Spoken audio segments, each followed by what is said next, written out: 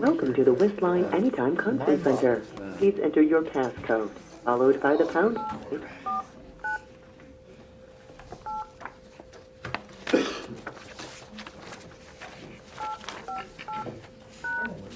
Sorry, the passcode 8498858 You get 2 8s out of that. incorrect. Please try again.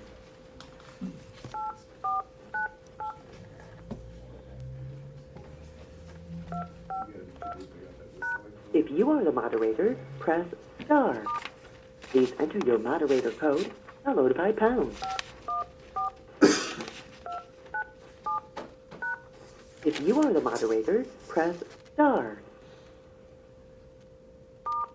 Please enter your moderator code. If you are the moderator, press star. I'm doing this. Please enter your moderator code, followed by pound. Your call has been placed in conference. You are the first caller to join the conference. How hard do I have to push this For thing? further participants. I dial the phone every day. But in public? No, that's not true. Remember, Calls we one of depend us upon in you. to dial for To him. dial for him.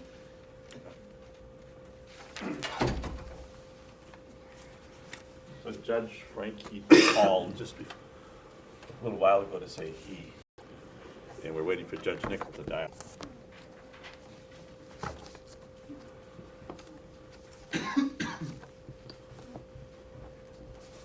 How was your area? Do we have anyone else who It's been would like chilly. to make a personal appearance? I have 2 slips. Eckert sent us a photograph, a family Good morning. photograph that they were in Disney Morning. World. Hello, Judge Nickel, how are you? Bundled up. Yeah, it's been Be chilly. warmer than you are.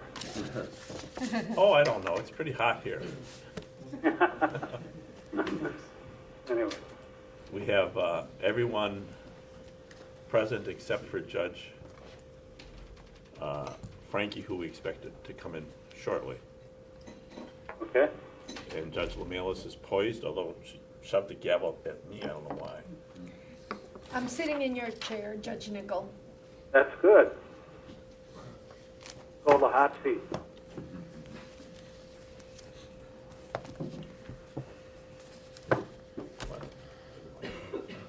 Just a couple minutes. Yeah, yeah. Is it okay with you, Judge Nickel, if we give Judge Frankie just a couple minutes more so that he can be here present when we start out? I have no problem with that also. Judge Barland wouldn't allow that. He'd be finding him in contempt about now. That's right.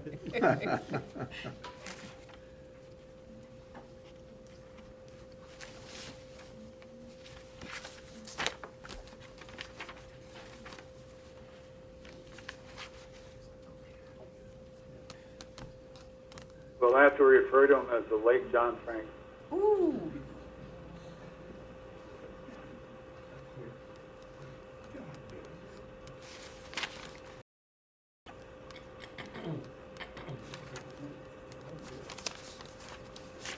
Did you come in yesterday? Yeah, last night. Okay, I came down early in the morning since I had to be here at 11. It was freezing rain from Stevens Point all the way down to about I Portage. came, I left, actually, I left at 3 o'clock or 3:15, something like that. Time did you get And here? I went Did you get here yesterday? to Fallback event, so I stayed on the Oh, okay. And it How was was the driving for you? once in a while. Yeah. It was basically. Our passing lane was snow covered. No, the Lyra was, looked good. And it was good. Yeah, well, I'm gonna be, Well- I'm gonna commute back and Rita's. forth between Conemaugh. Oh, there he is. Should not stayed here all day. No, my daughter's undergoing gallbladder removal. All right. Judge Frankie just walked in, So Mary and I are Okay. babysitting. so let's call the meeting to order.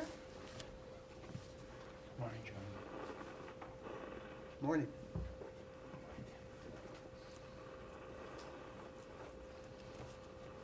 Okay.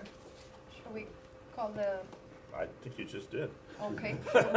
Shall we take a roll call, or is the first thing to ask you if the meeting has been properly noticed? I think the meeting is properly noticed. I can report for the record that all board members have checked in with Judge Nickel participating by phone.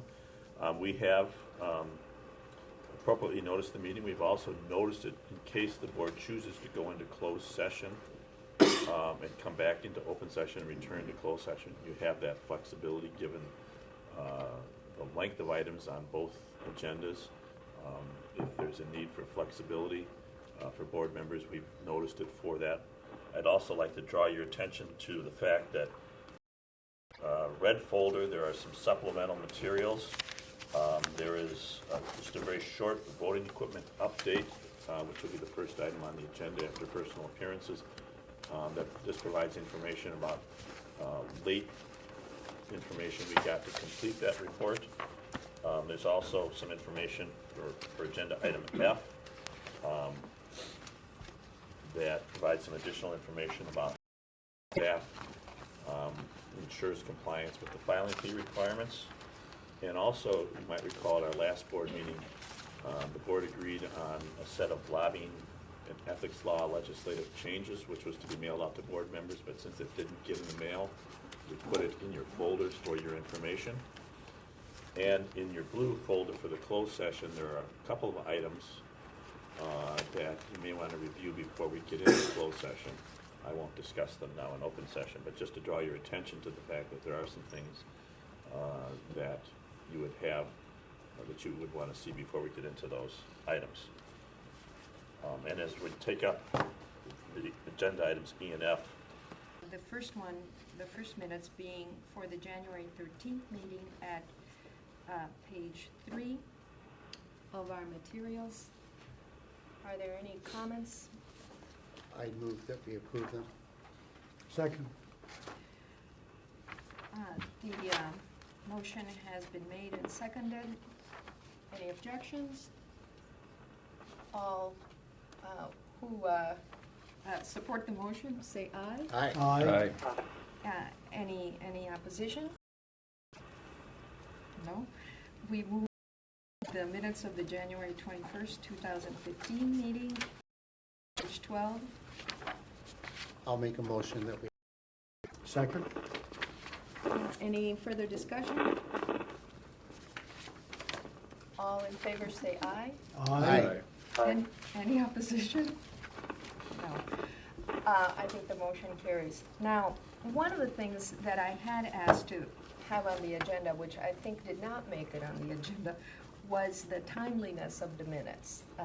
We did put that on the closed session agenda. Okay. Because of probably be treating it as a personnel issue. Okay. I had sent out after you had asked that and talked with Judge Nickel, and we added that under the personnel section for the closed session. Okay, all right.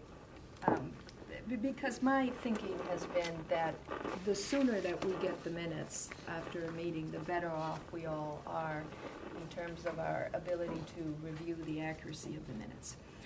All right, next we have personal appearances. I have two individuals who requested to make personal appearances. If there are any others, now would be the time to get your slip to read. Otherwise, we'll start with Marianne Hansen.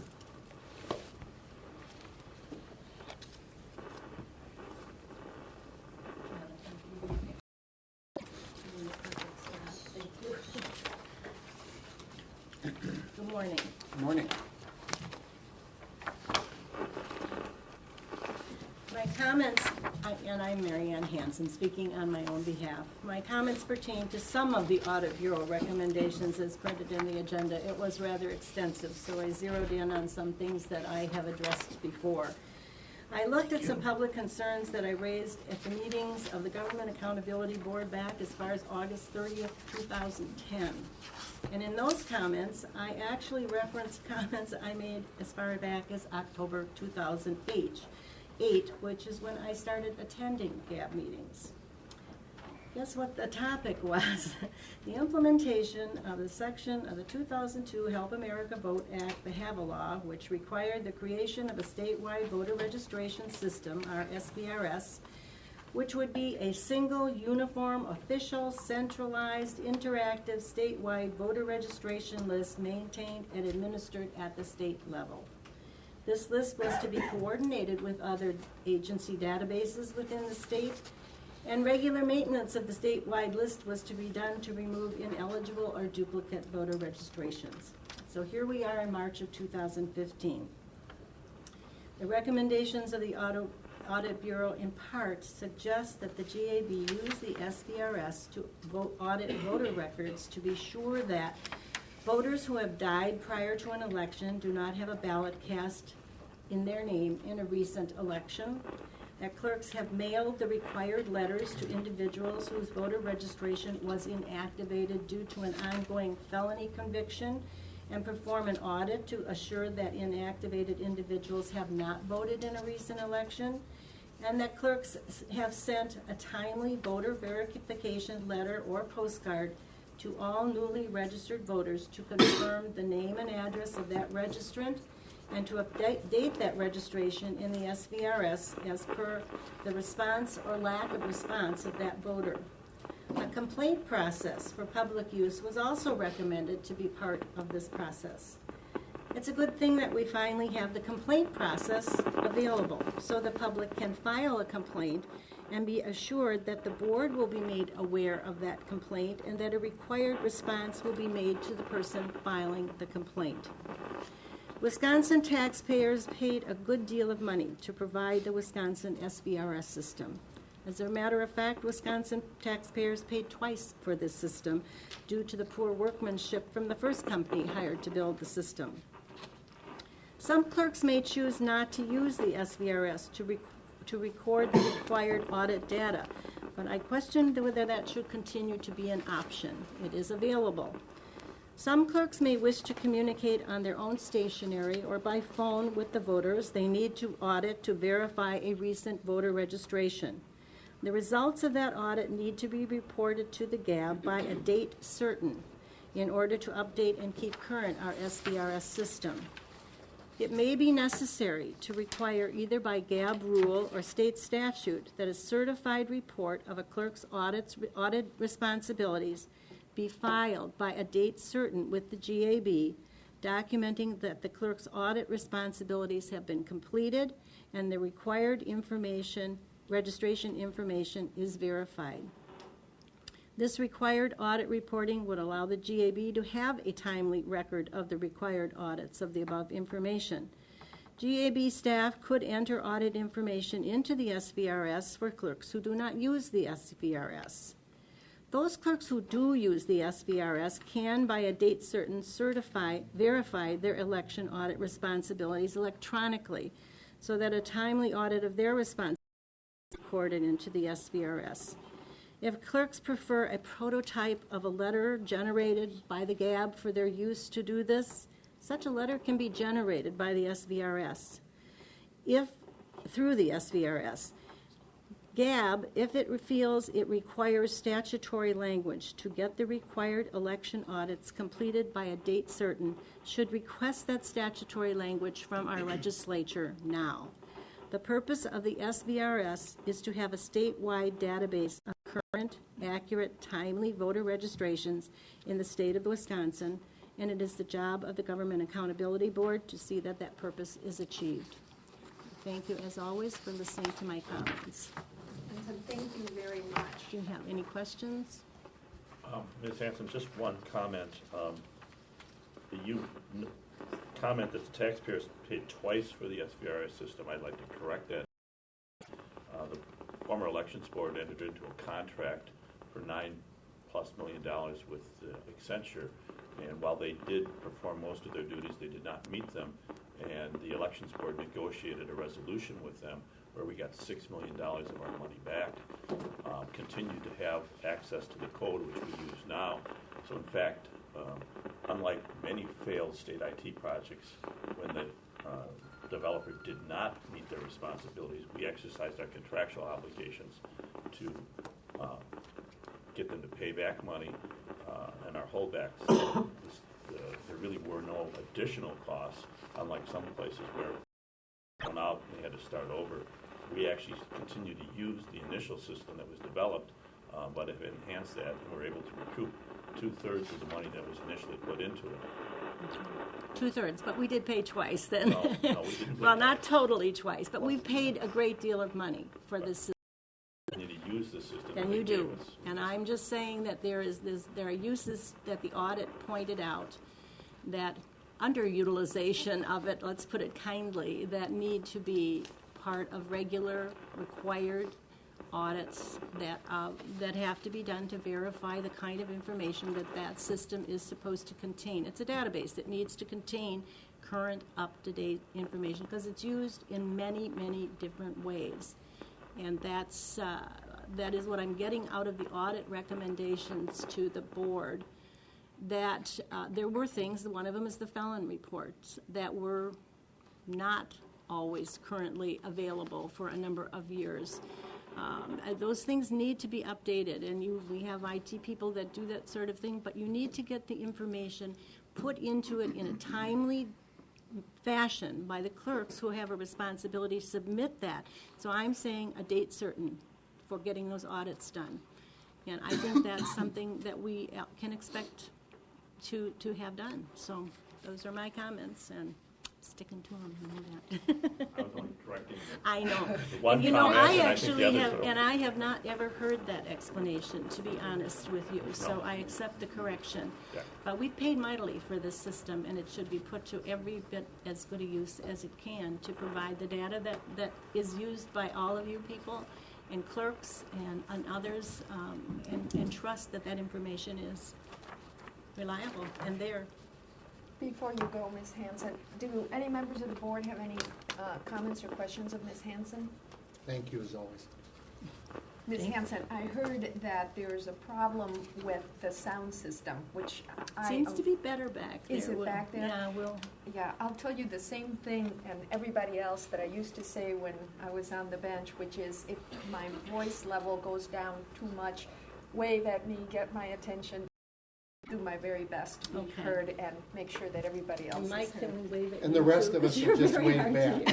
Just wave back or get out.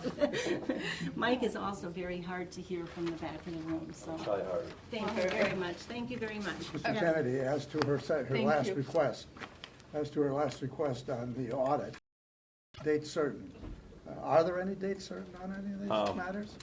There are not any specifically date certain, but we can talk about that when we're going through the audit with the various recommendations. Or to do that without legislation? Well, the question is really has to do with the enforcement of that, what you're talking about. And we actually have our staff spend a lot of time reviewing a number of items that clerks are putting into the system. We devote a lot of resources to making sure that for example, they have their data matches done before they print their poll books. The criticism of the audit that it raised was they couldn't look in the system to determine where the clerk's actually sending out their confirmation letters.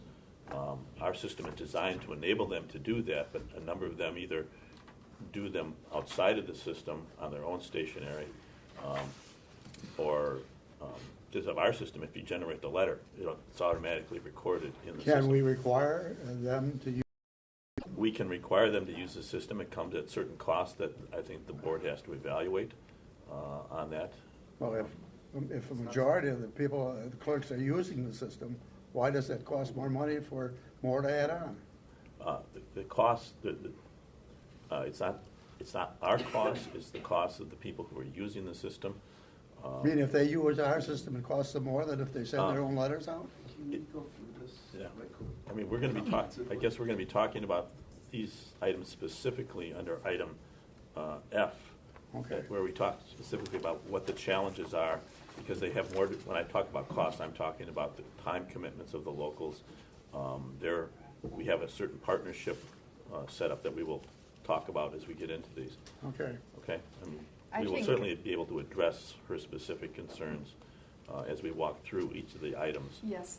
that are there. I think Ms. Hanson has raised a very good point, and I know that it's implicated in some of the materials that we're going to be discussing. Thank you. And So I don't thank- wanna, didn't want to turn my back on all of you, so. Thank you very much. I believe we have another personal appearance. We do, we have Colleen Adams.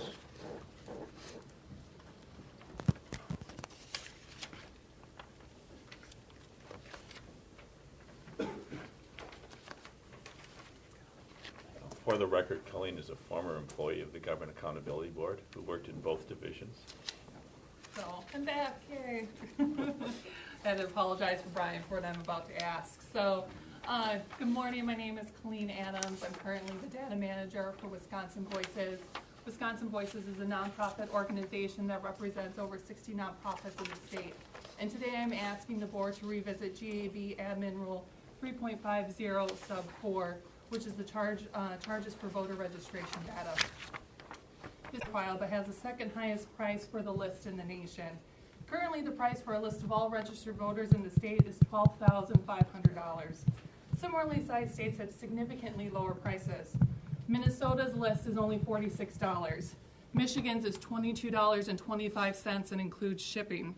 In Colorado, organizations can register for a subscription for $1,000, which includes a new voter file every month, absentee lists, and polling locations. When comparing the price of data in the state of Wisconsin to other states, there is very much a very big price gap. High prices not only affect the bottom line, but also affect voters. High prices affect smaller political parties and also third-party candidates. For example, in 2015, the Libertarian Party would have had to spend 27% of all the contributions they received in that year to simply buy one voter file. The high price of data keeps smaller organizations and parties from participating in the political process or dependent on old data. Like our nonprofit partners, Wisconsin Voices aims to be frugal with our spending and generous with our program initiatives. High prices affect our work and the work of our partners, which in turn affects voters. When organizations aren't able to voter lists as frequently, they are more likely to send mail or call voters with the wrong information. By lowering the cost and updating our data more frequently, you will allow more organizations to continue their mission with greater benefit to the voter, which means less contacts and more accuracy in terms of the information received. Also, because of the new Badger voter system, the GAB was able to significantly reduce staffing costs for providing voter data. According to the October 2014 minutes, the agency has been able to save over $80,000 since launching the site in 2014. Wisconsin Statute 6.36 sub 6 gives the GAB the power to set the price of data, but the board must set, quote, an amount estimated to cover both the cost of reproduction and the cost of maintaining the list at the state and local level, end quote. If Badger Voters has reduced the overall cost for reproducing the voter file, the GAB should revisit its pricing structure for voting data. Wisconsin Voices, along with our 60 nonprofit partners across the state, respectfully ask the GAB to revisit GAB Admin Rule 3.50 sub 4 and lower the overall cost of the voter file. Any questions? Comments? Do you have a figure in mind? I mean, not exactly a figure. I know that because Wisconsin is unique in terms of how data is collected because it is done so much at the municipal level, I know that there are higher costs.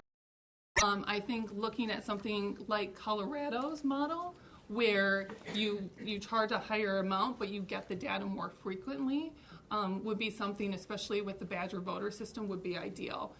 For example, in Colorado, we have Brian here that pulls the data, and so when a request is made, Brian has to pull the data at the time the request is made. But in Colorado, what they actually do is they just pull one file every month and everyone gets the same file. So there are ways like the Colorado model that allows you to have higher prices, but is also fair to everyone participating in the system.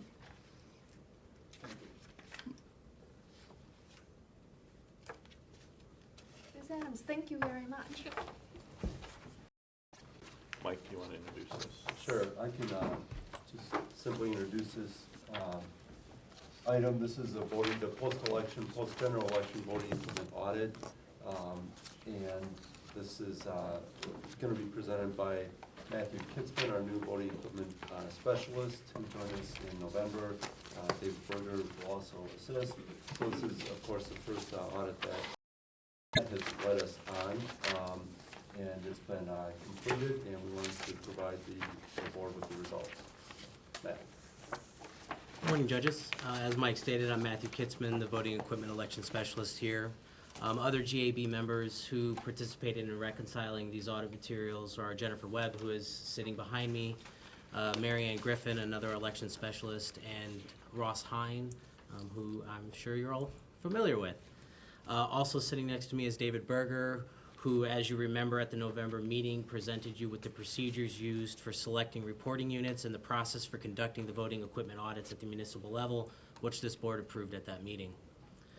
This presentation, which will be a high-level presentation pending any questions by the board, covers the materials found on pages 15 through 35 of your board materials, which includes the cover memo, the report, the data sheet, which the GAB staff providing to you when the last report was given in October of 2013, and a supplemental memo found in your red folder.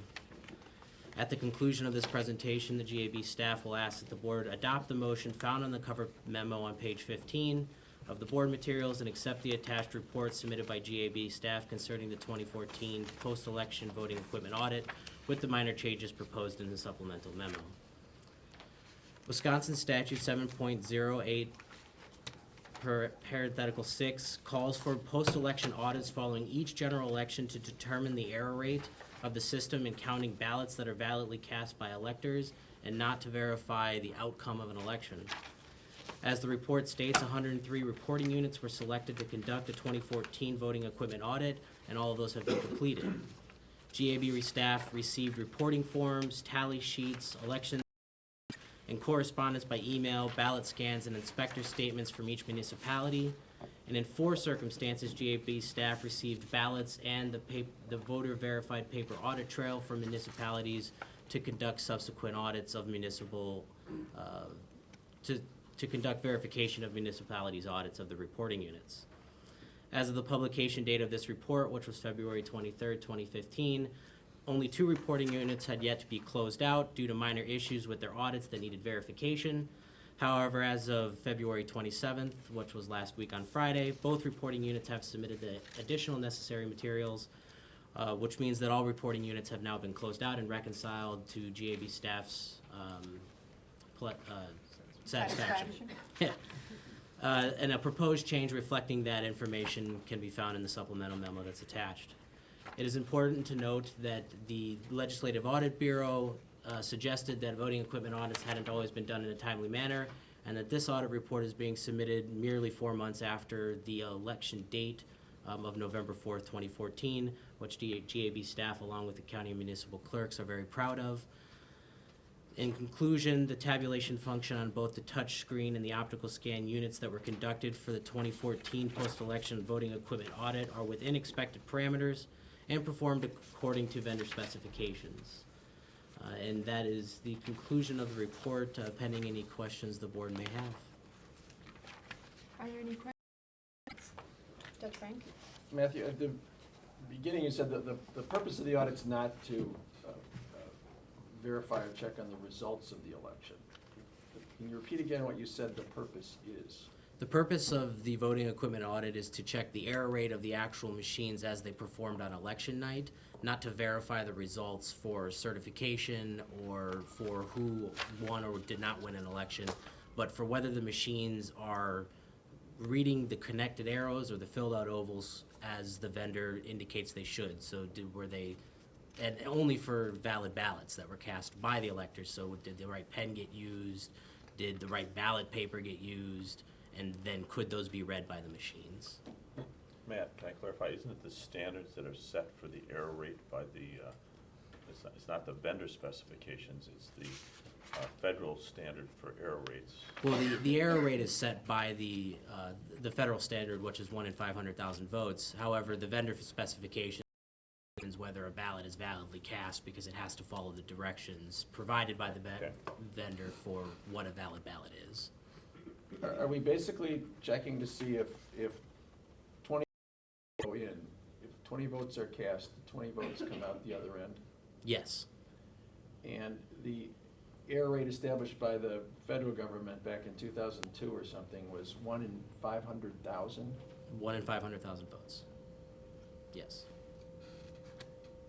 Which essentially makes this an errorless test. If you have any errors in any of the precincts that we have, that would be too many. Any other comments?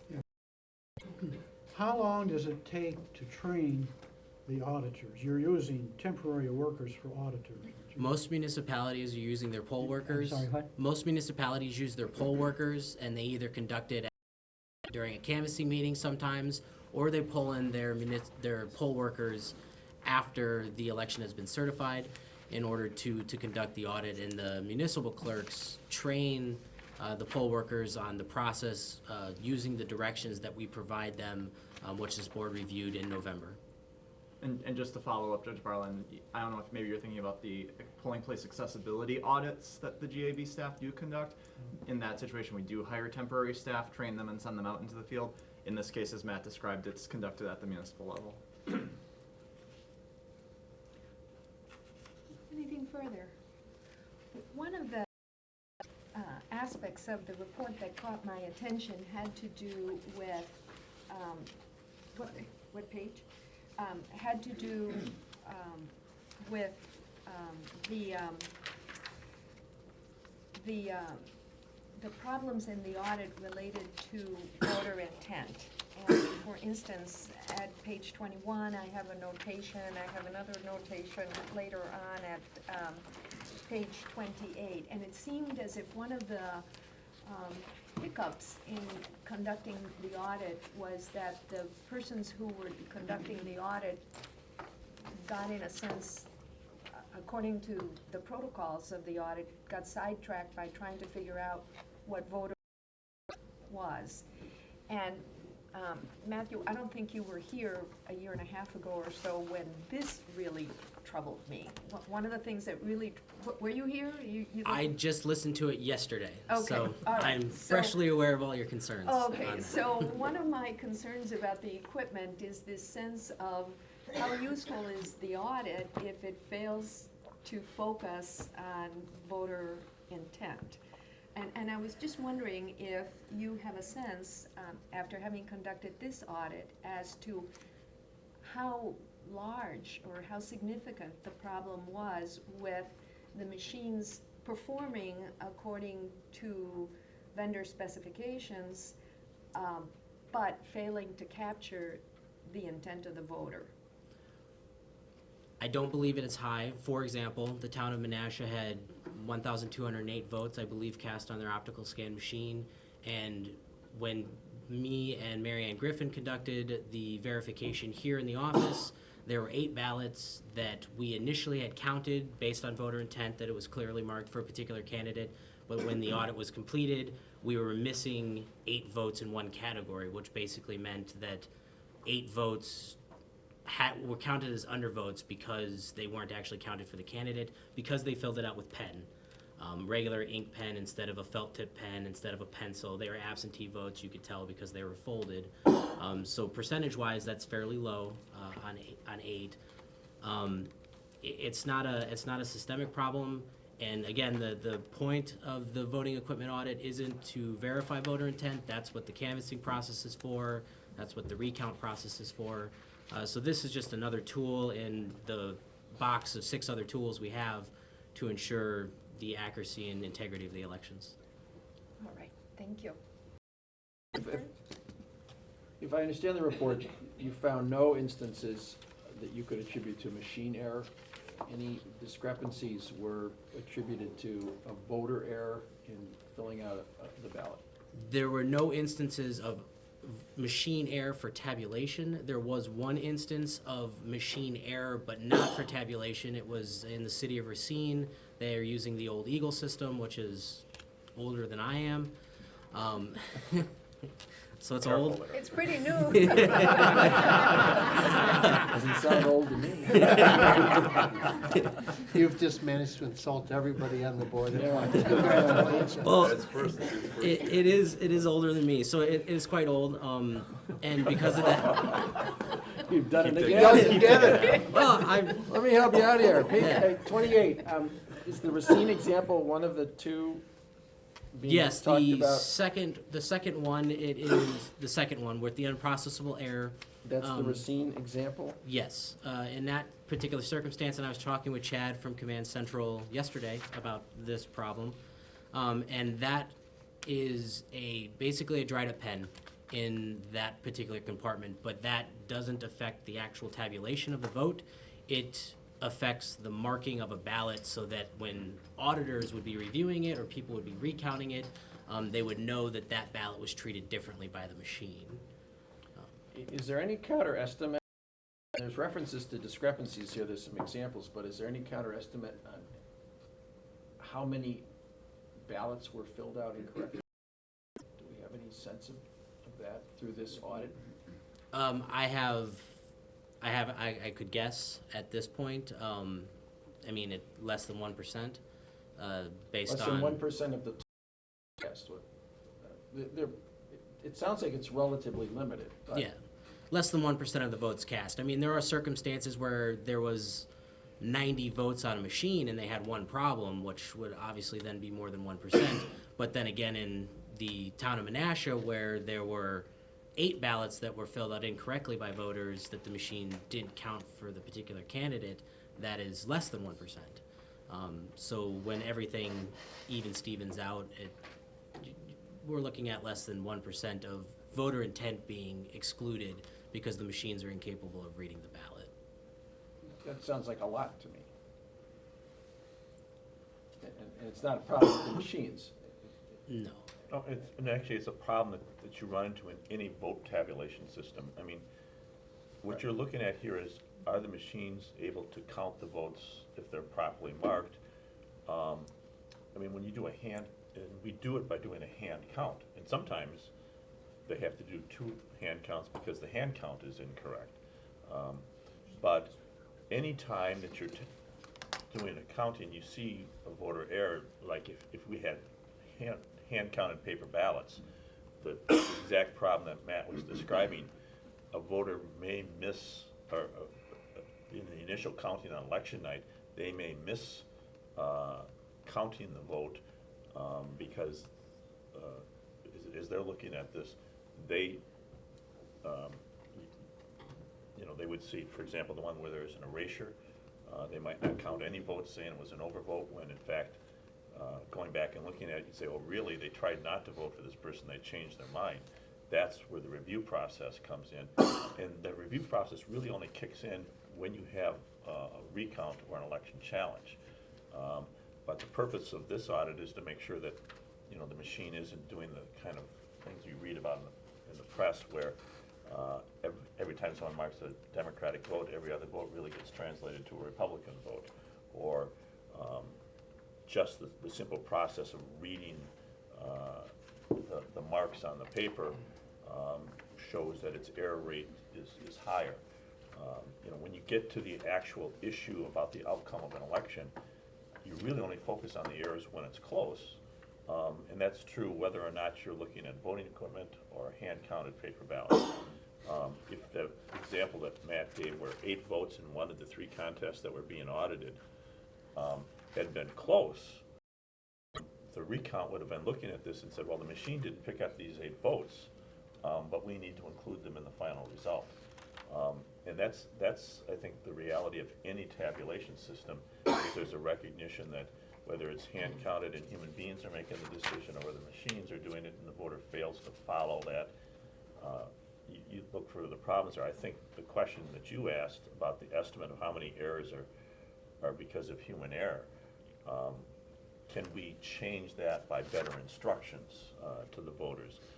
These are the kind of issues that I think we've been wrestling with for years. I mean, with lever machines, you never really had the problem that a voter wasn't what they were supposed to do sometimes, although actually I can think of a couple examples with the lever machines where the voter would carefully push the lever down, look at it and say, okay, I made my choices, push them back up, thinking that just pushing them down once made their choices, and then when they open the machine up, because they pushed the levers back up, we've had stories of that happening. I mean, voters have very creative ways of not casting a ballot on this, and so you're always trying to find those things. With Libra machines, we found more issues where the mechanics didn't work, you know, a number of recounts where in one race, on one machine it was 120 to 80, on the other one it was 20 to 80 because the 100 Libra didn't turn over, and that's the kind of thing that we're testing for here, is to make sure that they're performing the way they should. The way that I have reconciled this in my own mind, because this is something that troubled me very much, is that there's a difference in perspective between the voters and the publics and our desire to make sure that every vote that is cast is counted, and the sort of professional perspective, which is a concern as to whether the election result is legitimate or not. And I think that's what the professionals and the experts are focused on, and so they're not as concerned about one vote or another, or 8 votes or 10 votes being improperly counted, unless it's an election that's close enough for that to make a difference. Is that so? I would say that's one explanation, but the reality is, I mean, you are concerned about voter marking errors, and you know, one of the benefits of identifying this, I mean, here what you're saying is, okay, the machines are performing, where we see discrepancies, it's because the voter did it. What we aren't necessarily measuring, as Judge Frankie says, well, what's the percentage where a voter makes a mistake, where they invalidate their ballots? You know, we this with punch card voting, with crossover voting in partisan primaries, where they would invalidate their ballots by marking, and we had to go to have them change some of the counting rules to minimize the opportunity for voter error. Is an important professional consideration on this. The question is, how do you implement that? I mean, you know, you could expand the purpose of this audit to say, we want you to evaluate, you know, what's the nature of voter error that creates undervotes or overvotes, and what would be recommendations to address that would be another thing. I mean, the statutory requirement is to measure the machine's performance, but you could also look at where there's a voter performance issue, and then what do you do about that? Oftentimes when there's a voter performance issue, it's the kind of thing that rises to the level like we had with punch card and crossover voting in partisan primaries, where we actually did a separate study to look at that and make recommendations to the legislature on that. You know, you could be looking at things like requiring municipalities to have the marking pen there, and the poll workers check every 10 minutes to make sure that the marking pen is there. Will it stop a voter from not pulling the pen out of their pocket and using the wrong one? Is this the motion that I made about a year and a half I don't ago, know and if you- I didn't even get a second? That- You just heard the tape, is that what Yes, happened? it is. I didn't Okay. get a second, okay? But, I mean, But we did get a report, on those ballots. Yeah. How many, they went back and got the records for us. Yeah. How many ballots were not counted by the machine? We had that Yeah. Right. information. Significant, really. I mean, Right. Yeah. And that's in this report here. Yeah. and also the systems are developing in that regard. I mean, touchscreen machines, DREs, don't have that problem. You know, touches what they want, and that directly records that, so that minimizes the ability of a voter to vote according to the instructions, whether they're using the right pen or the wrong pen or anything like that. And new voting equipment nowadays too doesn't have the strict carbon requirement or using the marking pen requirements. You can use an ink pen, you can use a pencil, you can use a higher degree of devices than you could use with, you know, for instance, the old Optec Eagle. Okay. And the touchscreen is probably a good example of why we want to do these audits, because that is totally machine-driven almost. You know, the voter intent issue becomes more a question of, can they follow the instructions on the screen, as opposed to what they're doing with their marking device. And so there you really are concerned that the machine is accurately reflecting what was entered by the voter. And just one last comment I want to make, Judge Lemalis, about the point about the professional versus the voter perception. I mean, as an election administrator, I do care very much about every vote being counted correctly. I think it's just a limitation of this particular audit that we're doing that looks specifically at voting equipment error rates. The things that we can do, like Kevin indicated, with better instructions, better training, information that's provided to voters before the election, those are the ways that we can possibly address some of these issues. But addressing it through the voting equipment audit is not what the statutes have directed us to do. I didn't mean to diminish the role of the professionals in this area. It's just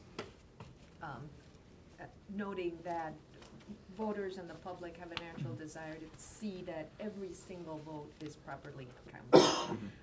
And there's a legitimate concern about making sure that the election outcome is valid. And I think that's a good role for the professionals, obviously. Are there any further questions or comments? There is a recommended motion on page 15.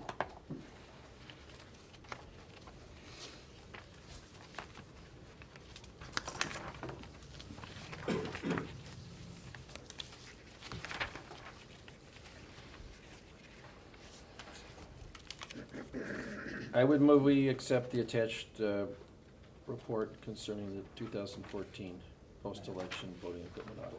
With the additional information that we just got. In the supplement. In here? Supplementing.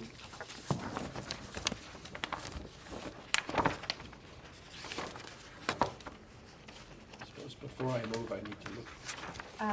It pertains to the final units reporting. Right. Just a moment.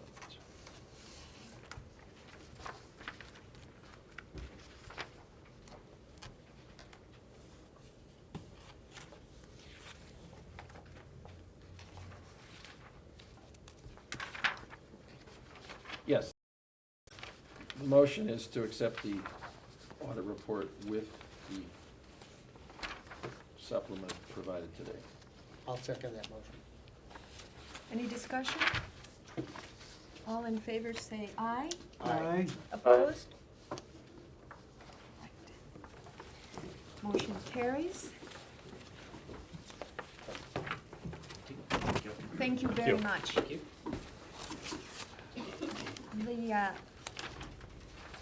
The next item is on page 36 of our materials. It is the status report on compliance with the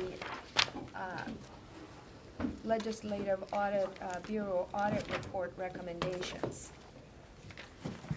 And for this, we have Mike Hawes and Ross Hine, it looks like.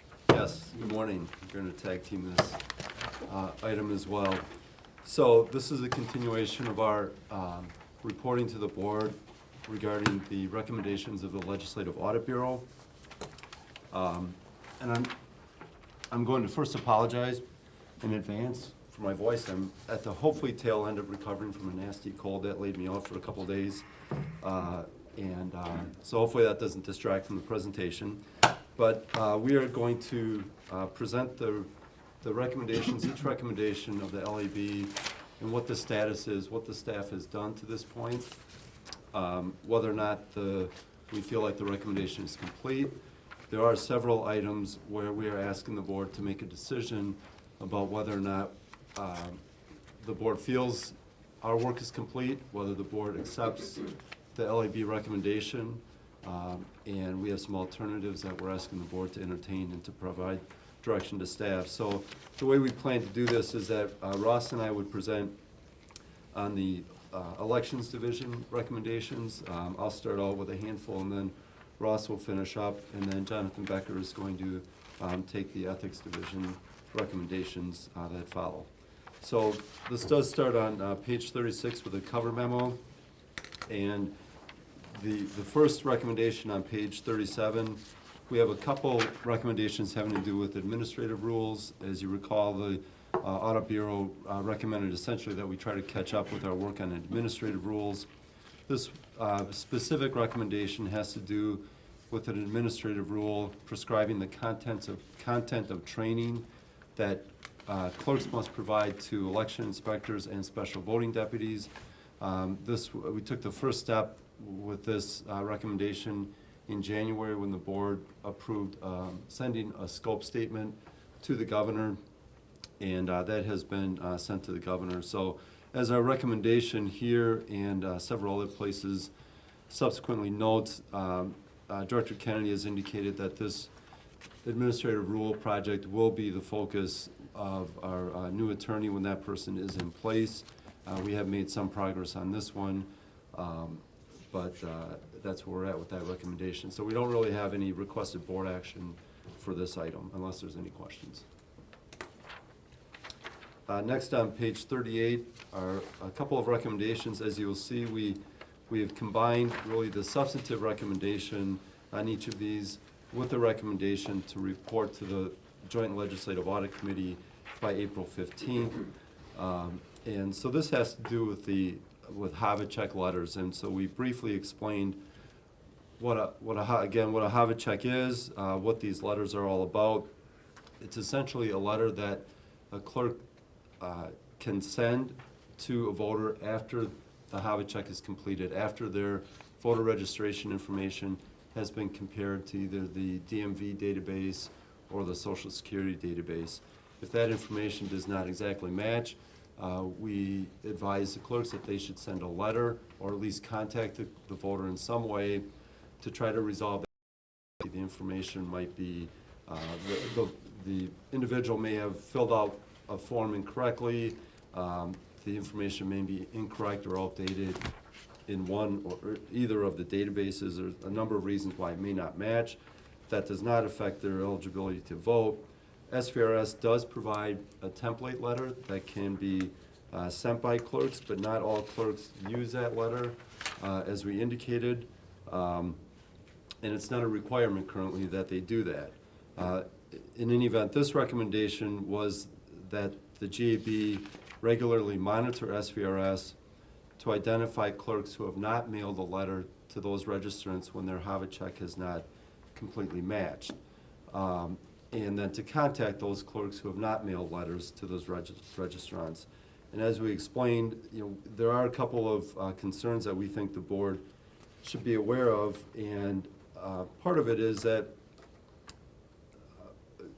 the LEB recommendation seems to sort of assume or imply that it's a simple thing for us to look at SVRS and know whether or not that voter has been contacted, and that's simply not the case, as we explained. Can I ask one question? Mm-hmm. Is there a statutory requirement for the clerk to follow up with the voter when there is not a match? I don't believe there is. I didn't think there was. And we can discuss Ms. Hanson's comments and recommendations as well, but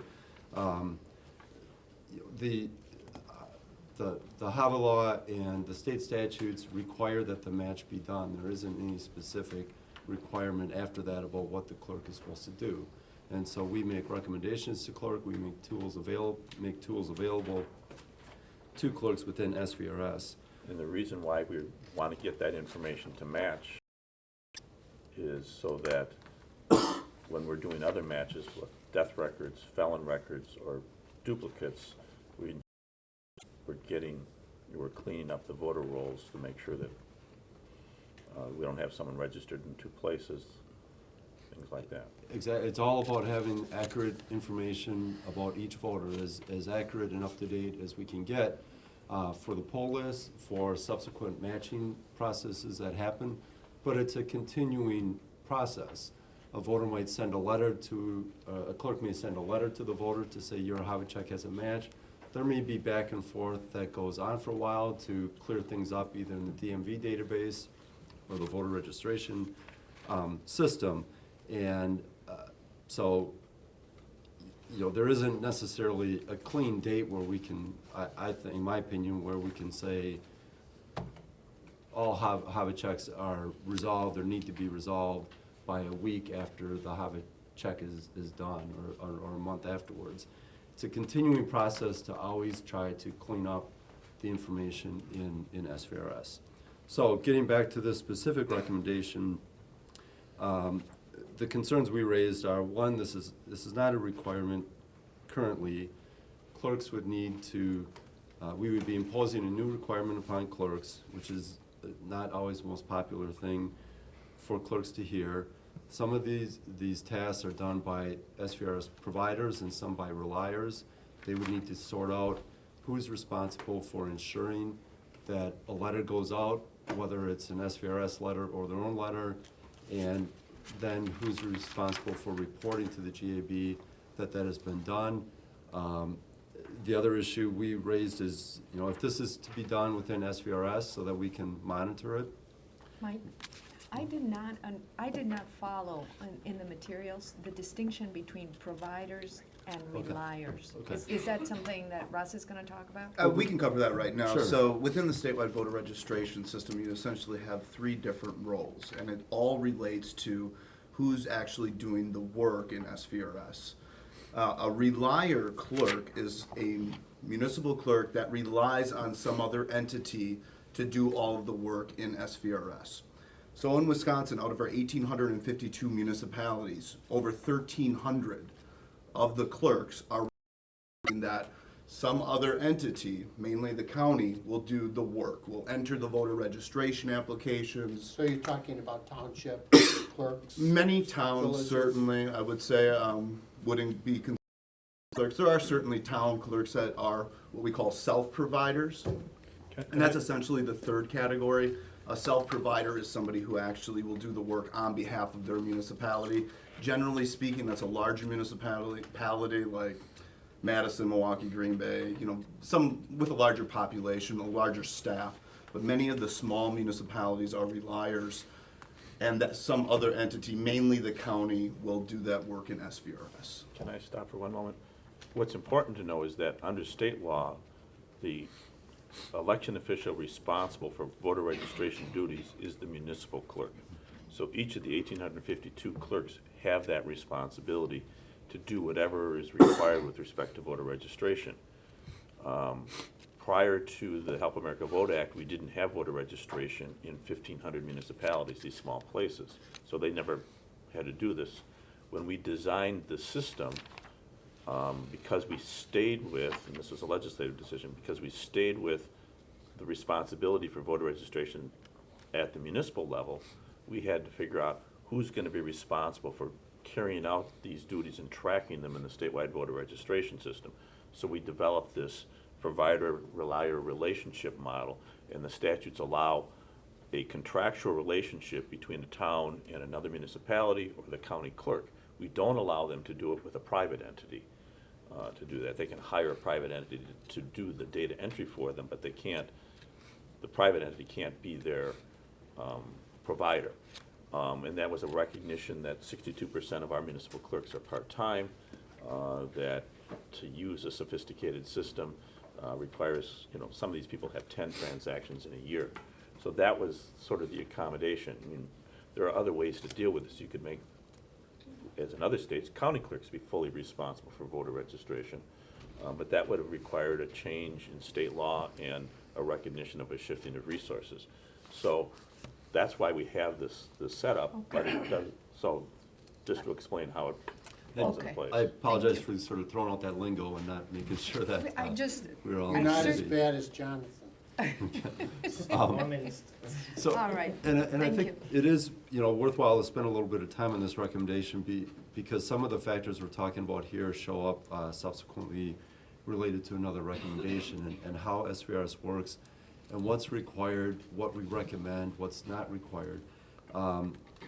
And that goes to, I think, the second point, the third paragraph down on page 38 that we allude to, which is that if the board says, okay, we agree that GAB staff should regularly monitor through SVRS whether or not each clerk has sent out a letter to each of these voters, registered voters, whose HAVA check is not matched.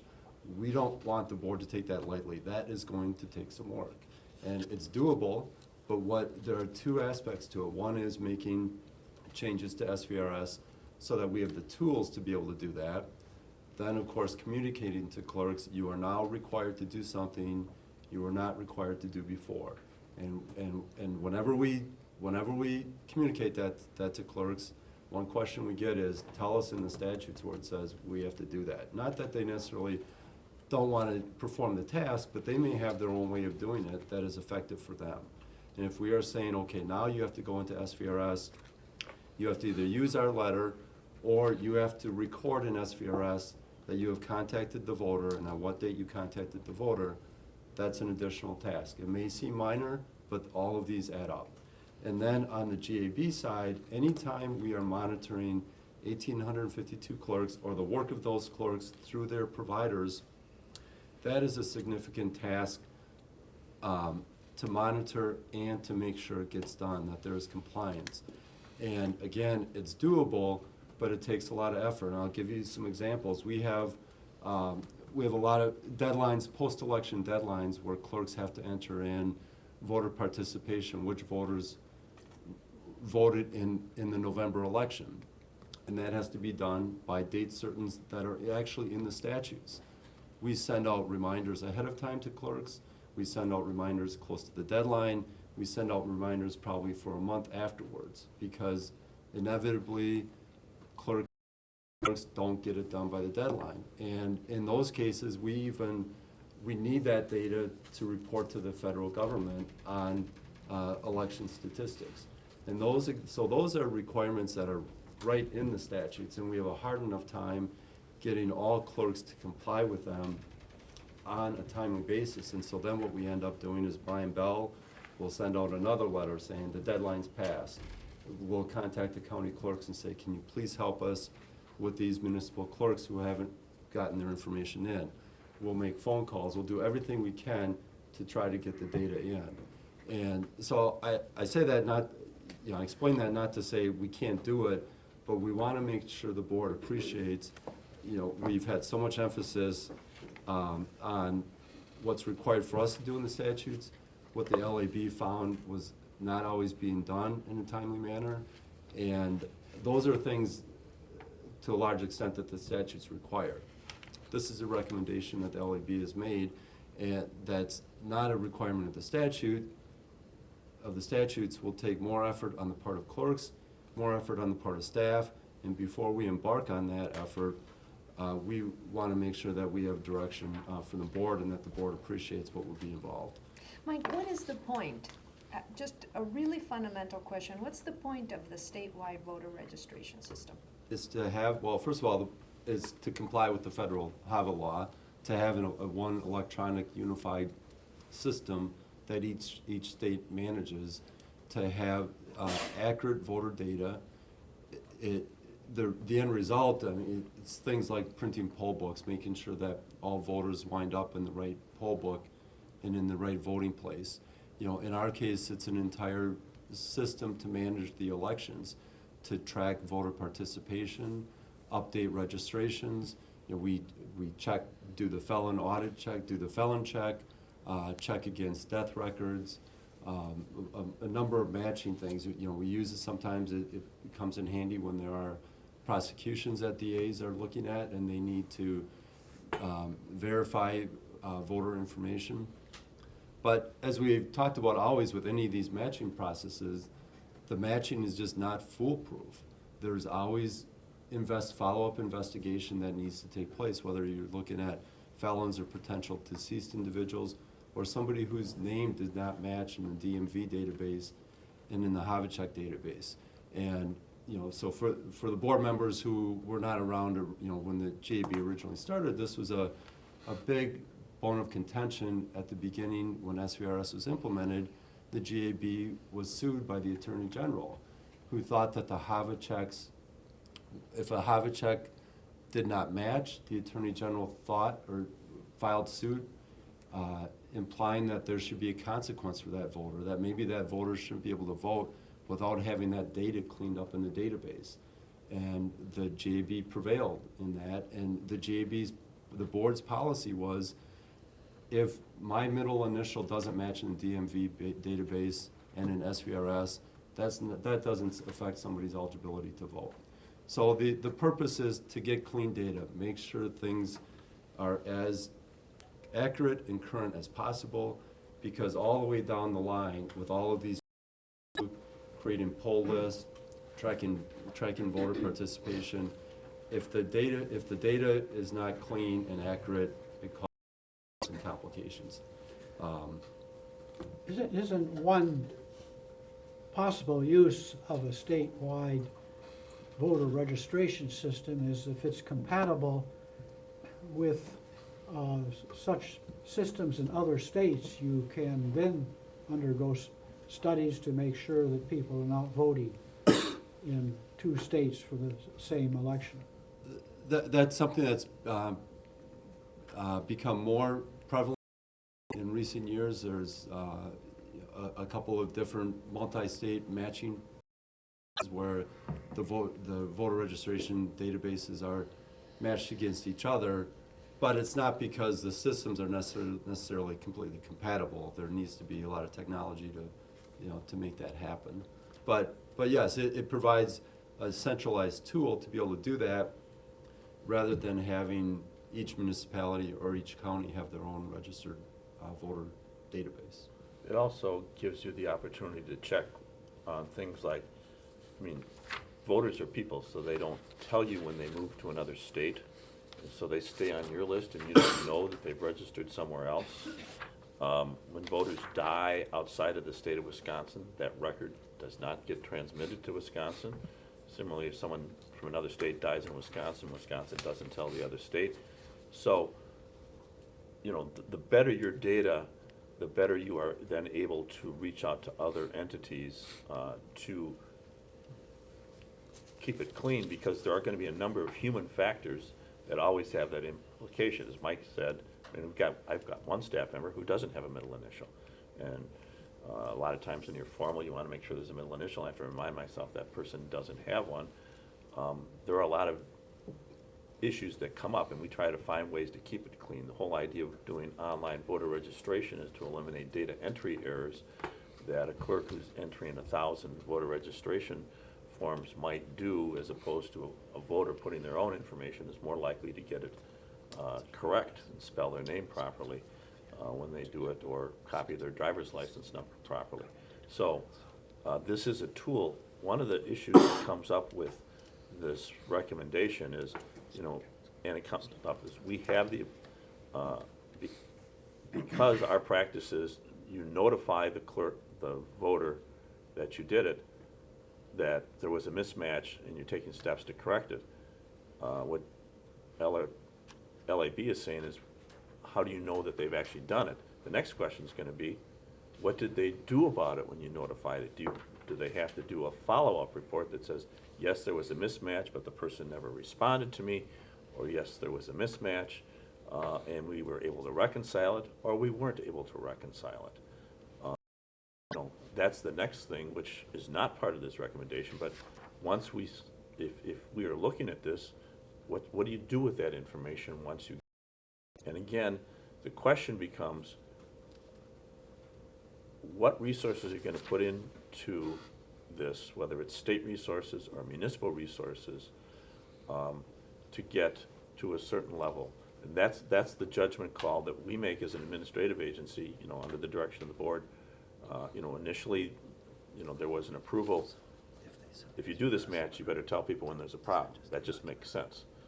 The question is, how deeply do you monitor how they correct the problems, and how much state resources you're going to put into this, because there becomes a cost of the use of government resources. As Mike said, the goal for this is to have the best list possible, so that you don't have voters on the list who are no longer eligible to vote, either because they've left the state, because they show up in two places, or because they're ineligible, as we've identified on this. So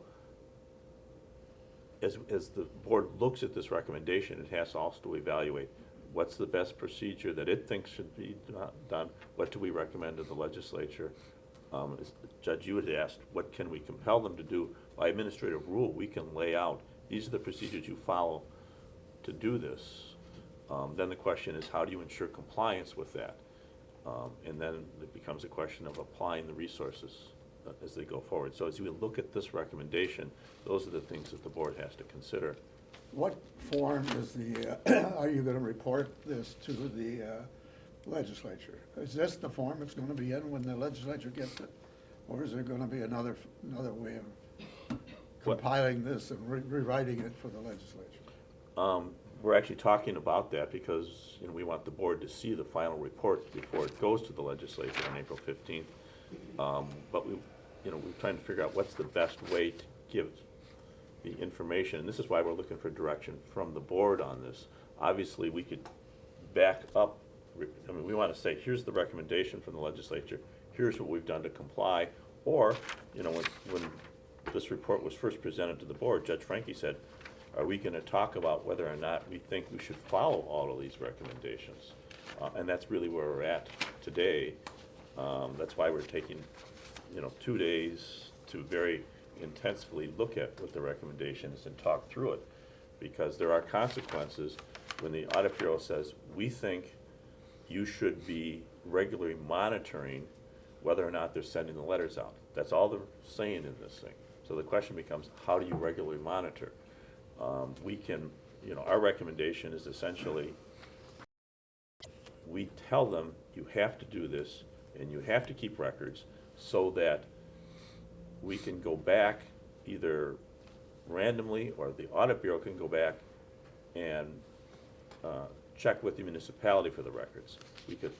That's our recommendation of how we would handle this, rather than say you must use SVRS to make a notation in here that you sent the letter out.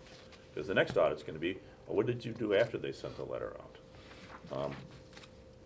But right now, we don't know how bad the problem is, right? Well, we know that the Audit Bureau says that they can't track it. I'd just like some background help here. I'm assuming there are lots of non-matches. Is that? Well, lots. Well, I think we said. Relative to other states, we have quite a low non-match rate, in fact. We did a study on this several years ago, back during the period of time when Mike mentioned that it was contentious. And we were under 10% at that point, and when we've checked it more recently, that we've stayed under 10%. Like 5. Yeah, 5 or 6, or sometimes, well, depending, so.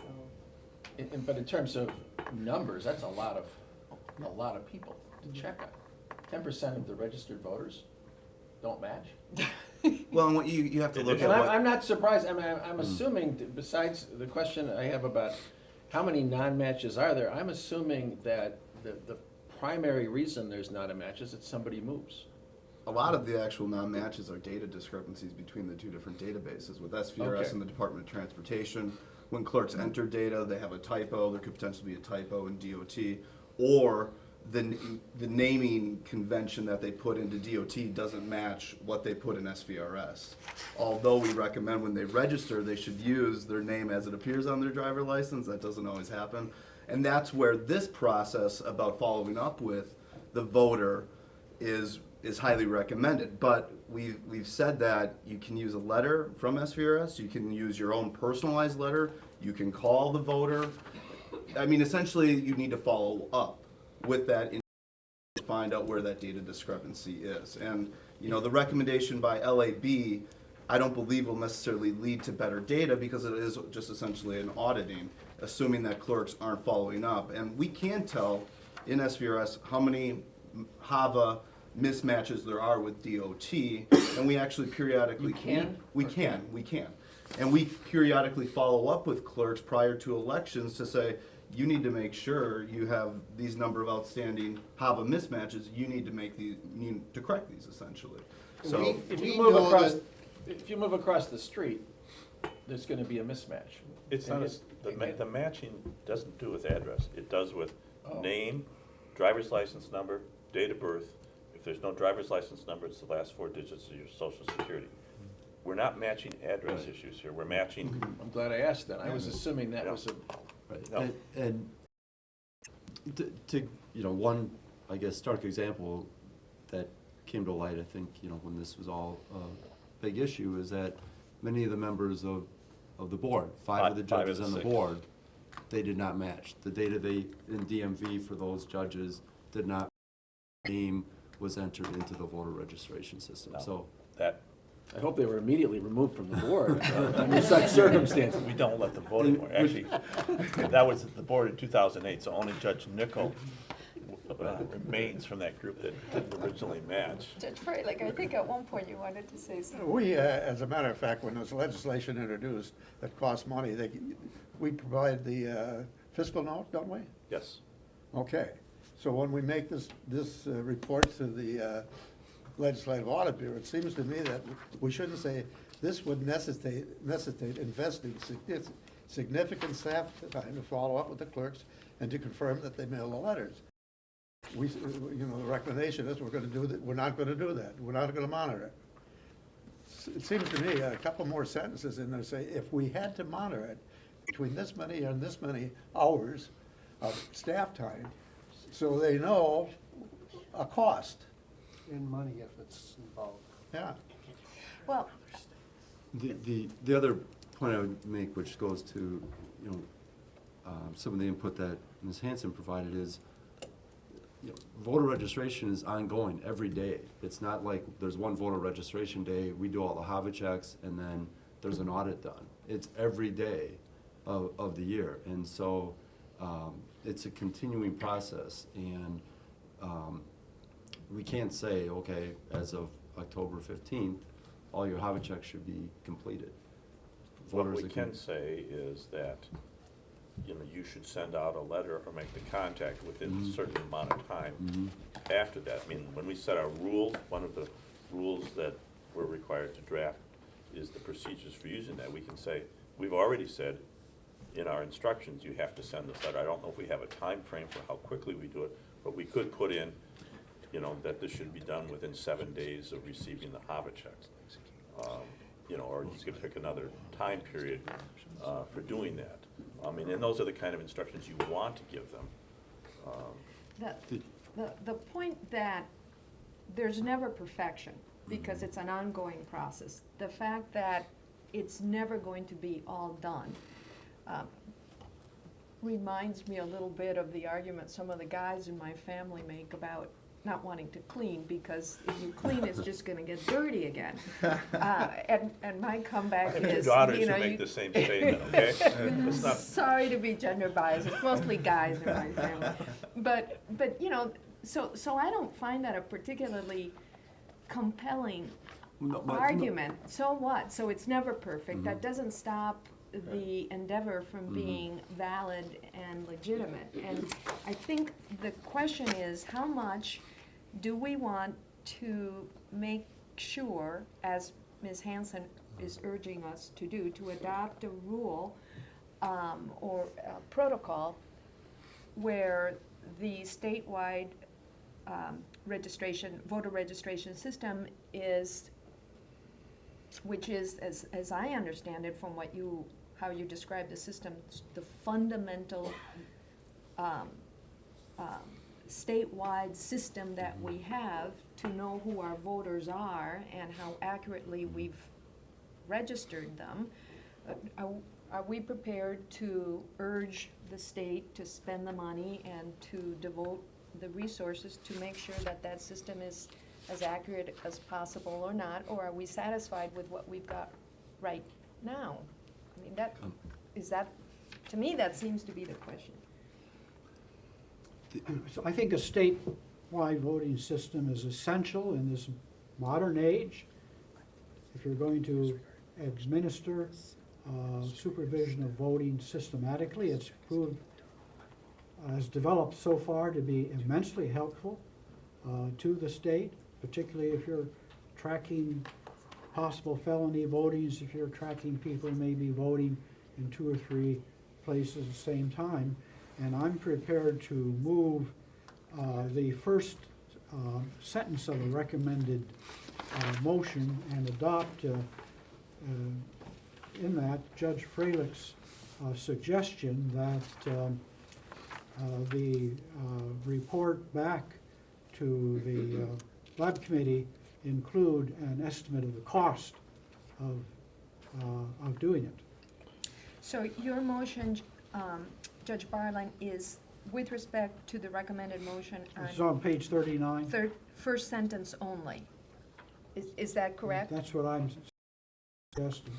But incorporating Judge Freilich's recommendation of That'd be accompanied by a cost That would be a estimate. fiscal note.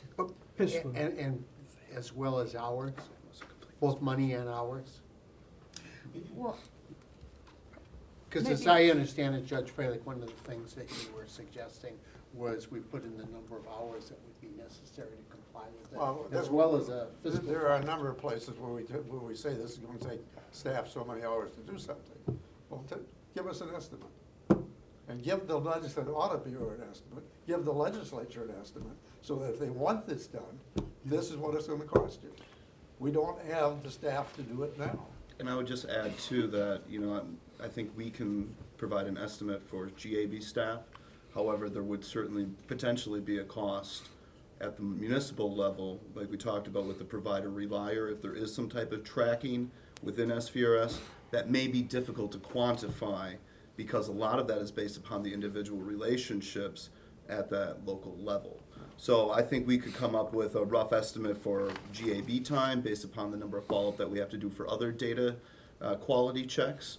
However, for municipal and local election official costs, which there certainly would be, I think that's going to be much more difficult to quantify. Can't you simply contact a selected number of municipalities of various sizes, get their information, and then And I think we make would an just, estimate based on that? in response to your question, Judge Volkey, I think we could. We would just need to have a sense of what process would the board be recommending, be it that the municipality has their own separate internal process, whether SVRS is mandated to be utilized to produce a letter from there, or if it's a hybrid system where SVRS would be changed to include a notation when the letter was sent, because based upon what process would be required would involve a different cost.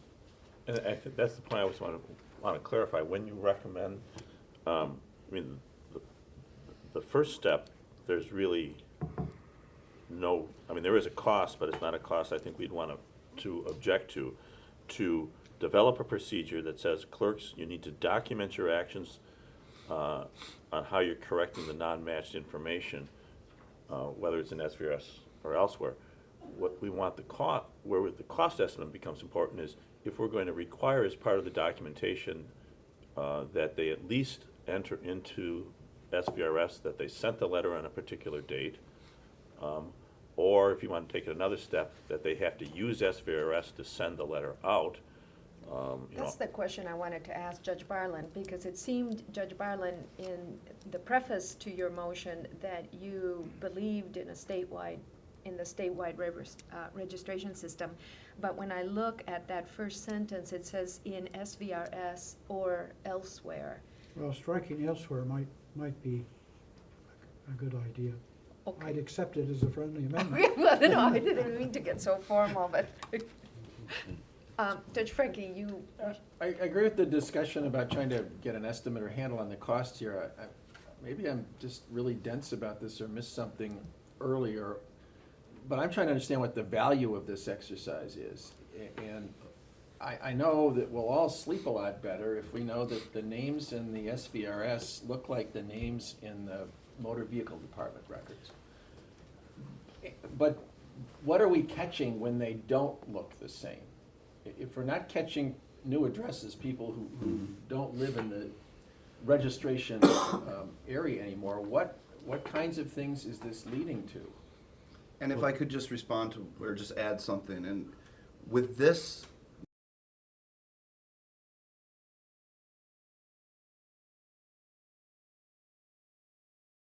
so in response, we know how many of the records go through DOT checks and how many of those come back as a mismatch. And we actually just did a request in 2014. It was less than 5%, 4.41 had a partial mismatch, and less than 3% had a total mismatch of the data. But what I wanted to say is that this is essentially an administrative check to verify whether clerks have followed up with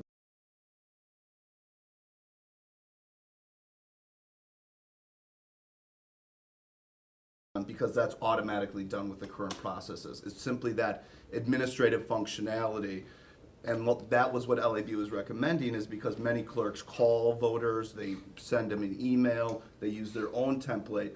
That's not tracked currently in SVRS, and that's what the recommendation was regarding. It was not about the actual HAVA check getting conducted. It was just simply that administrative check. Can I follow with respect to Judge Frankie's question, by doing this match, it enables us to identify whether the same person is registered in more than one location. So it does give you that benefit. You know, like if there are two John Not if Frankies. their names were spelled differently or No. different middle initial? But, It'll, you know, because okay. if that John, makes sense. if John Frankie is registered to vote in Milwaukee and registers again and we do the check, but he's registered now in Madison, we're then able to remove the Milwaukee address and make the Madison address the official one because we've made that match. If we can't make that And match. that's being done, though. Yeah, and that's being done. That's right. Yeah, and that continues to be done. So by having this match process, it allows us to identify duplicates. It also allows us, you know, if we know what the person's driver's license number is and we get a notice and their date of birth, it allows us to do a better job of identifying where there was either a duplicate voter or a dead voter or something else. So that's why so the purpose of this is to get the data is. But that's not what this recommendation is. No, I understand. I know, that, but I don't want his- that to get confused. His question was, what do we do with the match information? Right. And that's why I was trying to answer that part. And the reason we don't lose much sleep, Judge Franklin, when there are non-matches is, as I just explained earlier, there could be a multitude of reasons, insignificant reasons why the names don't match when you have two databases that were not created to match each other, and SVRS is often more accurate than what's in the DMV database. So the fact that the information doesn't match isn't necessarily a concern that it's wrong in SVRS. It may very well be wrong in DMV or not current or up to date in DMV, in the DMV database. And this is the kind of discussion that was really part of the entire lawsuit, back in 2008, 2009, whenever it was. What is the purpose of the HAVA check? What does it mean? Does it affect a voter's qualifications to vote? And that's when we were putting in place all of these procedures. That's kind of led us to where we're at now. Mike, forgive me if it's already in the materials, but what percentage of the voters in the state, if you can make such a, or Ross, if you can let us know, what percentage of the voters in our state are in jurisdictions where the clerks don't use SVRS to record the failed matches? So all of the clerks use SVRS to conduct the HAVA match. So the match is always being conducted through SVRS in all cases. What this recommendation by the LAB is saying is, of those small number of mismatches, how is that being tracked with the follow-up to that voter to correct the mismatching information? And that's what is the LAB's recommendation is about how that's getting followed up. We don't know specifically because there's probably a lot of variety based upon what LAB found with a small subset. I think it was approximately 20 municipalities that were explored. It was a mix. Some used SVRS and some used their own letters or called them. So part of the problem is that we don't even know who uses, which clerks use SVRS to follow up on the matches? To generate the letter, right? To generate the letter, Yeah. correct.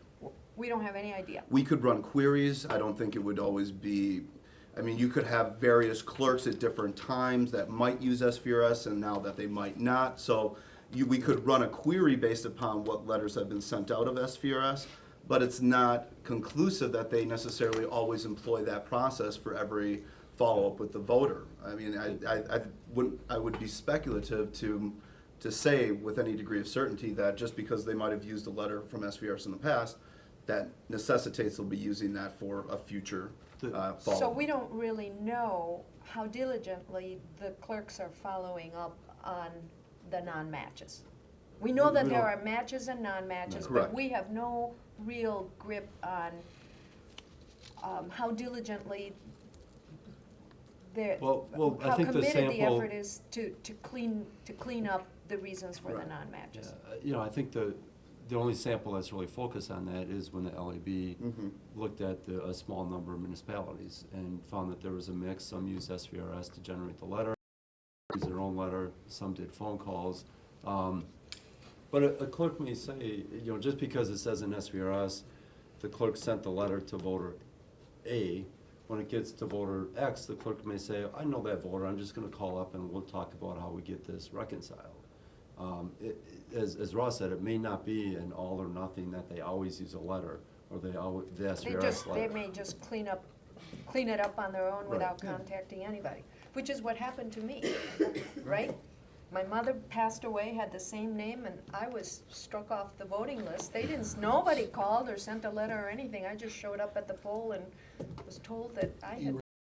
Yes, and I had to get my husband to come and swear for me, and he wanted to know how I was gonna vote before he said I was still alive.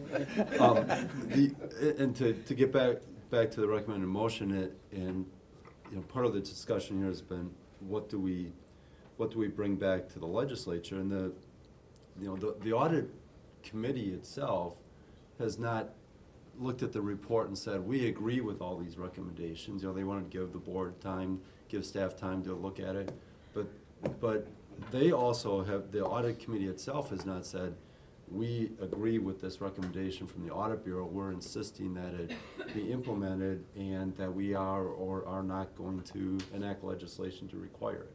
And so that, we're at this stage now and where we want to get the board's direction.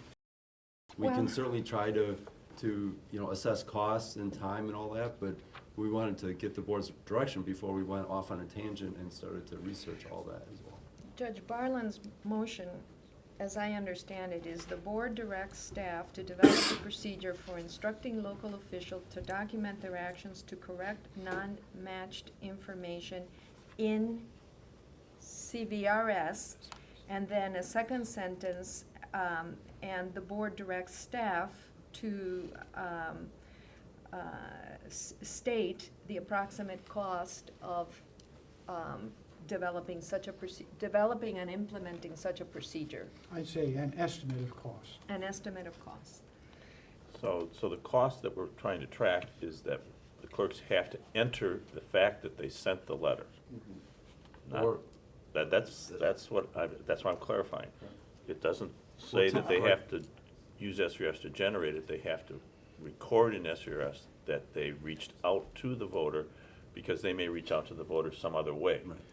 Now, if the board says, no, we want you to uniformly do it by a letter that's generated in SVRS, the benefit of that being that they don't have to enter it, because if they use the letter, SVRS will record it. Either as I understand the way the motion is now, what we're telling the clerks is,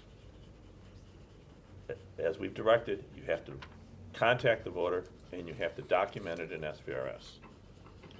Well, couldn't you put something in there that says that if the board required staff to modify SVRS in order to track and monitor whether clerks have mailed letters to registered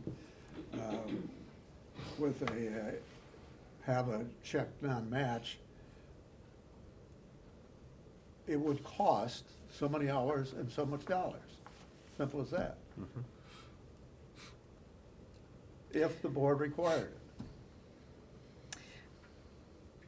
it. For the sake of clarity, let me just restate this and see, Judge Freilich, whether it meets your concerns or not. What I have now as Judge Barlin's motion is the board directs staff to develop a procedure for instructing local officials to document their actions to correct non-matched information in CVRS. The board directs staff to estimate the cost of developing and implementing such a procedure. I'm not sure if that includes your concerns or not. My understanding was a little bit different. It's Judge Freilich's concern, but my understanding was we're going to develop a procedure to instruct the local officials to record an SVRS. But if we are going to require it, that's where I think Judge Freilich was saying it would cost X amount of dollars. So the legislature knows. And so essentially, you know, that agreeing with the second sentence here, that at this time the board is not requiring us to modify SVRS. In place of that, we're to develop an estimate. Which would be an estimate of your hours and associated costs of the clerks. Well, cost, I think, is general enough to cover all that it would take to direct the clerks to document their actions. And then, but as I take it, the motion is not to adopt such a requirement right now, but simply to develop the procedure and see how much it would cost. Is that right, Judge Barlin? Yes.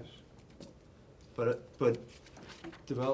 right, there's two separate things. We're developing a procedure to instruct clerks to record in SVRS how they followed up with clerks. Right. We're gonna instruct them, train them, emphasize it, say you need to do it. But we are not gonna modify SVRS at this time. We're not gonna, we are not going to proactively have a system where we are regularly monitoring. But instead, we're gonna develop a cost, an estimate of the cost of what it would take to do that. So the legislature knows if they're gonna require it, this is what we're looking at. As I understand what appears to be a consensus of the board is a recognition that there's a value in knowing that there's been a follow-up to a non-match through the statewide, through SVRS. And that while there is such a value, we ought to know before we order that this be done, what the cost of it is. Well, I think it's important for the legislature to know what some of these costs are, because they're the ones that initiated the process that's bringing up the idea that we do this, and we're gonna run into this on and on through the various recommendations.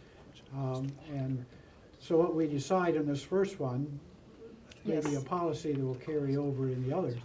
But the problem in the whole audit is that this agency has been underfunded in terms of staffing to do what the legislature expects of us. And we've gotten into trouble because of that. And because we haven't kept the legislature as informed as they think it should be in terms of the cost of operation. So we ought to set that out, and that's why I adopt Judge Freilich's approach 100%, and we should do that as we go through these recommendations. Well, and I think that we should be using both terms of hours and fiscal costs. Both hours and fiscal costs, not simply one term costs. And the reason I say this is when we appeared in front of the Joint Committee months ago, one of their complaints was that how can you possibly claim that you don't have enough staff to do all these jobs, because you've never asked us to provide you with any other staff. So I think both the hourly number of hours is important, but I think it's also necessary to point out that there's going to be a fiscal cost coming from these municipalities, because they're going to be affecting them as well. Yeah, and I think it's a taxpayer. Sure, and I think that actually probably won't be that difficult to come up at the municipal level, based upon the number of HAVA letters that are likely generated based on the mismatches. We can calculate it'll take 1 minute, give or take, to try to document that in SVRS. Likewise, we can come up with a maintenance or upgrade to SVRS to, for our IT developers to make that change, how many hours that would take and what their hourly rate is, and get a number for that too. I think one of the questions that Mike and I may have is the auditing of us checking those records to give a good sense of what the cost really necessitates needing to know how often staff would be expected to audit. Is it once a year? Is it twice a year? Is it every month? Is it every 10 days? I'm just saying, but that will affect the cost projection based upon how often staff is expected to do this audit. I don't think we, at this point, need to get involved in that kind of nitty-gritty discussion. I think that staff needs to make its analysis and set forth its assumptions, and it may have the cost if we do it this way is this, the cost if we do it that way is Y amount, and so on. Okay. And we're not here to describe or to decide the exact procedure. but we need to just lay out that information so decisions can be made.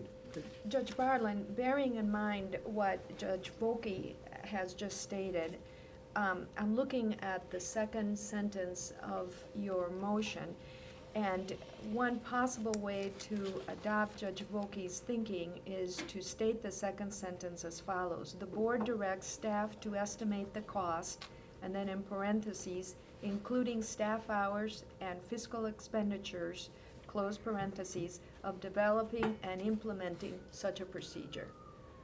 Does that, I'm listening. is that appropriate? Well, yes, you have to lay out the information in sufficient detail so a decision can be made, which may include those parts that you're talking about. But I think we should, from here on, we should avoid getting into that kind of minutia, because it will take 4 or 5 days. Sure. Go through this. So what you're suggesting is that we try to use this as a template Yeah. for the future. Anytime the recommendation says it's gonna cost more time to do this, we should tell them what the the cost cost of is. that time is. Okay, so do you accept that as a, Oh, absolutely. okay? Now, Judge Barlin's motion so far has We not. haven't had a second. Yeah, and Right. I don't want to get into minutia, but I'm concerned about whether it's clear what we're directing staff to do, putting aside the cost estimate question. The phrase "develop a procedure for instructing local officials," I think, is begging the question. That's their language. I understand it, and maybe during a recess, this all needs to be written down again and we start over, but the procedure for instructing local officials is to send them a memo. The question is, what are the instructions? Is the presumption here that we are telling staff, we want instructions to local officials that they should document their actions? And in what way? I mean, notes on a pad of paper? No, it says in Well, SVRS. It's it says be it in SVRS or elsewhere, which could include. No, elsewhere has been removed. Okay, all right. So that's out. Yes, let me read it to you. The board directs staff to develop a procedure for instructing local officials to document their actions to correct non-management in SVRS, period. The board directs staff to estimate the cost, parentheses, including staff hours and fiscal expenditures, close parentheses, of developing and implementing such a procedure. The procedure would be for instructing local officials to document their actions to correct non-match information. So there would be a time component when the non-match comes to their attention. We leave that to staff to work out. And at this point, the board is not weighing in on whether the action should be a letter, a phone call, or apparently just unilaterally changing a name because it's to match the motor vehicle records, or are we endorsing a letter procedure here? No, Okay. we are not. And so there's a balance between the desire for statewide information and respect for whatever the local traditions and protocols have been. Whoops. So I guess one question then is, and I agree, maybe that first sentence is a little bit clunky, developing a procedure for instructing officials, but does the board want us to go ahead and implement this, or bring back what we are proposing to instruct clerks for the board to sign off on, as far as timing and method? As I understand it, the response to the LAB audit is we're instructing you to develop the procedure that meets the LAB criticism and asking for information as to what it's gonna cost, and then that goes to the legislature and. So are we implementing the first part of it? No. Are we bringing it? I don't think that's what Judge Barlin is moving, right? I don't That it think- be implemented, but that rather that the procedure be sketched out, presented, and the cost of the procedure be ascertained. You have to come back to us to get the order to do it. Okay. Plus But you develop raise, the program. yeah, plus you raised the point, do we do this monthly, do we do this Right. yearly? Well, that's. Give that's us those on- alternatives, so we know what it's Got gonna it, cost. okay, Yes. we'll come back to the board. Well, and I guess one last point is that the LAB recommendation is for GAB staff to regularly monitor that clerks are doing this. This recommended motion doesn't necessarily address that. This just talks about what the cost would be to track in SVRS. No, and. Is it, ma'am? I It thought our- says to correct, no, I don't, I don't I see didn't the catch word the monitor. monitoring Okay. here. And frankly, there's a lot of flexibility as to how one monitors and audits, and I don't see that in the motion. One of the things that one could do is just have a procedure where the statewide information is put out, and if one municipality has a serious problem, let everybody, let the world know. But I don't see the monitoring as part of Judge Barlin's motion. No, in fact, the reason why we suggested developing a procedure for instructing them was our recognition that to monitor it, it requires an investment of resources to do this, because it means staff is going to have to do what it does with a number of other things. So I think we'll be able to come up with Absolutely. with cost estimates, but the recognition is if our job is going to be regularly monitor the locals to make sure they're sending the letters out, which is what the recommendation is. We're suggesting, well, let's force them to document it in how we monitor, and rather than force them to document it in SVRS and force us to look at it. As long as they document it, then we can come back and do the monitoring either through random audits or the LAB if they want to, would be able to determine this. Is there a second for? Can I move before we second it to just strike the word instruct? I think we're really talking about a procedure for local officials to document. Sure. I mean, Judge If that Barlin, can what be do you done by think? friendly amendment, that would be quicker, but then I think it's clear what we're telling them to do. Judge Barlin, do you accept that? All Friendly right, Frankie amendment. for instructing. Now, We would with, just strike the word instructing, so it's For- develop a procedure for local officials to document. yes, And Okay. based upon what's been discussed in the formats that it's in, I'll second the motion. all right. Judge Nickel, are you still there? I am. Okay. Anything that you wanted to add, Judge Nickel?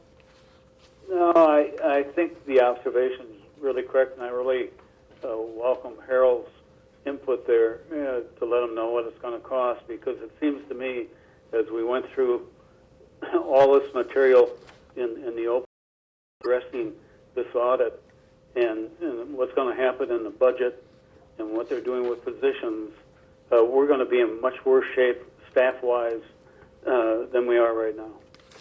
Thank you. Well, the motion has been made and seconded. Is there any further discussion? Call a vote. Do you think a roll call vote is necessary? No?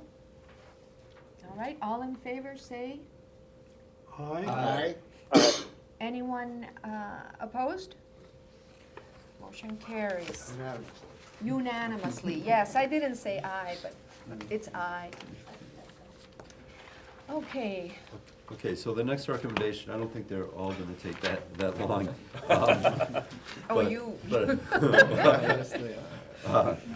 So on page 40, we outlined the recommendation, which was to review records of deceased individuals that LAB identified and determine whether any of those votes were inappropriately cast during elections in 2012 and 2013.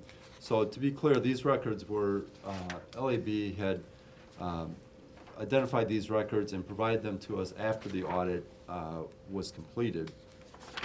And these are individuals that they thought were both deceased and had a vote recorded for them in SVRS in the 5 elections that are listed on page 40. So we outlined our analysis, what we were able to determine so far looking at SVRS records and DMV records. And one thing we point out there in the paragraph after the table is that we can't make these determinations solely based on information in SVRS. As with most things involving matching, we need to go back to get original records, have clerks dig out registration applications, maybe absentee ballot envelope certifications, records of that individual voter. And one of the challenges is that many of those records for these elections have already been destroyed under the retention schedule that is in the statutes. And so we outlined what our analysis was. Sarah Wood is here, who is our SRS functional lead, who did a lot of the work to analyze those records along with Ann Oberly. And we feel like we've gone as far as we can with the information that's available to us in SVRS. And that if the board wants us to invest more time in investigating these records, we will need to turn to municipal clerks. Some of the information may no longer be available. And that's the reason that we have two alternative motions for you on page 42 for these records. One is to say the staff has looked and has gone as far as we can with the information that we have available to us through SVRS or through DMV. The second alternative is to say we need to reach out to those municipal clerks and determine whether there's any additional records that exist for these elections that we can assist in making conclusive determinations regarding these individuals who are deceased. The part that troubles me the most about directing staff not to go any further is number one at the top of page 41, the 4 voters who were deceased before their ballot was even issued, but the ballot was returned. For the other ones, there are conceivable, maybe some far, stretched with respect to the others. The delays in mailing, whatever, but those 4 just really seem very problematic. Well, let me clarify that it may not be at the time they issued the ballot that they knew that the death record was available. Remember, death records come well after the death. And what we have here is the LAB taking a snapshot in 2014 that says, we're looking at the 2012 election, and we see that a death record was entered into SVRS for someone who's deceased, but we also see that they voted. We can see the date of death. What they're not matching up is when was that death record made available. So it's very likely that a clerk can send an absentee ballot out to someone who's passed away because they've got no information through any official source that the person has passed away, and the ballot was issued to them. But isn't this possible criminal conduct? Yeah, it's fraud. That's what I see here. I mean, I looked at this Okay, no, I understand. in terms of possible criminal conduct, people voting for persons who are deceased, and there's the possibility of that with a number of these, but with number 1, it's just like... How could it be anything other than fraud? Right.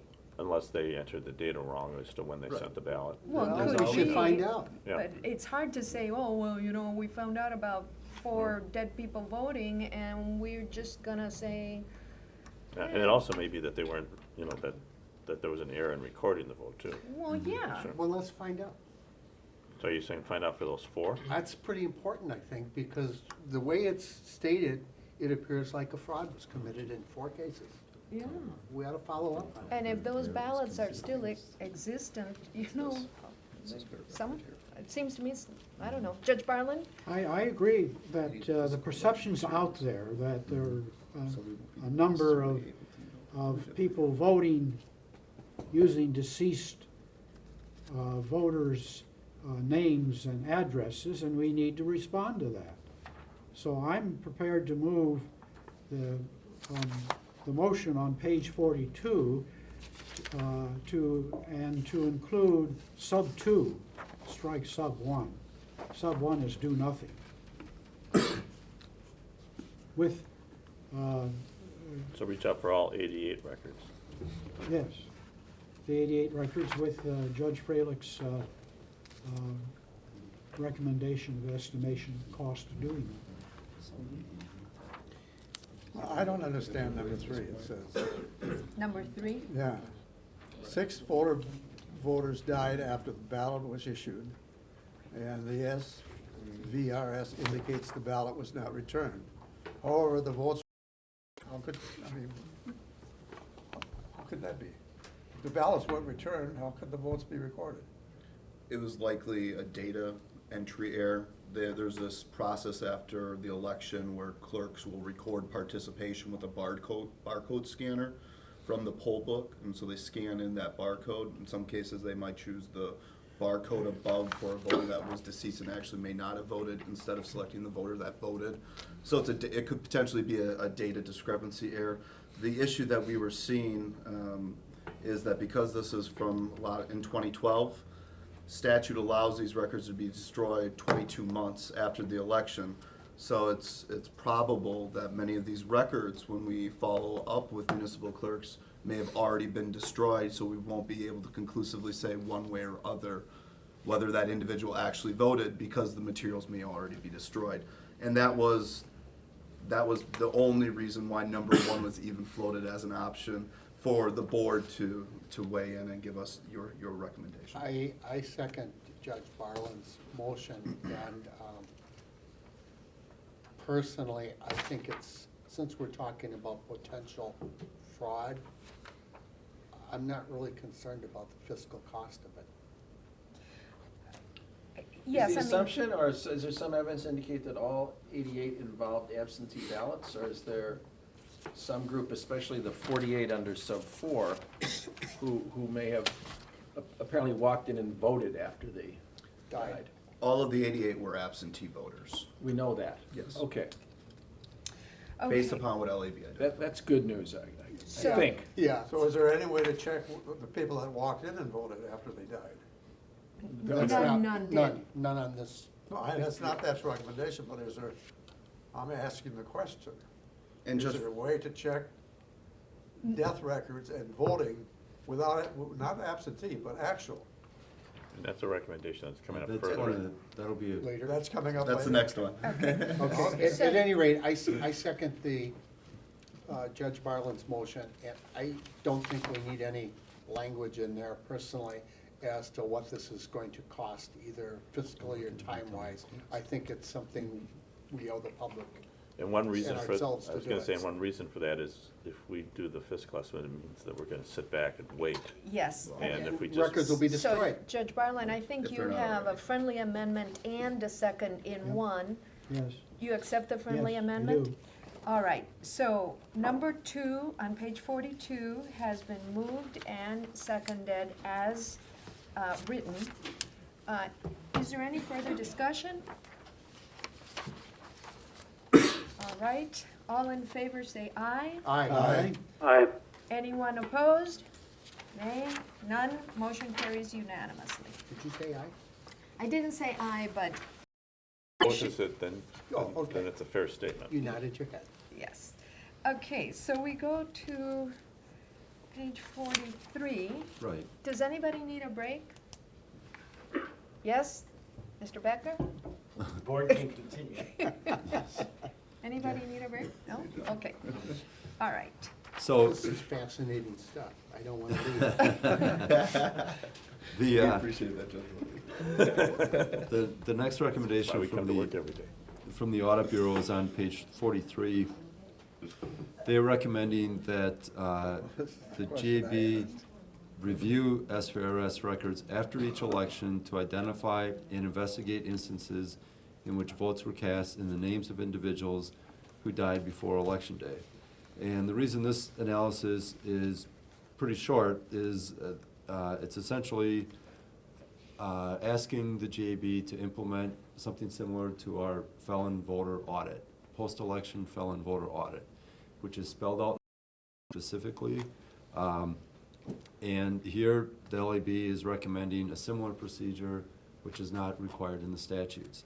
And our staff recommendation is that if it's going to be a requirement, then it should be in the statute. So we can tell clerks,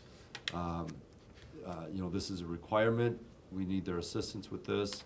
And again, we're able to advise the legislature about, what the costs are going to be to do this. So the answer is we can do it, but it will cost money. Right. I move the adoption of the recommendation.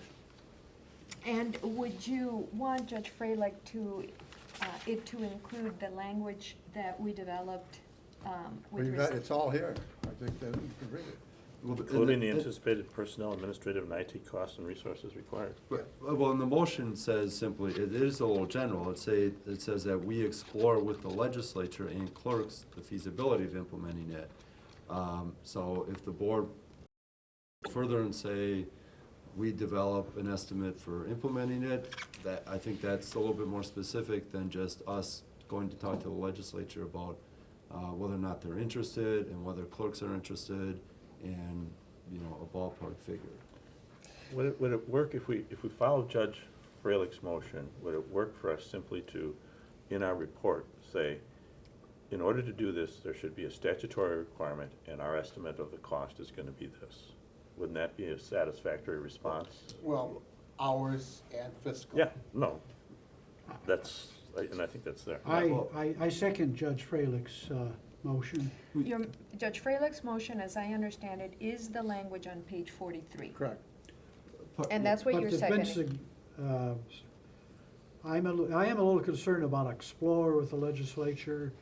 That, to me, that's a series of meetings that goes on and. Well, I guess my point is, if the board agrees that this should be a statutory requirement, it's up to the legislature to say, yes, we think it's important enough to put in the statutes. Part of the legislative process, of course, is us developing a fiscal estimate. And so us developing an estimate for something they may not be interested in doing is a little bit of a reverse of the process. If the legislature says, we're not interested in a post-election death record audit, do you want us to spend time developing a fiscal estimate? Well, You know, maybe we should be saying that to properly meet this goal, legislation, the board recommends that legislation be adopted to instruct the GAB and the clerks that this is going to be the process. And it's going to cost X dollars.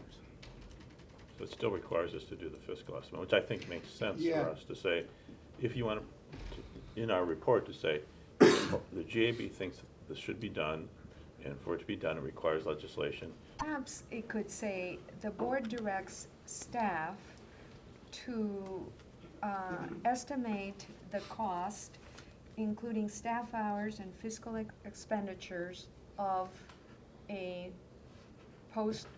of carrying out a post-election death audit. But also that it sounds like the board is going on record supporting this. Supporting this idea. legislation. But it must be done through legislation. So we're recommending legislation Right. on this important issue, and will include costs both in hours and fiscally as to what it would cost to implement if the legislature chooses to pass it. And then it's in their ballpark. And I second the friendly amendments as well. Is that okay with you? Sure. So are you rewriting this? Yes. Okay. To I just- conduct.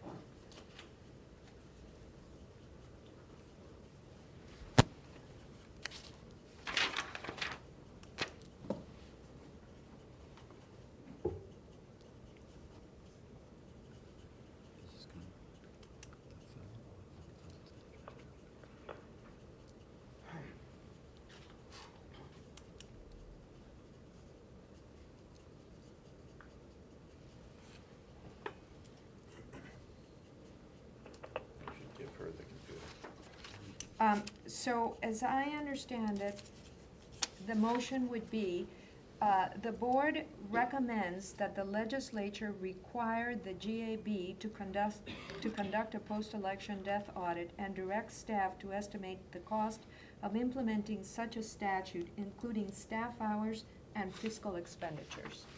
Good. Is that it, Judge Freilich? This Say was it your again. motion.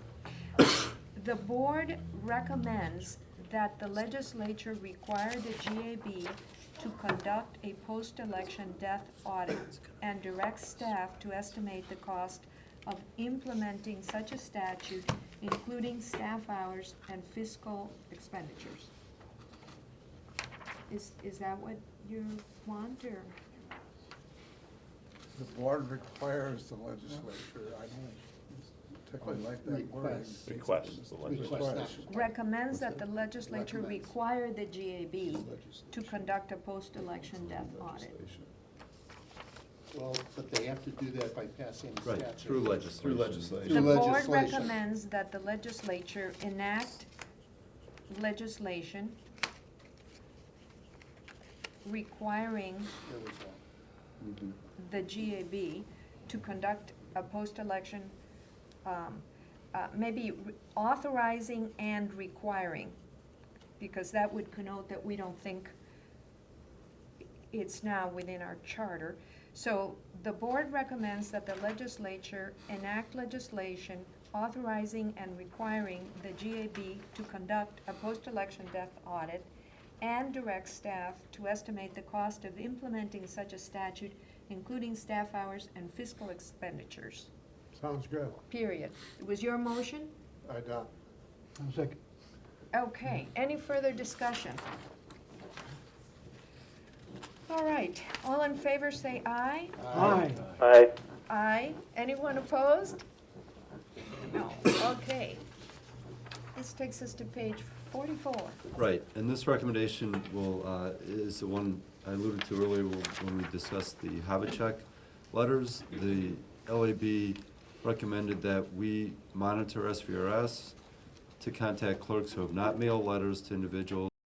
Voter registration records have been inactivated because of ongoing felony sentences. So we have similar issues we discussed earlier, that this specifically is not a requirement. All clerks don't use an SVRS letter to follow up with voters who have felon records and are not eligible to vote. So we have similar concerns about implementing it, and what we can currently see through SVRS and what we can't see. So again, our recommendation is similar to what we started with on the Havlicek letters on page 45. Directing staff to develop a procedure to instruct clerks to document their actions to resolve felon voting record matches. Can I suggest that we go back and read the motion that was adopted for number 3? And use it here. And I'm not sure I have it exactly in my notes. I was planning to go back and get it off.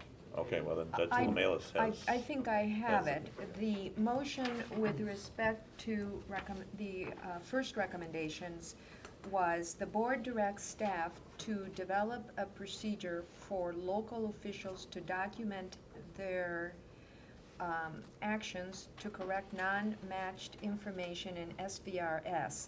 The board directs staff to estimate the cost, including staff hours and fiscal expenditures, of developing and implementing such a procedure. That was the motion that carried. And then we would simply, if the board wants to do that, it would simply insert the language, resolve felon voting record matches. I'd so move. Second. Is this That motion page 45? Yes. Okay. 45, I have lost page 45. It's Volkey and Volkey. Freilich. Freilich. Oh, thank you. Yes, I just found it. Thank you very much. All right. Any further discussion? All in favor, say aye. Aye. Aye. Opposed? Motion carries unanimously. Okay, thank you. With that, I'm going to hand it over to Ross to carry us through the next handful. Thanks, Mike. So on page 46 of your material, dealing with recommendation number 9, is 6 records that LAB referred regarding voter registration records may have been erroneously inactivated, and to ensure that the relevant clerks had notified the individuals. Based upon our review of those records, staff is recommending that the board directs staff to communicate with local clerks regarding the 2 records that we were not able to clarify, essentially. So you can see the recommended motion on page 46, And in the explanation, it identifies what those reasons were, and we can go over that in further detail regarding 2 of the 6 records that require further follow-up with the municipal clerk.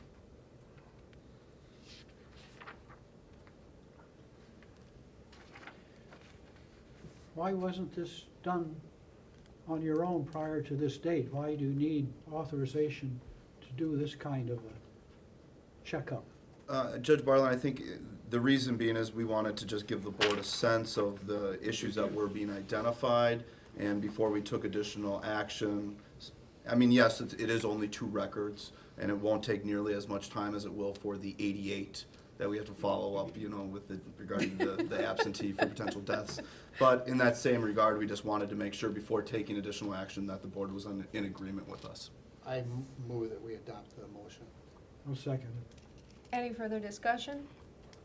I agree with Tom, this should have been done before we got here today. Okay, all in favor say aye. Aye. Aye. Anyone opposed? Motion carried. On page 47 is recommendation 11. The LAB recommends that GAB complete in a timely manner the statutorily required reviews to identify individuals who have voted and may have a felony conviction and may still be on extended supervision, via probation or parole. This is something that GAB staff has reported to the board in the past, that we have completed all past post-election felon audits. Much of this was due to the new process that we streamlined with the Department of Corrections and with our IT team, where we developed a technical application, an IT dashboard that facilitates communication between the Department of Corrections and the local election official. So all outstanding felon audits were completed, in addition to all of the recent elections, including the November general election and the August partisan primary. This is not an action. So there is no item. action on this You item. know, I don't understand the chart at pages 48 and 49. I think I don't understand it. You're saying that the audits have been completed, but for instance, on page 49, there are the results of the November 2nd, 2010 general election, and it states number of cases remaining open or under investigation, and there are 20. In regard to your question, Judge Lindlis, when we say that our process is done, it means the action that we're required to take. And so we facilitate the matching process, and then based upon whether the match is likely, then we refer it to the district attorney. And when it's in the district attorney's hands, we monitor that and we'll send reminders, but we consider our work to be done at that point. So they're not open or under investigation by the GAB? Correct. Okay. I'm curious how come 20 remaining open under investigation and there's 21 referred? Because there's 1 referred without charges. Is that the reason? No. Under 11-210 again? Yeah, no. So what is the question, Judge? Yeah, you've got 20 open or under investigation, but 21 were referred. One was closed. Well, Right. 60 matched, 40 closed, that left 20, but there's 21 referrals. Right, but there were 21 referred initially. There are 20 that are still open or under investigation. Okay, all right, One- got it. One is Got it. closed without charges. And we debated, one of the questions I guess we have for the board is, we did debate kind of the structure of this table. We had a couple of different options, because we always like to see numbers add up. But it's a little bit, and to clarify, the number of matches in cases remaining open or under investigation, for more recent elections, my understanding, that may include ones that we're still looking at, correct, Sarah? Just for the November 20, Okay. the November 4, 2014. 2014. That's And- the only one where we're still waiting for follow-up from Right. clerks before we make referrals. Okay, and so if the board thinks there's a more user-friendly format, we're certainly open to it, but But there is a recommended motion here, right? At some point I heard Correct. this was a no action item. There is, Well, And we kind of moved right into recommendation number There 12. was Recommendation 11. 11 did not have a recommended motion, whereas Okay. recommendation 12 pertains to 33 records that LAB identified. And we want to just provide you a full picture of the audits up to date, and that's why you see the recent November gubernatorial, the partisan primary, and all the other past audits that were conducted. So regarding recommendation number 12, there is a recommended motion on the bottom of page 49. Is semi-annual enough? And the reason I ask this is looks like you've got a substantial number of referrals to district attorneys where the district attorneys have done little or nothing. And that may. Looking at 11-6-12, for example, you made 33 referrals. It says 8 were closed, 2 resulted in conviction. What happened to the others? And the statute says if we make a referral, the district attorney is required to report to us. First, I think it's after 40 days, and then after that, on an ongoing monthly basis. We don't get a lot of ongoing reports from district attorneys. That's why I was wondering if semi-annual is enough, because whoever these district attorneys from 12 have been sitting on a lot of referrals. Well, and it may be that they've closed them out and haven't told us. Again, it's a matter of, then we need information, which means emails and phone calls to DAs to say what's happened with this specific file. I think, yeah, the question really is, what do you want us to do after we refer it? The statute requires the DAs to keep us apprised. The reality is they don't keep us apprised. And my question is contacting them once every 6 months adequate for our purposes? Or should it be done more often? How deeply do we want to get involved in criminal prosecutions, though?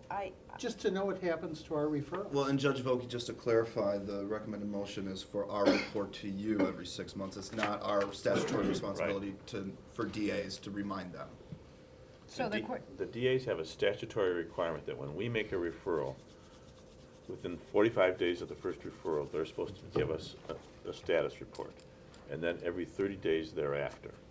And Mike can tell you from his own experience, and Mike and John, the DAs chafe at having to respond to us, and when we remind them, sometimes they'll say, our non-response is our answer. It's been one cryptic comment. In other words, there's a statutory requirement for the DAs to respond to us. The question is, how far do we go to remind them we haven't heard from you? Can we include in this report an aging? In other words, if we send the DAs the notice, it's got a date on it, 45 days is supposed to reply. If we ran a record that was a public record that said we referred this matter to the DAs for possible prosecution, and they didn't act, their next election, their opponent could go to our website and put some pressure. I like that. Well, there's, our friendly district attorneys. In reality, the follow-up with district attorneys, I think, is most effective if it's one of our staff attorneys dealing with an attorney. But do we want our staff attorneys hounding DAs rather than doing administrative rules when it's not something in our statutes? We just have to balance out the amount of time that we are doing things that are, it's not in the statutes for us to hound district attorneys every other month. Simply putting them on the webpage is not hounding them.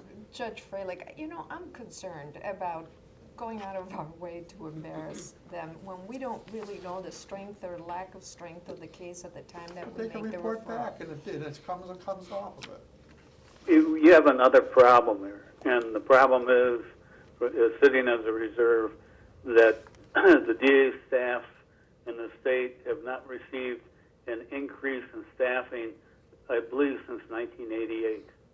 And when it comes to priorities, I don't think this is very high on their priority list in comparison with whatever workload they got dealing with more serious felonies than that.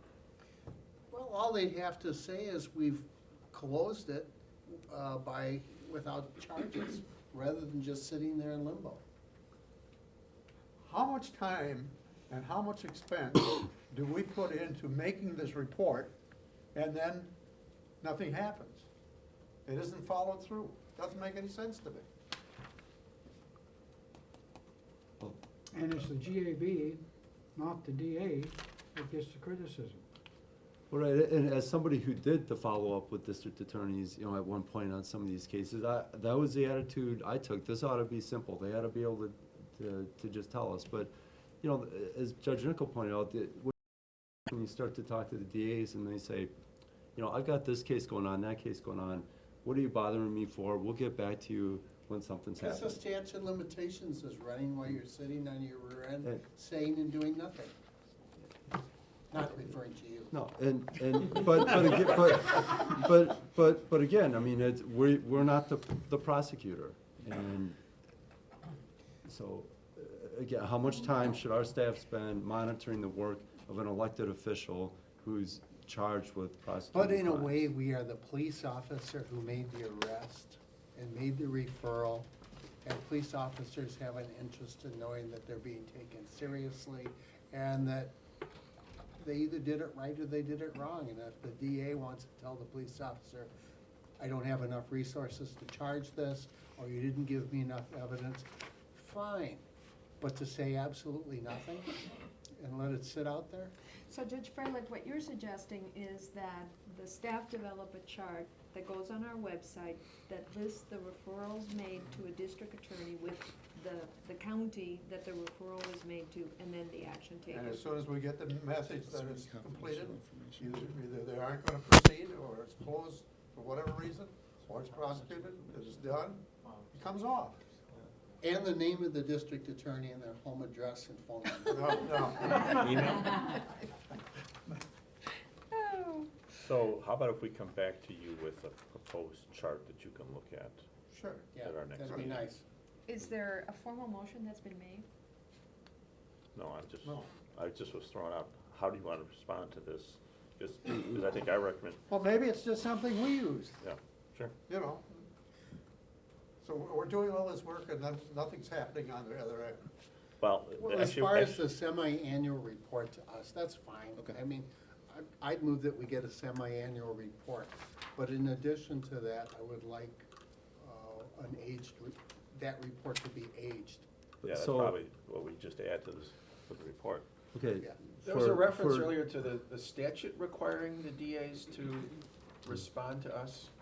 When we make a referral, the DAs have a responsibility to keep us apprised of what's going on. They're supposed to, days of initial referral, give us a status report, and then every 30 days thereafter. Presumably, that ends when they've made a decision to close the case or initiate a prosecution. And if they initiate a prosecution, you know, we would go through conviction on the report.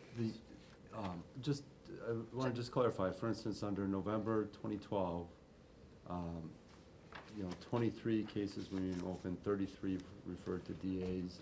Each of those 33, we are to document the date of the referral.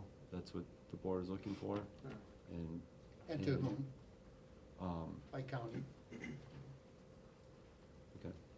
So what is the motion? My motion is that we adopt the motion which is on page 49, and that the semi-annual report, including an aging of the referrals by our staff by date and indicating to whom, in terms of the county, the referral was made to. Just put date and county, that's all we need, there's only one DA there. Yeah. You don't need the DA's name. Right. So including the date of the referral and the county. Yes. Has this been seconded? I'll second it. Motion made and seconded. Any further discussion? All in favor? Aye. Aye. Anyone opposed? Motion carries.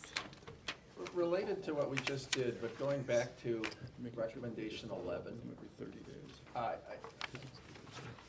Is there a reasonable time frame within which either has already been set by staff or someone, I'm not aware of one, a reasonable time frame within which the felon audit is done after an election? Yes, it does depend on we're looking at and it all relates to recording voter participation, meaning the people that actually voted on election day or through absentee voting, that has to get entered into the statewide voter registration system. Every election, excluding the general election, clerks have 30 days after that election to record participation. Now, even though that is a statutory requirement, every election we're following up with clerks and encouraging them to complete their participation. But there's always a few clerks, a few municipalities that are late. For the general election, that date gets extended from 30 days to 45 days after the election. And then that can even be extended to up to 60 days. That does require the director's approval for those municipalities to enter participation. So for example, for the gubernatorial election in 2014, there were some municipalities that requested the 60-day extension, or the essentially 15-day extension to 60 days. And it, in essence, took us an additional 30 days, so approximately 90 days after the general election before we were able to get all participation entered and then reconciled, because we have an internal reconciliation process that validates that the information recorded in one database matches the other databases, because we were seeing some data discrepancies in the past. So generally, it's about 45 days. For the gubernatorial, it can get extended up until 90 days. So this all comes back to answering your question, so I apologize, Judge Frankie. But before we were able to conduct the felon audit, we need to make sure that all participation was recorded and reconciled, and that took 90 days after the gubernatorial election to do so. Do you need to get all clerks reported all data in before you start to do the felon audit? Yes, we do, because essentially if you start, that is the process that seems to be the most efficient.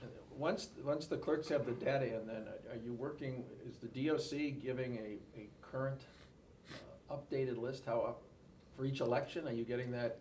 Yes. Presumably current or relatively current? Yes. And then it's simply a process of matching?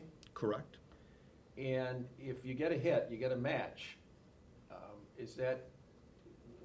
what's the next step in deciding whether there's a referral to the DA? So the first step after we get a match from the system, so the system will automatically tell us, we then notify the Department of Corrections, and they can go through this application we develop, and they just do one initial verification to make sure there wasn't an error on their side.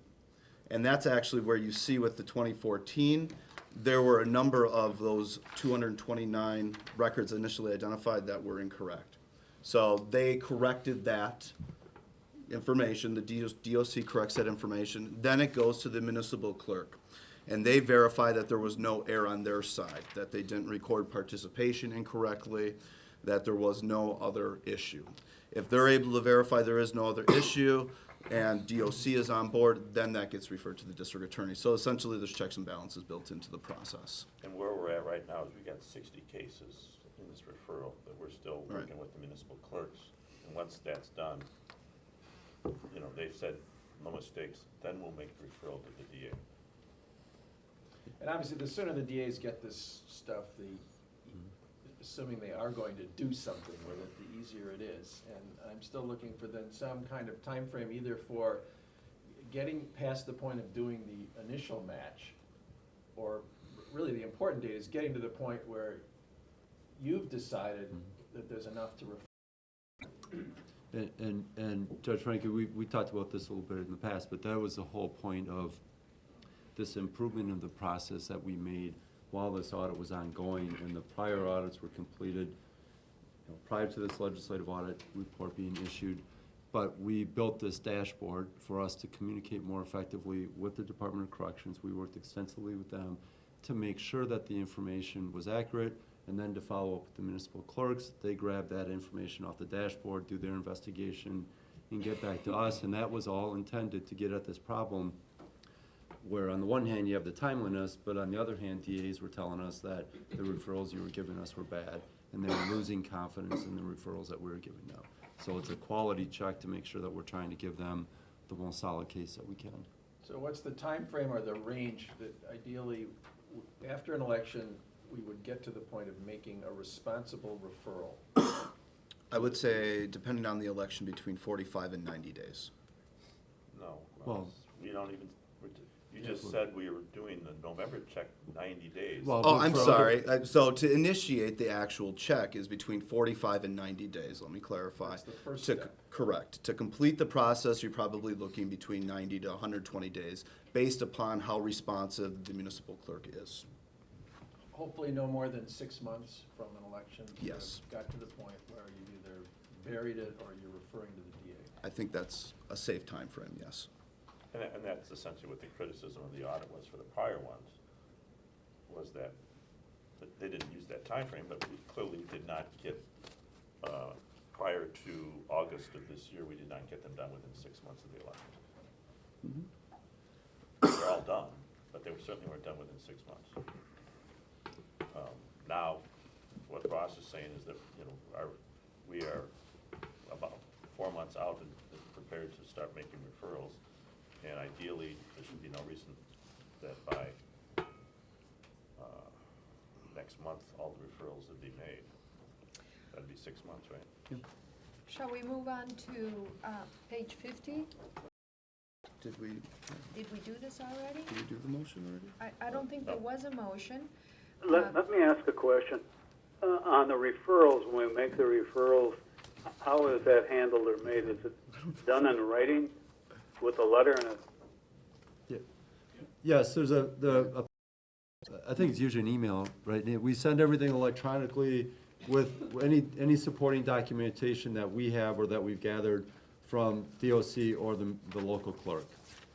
And when you do that, do you put a reminder in there that they're to notify you within 30 days or whatever the time limits are? Yep. And you do that? Yes. Yep. The statutory language and the cite to the statute for that reporting requirement are in the transmittal letter.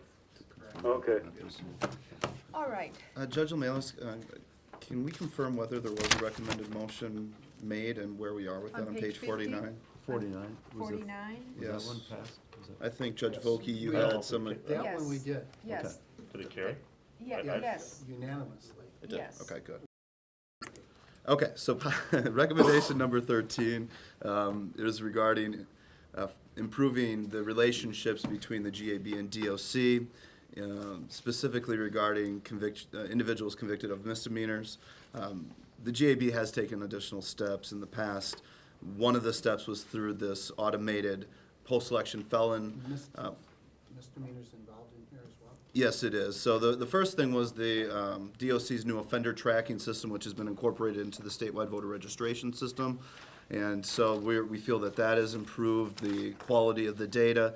Additionally, in the second paragraph, you can see that based upon GAB identifying an individual who is convicted of an attempted misdemeanor and that included on the list provided by DOC as a convicted felon, DOC has implemented a process now of highlighting this through the highlighting the attempt notation on the judgment of conviction in order to prevent data entry errors in the future. So they have actually taken specific steps regarding misdemeanor convictions to ensure that that's not referred as a felony conviction and potentially invalidates a voter registration. So with that, there is a recommended I motion. make the motion on page 50. Second? Any further discussion with respect to the motion at the bottom of page 50? All in favor say aye. Aye. Aye. Anyone opposed? Motion carries. I would like to inquire about lunch and what the board's pleasure is with respect to lunch. Because if we're going to go to 12:30, I suggest we take a break now. If we're going to go only until noon, I think we could probably, We have one more. pardon me? We have One more and it's a quick one. One more, and then we're dealing with And then maybe break. the ethics division after that. Okay, but I'm not suggesting we break now. I'm trying to find out what our lunch. I'm gonna email them and ask them. Okay. When's that meeting at 12:30? Okay, all right, then let's turn to page 51. Sure, so I'll cover this one. Again, this has to do with an administrative rule specifying the responsibility of clerks for maintaining records in SVRS. And this is another scope statement that was approved, I believe, in January. It just has not been sent to the governor's office yet for approval. Again, our recommendation was this is going to be the focus of our new staff council when that person is in place. So I don't think there's any board action required there. That's page 51. Right, page 50. Okay. And that finishes all of the ethics, or elections division. Exactly, yes. Sherry? Then why don't we take a short break? You want to take a short break now? Short break, okay, a short break. So no motion with respect to recommendations 15 and 16, right? No recommended motion? No action. Okay, all right, let's take a 5-minute break.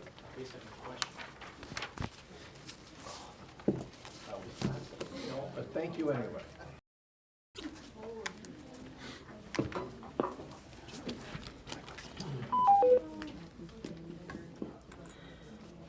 So does that mean you just lost Judge Nichols? You can have to Audit call back. report rarely gave statutes on some of this stuff, so I'm looking at the audit report. They can definitely use that. Got them all engraved up here, right? 5 through 12. Verbatim. It's been ingrained in my brain for 10 years, man. Sometimes I wake up screaming. I'm gonna say it's been in mine for much longer, Yours, yeah, Kevin, you really have been ingrained. making those referrals for a long time.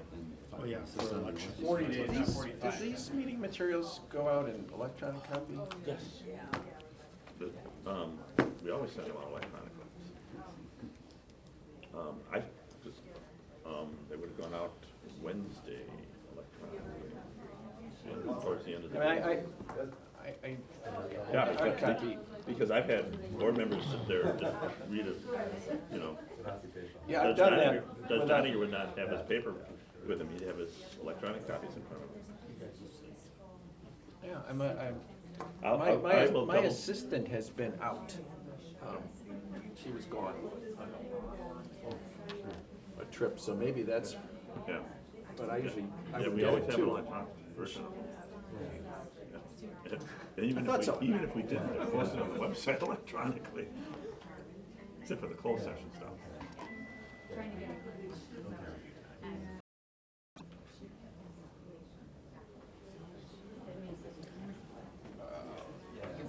So we were, you weren't here when we were talking about this, but we're gonna send you sort of a couple diagrams of how to restructure this setup in this room.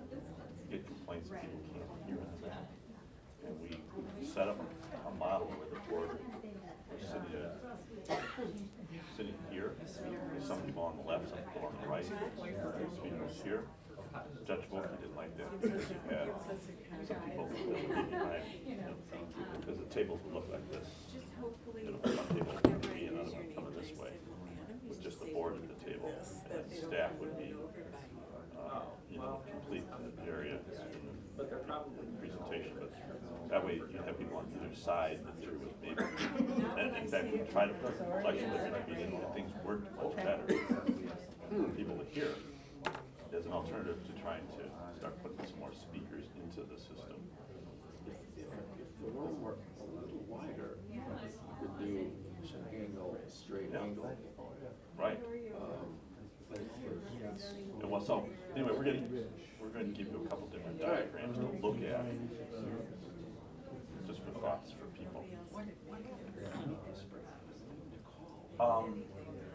We just wrapped it up this morning, and so we're gonna give it to you.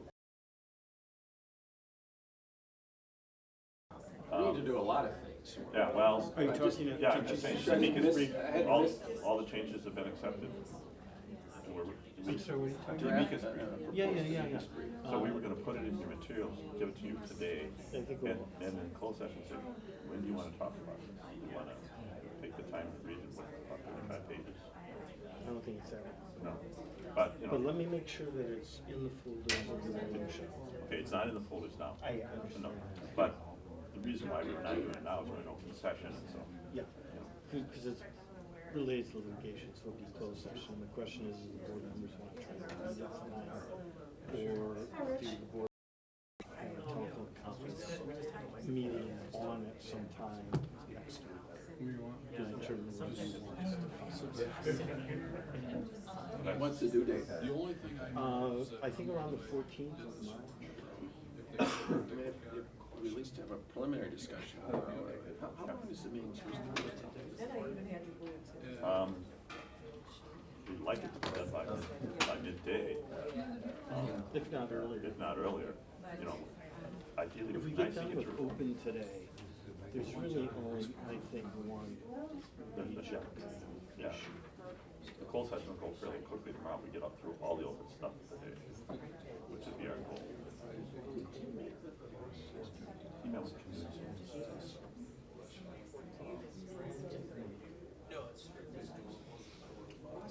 Nickel talked to Boss and Christensen by phone last Wednesday.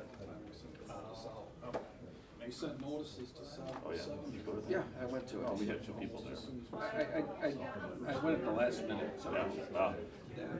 John and Nate were gonna go because of working on the brief, they didn't. Go, I didn't, it was. So the other fellow was here, but he ran And I was gonna go. It was we board, yeah. What's his name? Anyway. Yes, yeah, Find my yeah, when I notes saw here. him, I thought, that's the guy who's usually here. Claims of bias had to do with It's beautiful. 3 decisions the board made. Look at that. It's sunny. Coming down yesterday morning was no fun at all. I Whether wanted to the go time down. or the names, the implications. Oh, my goodness. She has surgery now. Oh, Those 3 God bless her. decisions and go back. Surgery's no fun. I don't know how serious that surgery is. Gallbladder, they make 3 little incisions. You don't need it.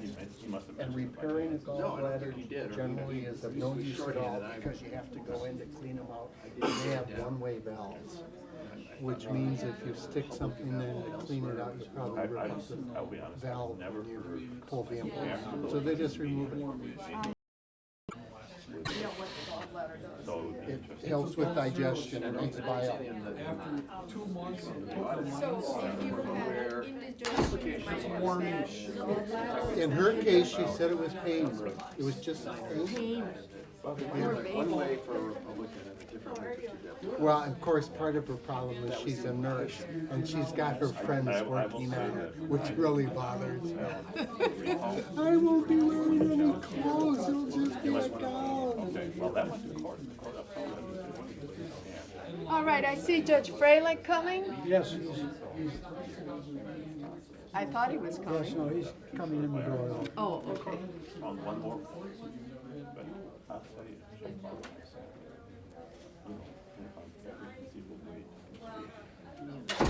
All right, let's come to order.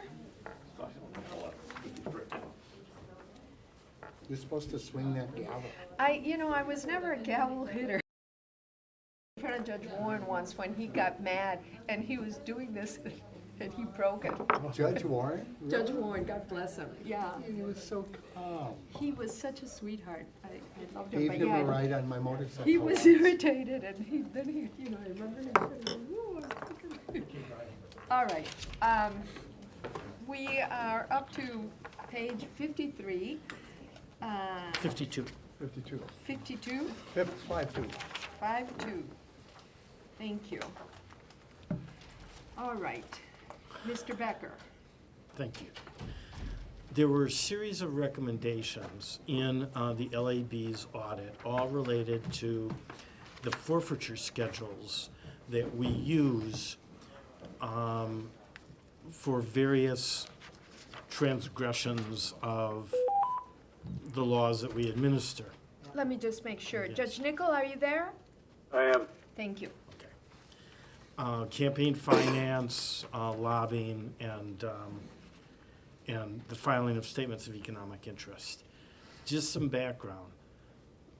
Back when the GAB was first formed, it adopted on an interim basis language some of the forfeiture schedules that had been in place. We soon thereafter came back to the board and said, we think we can do better. And the board directed that an administrative, and we gave some recommendations. The board said, put this in an administrative rule. And as you know, we don't need to talk about where administrative rules went. it didn't get done. But as time passed by and we became more and more, I shouldn't use the royal we, as I, taking on campaign finance, became more aware of some of the issues, and the staff became more experienced, our views somewhat changed. And we did inform the board as the years went by, although we didn't do a good job of doing it formally or getting formal votes. The LAB's recommendation is follow the schedules the board adopted in 2008. We have been doing that. But we have a series of recommendations to change those schedules.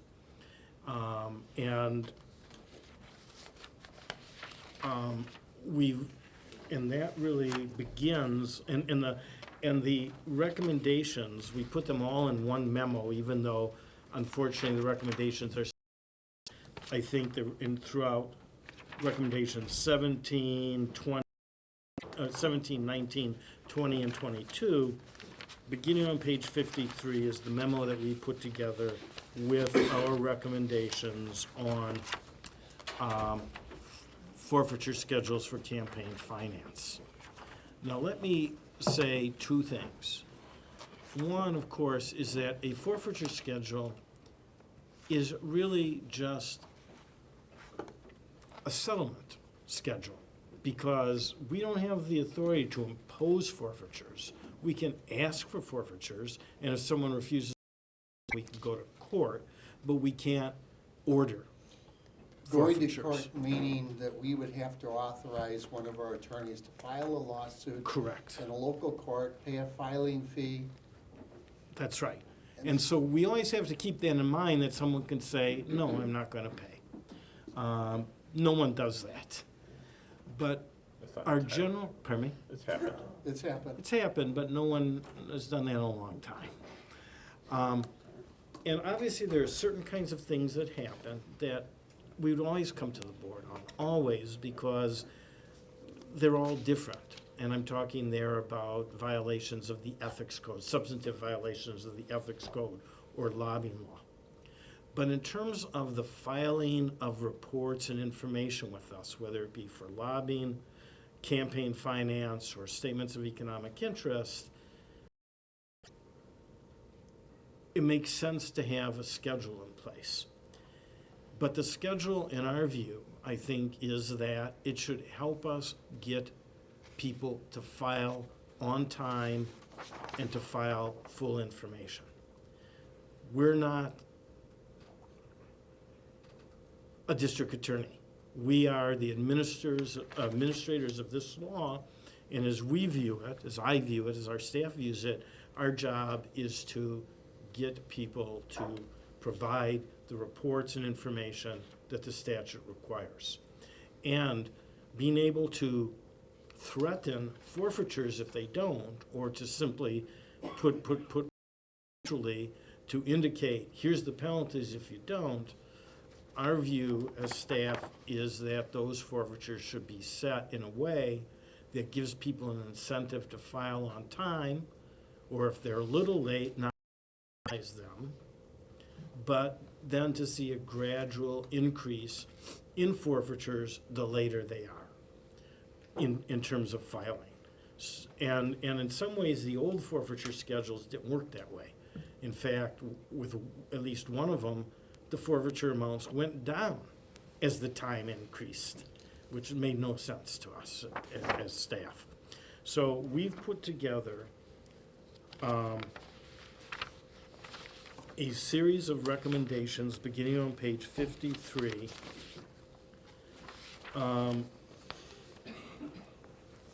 Going all the way through to what page? 62? Yes, thank you, to 62. And what we're asking is that the board would, would adopt these on an interim basis, but that we would still go ahead with seeking an administrative rule, putting these schedules into an administrative rule, but that we would be able to operate on this schedule rather than the 2008 schedules until such time as an administrative rule was adopted. And we've given you this report, and we've noted where, within the report, what the old forfeiture schedule would have done and what the new forfeiture schedule would do. And the board needs to tell me whether you want me to go through this, or I would probably ask Adam and Brian to go through this, or whether you're familiar enough with it that you don't need that reminder now. I spent quite a bit of time going through this because it was one of the criticisms that we have received. I have a question. I too have gone through this, know why we have to repeat it at this time, but on page 55, under 1D, the committee fails to file a special report of late activity in a timely manner for 5 or more transactions totaling 5% or more of all late transactions. Why the number 5? Why not any transactions? Why it's that, and that's rather a complicated formula, it seems to me. Anna? I would say the lower that threshold is, the greater the number of contacts that you have to have. It expands kind of exponentially. And so this was an effort. It's kind of like the number on 56, 10 or more contributions that constitute 10% of the total number of contributions. It's establishing a threshold so that we can realistically enforce and focus on the larger committees, the people who are winning office, the PACs who are most active, et cetera, and make sure that they're getting us their information.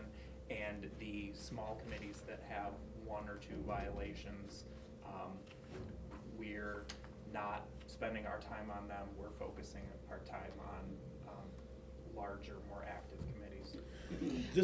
But it would seem to me that that's a matter of discretion within the agency what to focus on, and may not be a proper subject for a rule. You always have the discretion to focus on some and not others, but rather than just to say, you know, we're going to incorporate this in the rule. Another told me, as I went through these, if you look at the, for instance, continuing reports on page 54, but this is sort of a global concern. There seems to be no distinction in these rules between a very small committee, for which $50 may be significant, and a statewide election for which the late filing of a report for $50 plus $100 for each additional month might, in the context of a multi-million-dollar election, be, you know. And let me be honest with you. That's how we've been doing things, is using our judgment and making these distinctions between big committees and small committees, and committees that had a lot of money and committees that had a little bit of money. And we felt we were being criticized by the LAB because we weren't adhering strictly to the schedules that the board adopted. Now, if the board is, and we can work on these too, but because if the board would like to give us discretion and have that discretion built in, and maybe give some parameters for that discretion, such as size of committees, size of contributions, and that sort of thing, that would be very helpful. It's really a question of what this board is comfortable with in terms of the level of discretion you might want to give staff in that regard. A rule could speak in terms of percentages, and, right? I mean, you've got that in some of the other rules. Yeah. So that's one observation, that's one reaction that I have to these. And the other thing is, seemed to me that some of this just could be more written in a less wordy fashion. I mean, there's nothing wrong with using bullet points. You know, there are just some sentences that are impenetrable. And, you know, we've got people out there who, you know, are not necessarily lawyers and don't necessarily want to spend a couple days reading this stuff. And we would not contemplate it or expect people to read this, but rather we would take this information, you know, as the board knows, we do a lot of notices to people. Your report is due. Don't forget, it's due, you know, here's another reminder, your report is late. Here's what could happen. And so they'll get this information sort of when they need to get it, as it were, which is to say, if you don't want to be penalized, file in 2 days. Otherwise, this is what the penalty is. So this was not necessarily for publication, but I think that- nonetheless But I understand think the what you're public's saying. entitled to that. Sure. I think the public is entitled to know and not have to wait for us to tell them, hey, if you do this, this is gonna happen. I mean, it should be transparent, no? Yes. Yes, and we could translate this into a chart that gets rid of the wording and just says, here's what the penalties are, and here's when they're imposed. That would clarify the matter, that might be the best way to go. So we can certainly come back to the board by your next meeting in April. I think there's still a meeting scheduled for April, although I think Kevin wanted to change it. The concept is a good idea, but there's this misunderstanding that the LAB, individual legislators, and certainly the public has, is we can impose a quote fine on somebody. Well, we can't. That's right. And even if you properly forfeiture, we can't impose it. We can compromise, we can make a suggestion, we can settle. But the bottom line is if somebody wants to fight, we gotta go to court. And then we have to discuss whether it's worth it, whether it's a big enough violation for the resources and the money that we're gonna be using. And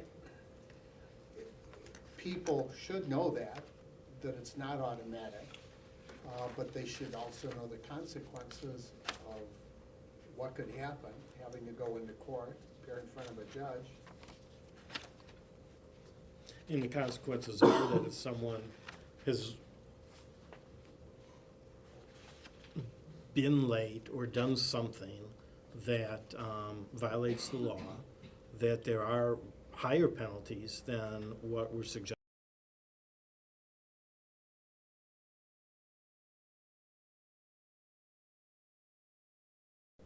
Which gives them an settle with us. I was troubled by on page 55, 3A, which is late filing fees. After receiving 2 written notices from the staff, then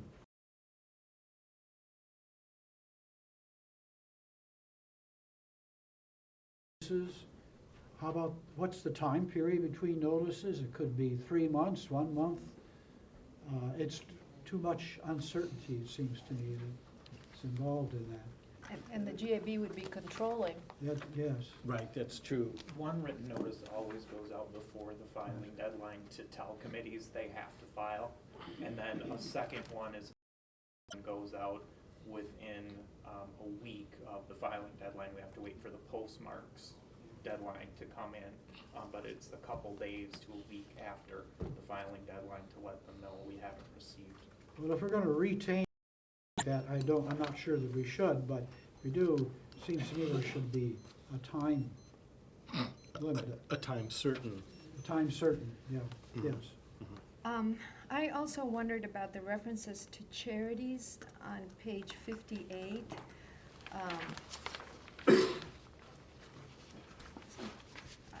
I don't know if that whole notion of contributions to a charity is based in statute or past. Statute. Statute says that?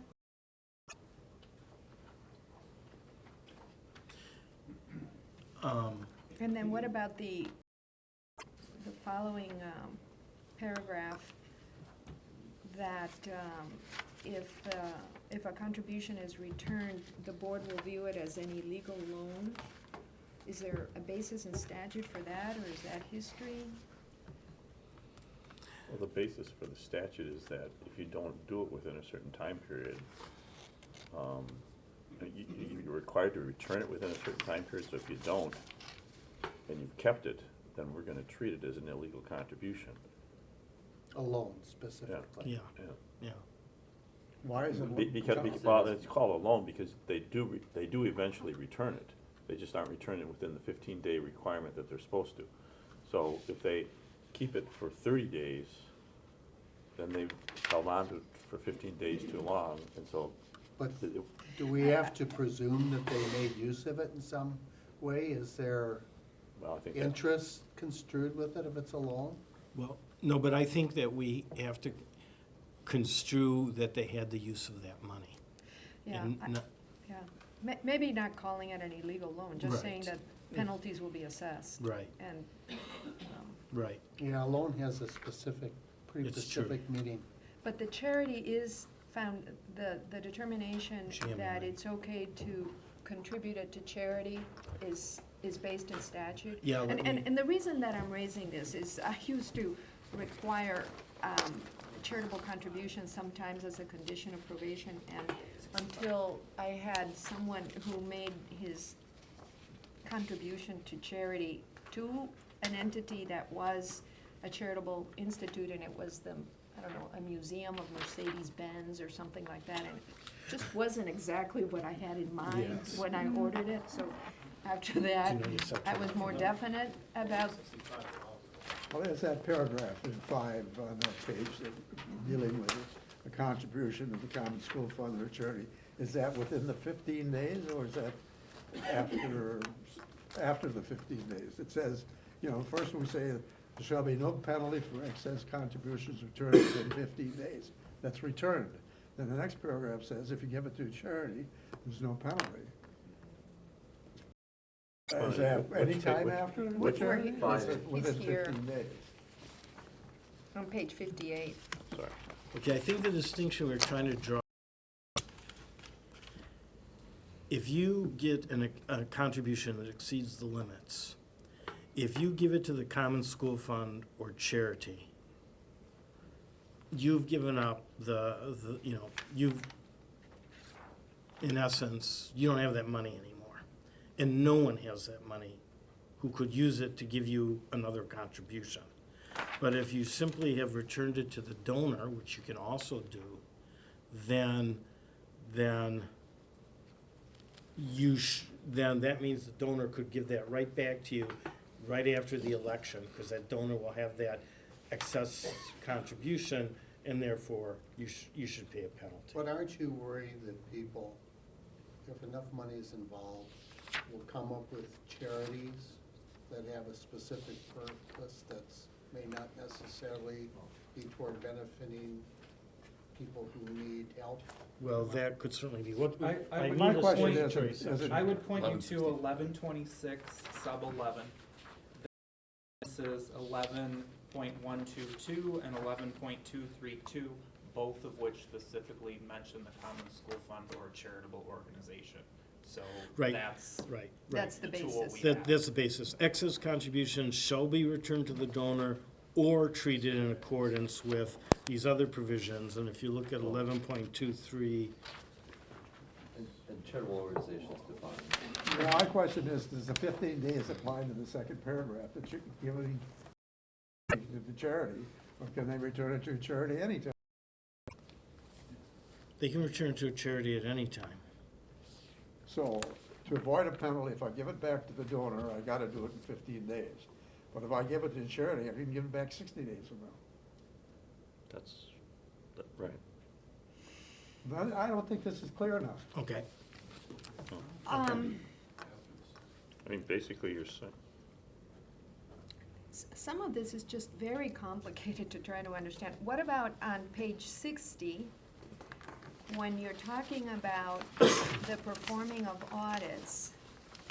It says, the board staff's goal shall be to perform the following audits on a yearly basis. An audit of individual contributions of over $100 to determine if committees have made a good faith effort to report employer information. And I thought with the $100, are we talking about total say that I'm a donor, total contributions of $100? To an individual candidate. Or that would, actually, $100 wouldn't cut it because it's over $100. But are we Just talking? disconnect it. What, if I make 5 contributions of $100, are you going to add them up? That's the way the statute is written. Okay. And that's what you would be looking for? That's right, and you can't do that, I mean, 2 major reports a year, the continuing reports. Do you want me to wait, Kevin? Yes, well, good, We lost Judge Nickel. yes. Welcome to the Wistline Anytime Conference Center. Please enter your passcode, followed by the pound sign or hash key. I'm watching here.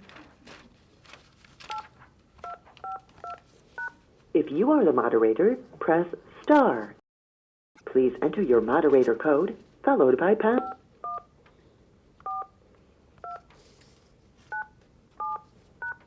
If you are the moderator, press star. Did I do okay? Please enter your moderator code, followed by pound.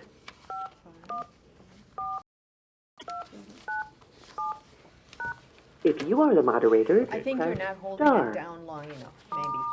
Please enter your moderator code, followed by...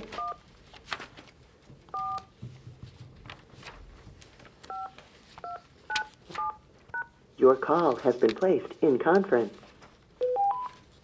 Judge Nickel? Yeah, I got cut off. I'm sorry about that. It was Kevin's fault. That's what Robin Boss told me. All right. I have 3 concerns with this document the way it is right now. Yep. One is I don't think it's clear enough Yep. to give instructions to people. And I think it should be something that they have easy access to, and I think the procedure should be spelled out, that we can negotiate a settlement with them. If we're unable to do that, the next thing that's going to happen is we have the option of taking you into court. If that occurs and a judge upholds our position, you're also looking at the potential of statutory attorney's fees and costs.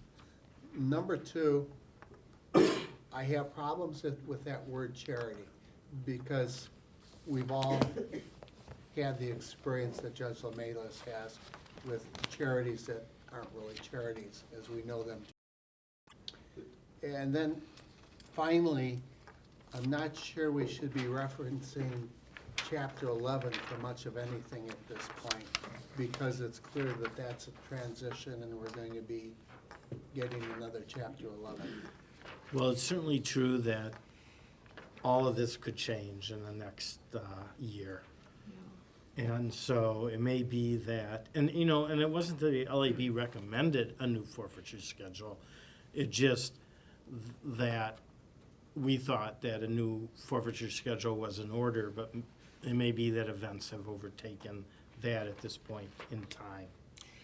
And by the way, a charitable organization is defined in the statute, and it's basically a 501c3 organization, but we know that that can be all sorts of things. But if it's in the statute, I think our hands are tied. Yeah. I mean, if that's in the statute. It gives that option of. And the Mercedes-Benz outfit is a 501c3,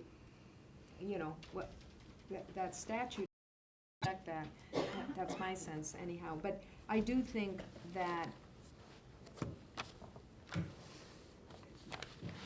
this has crisper.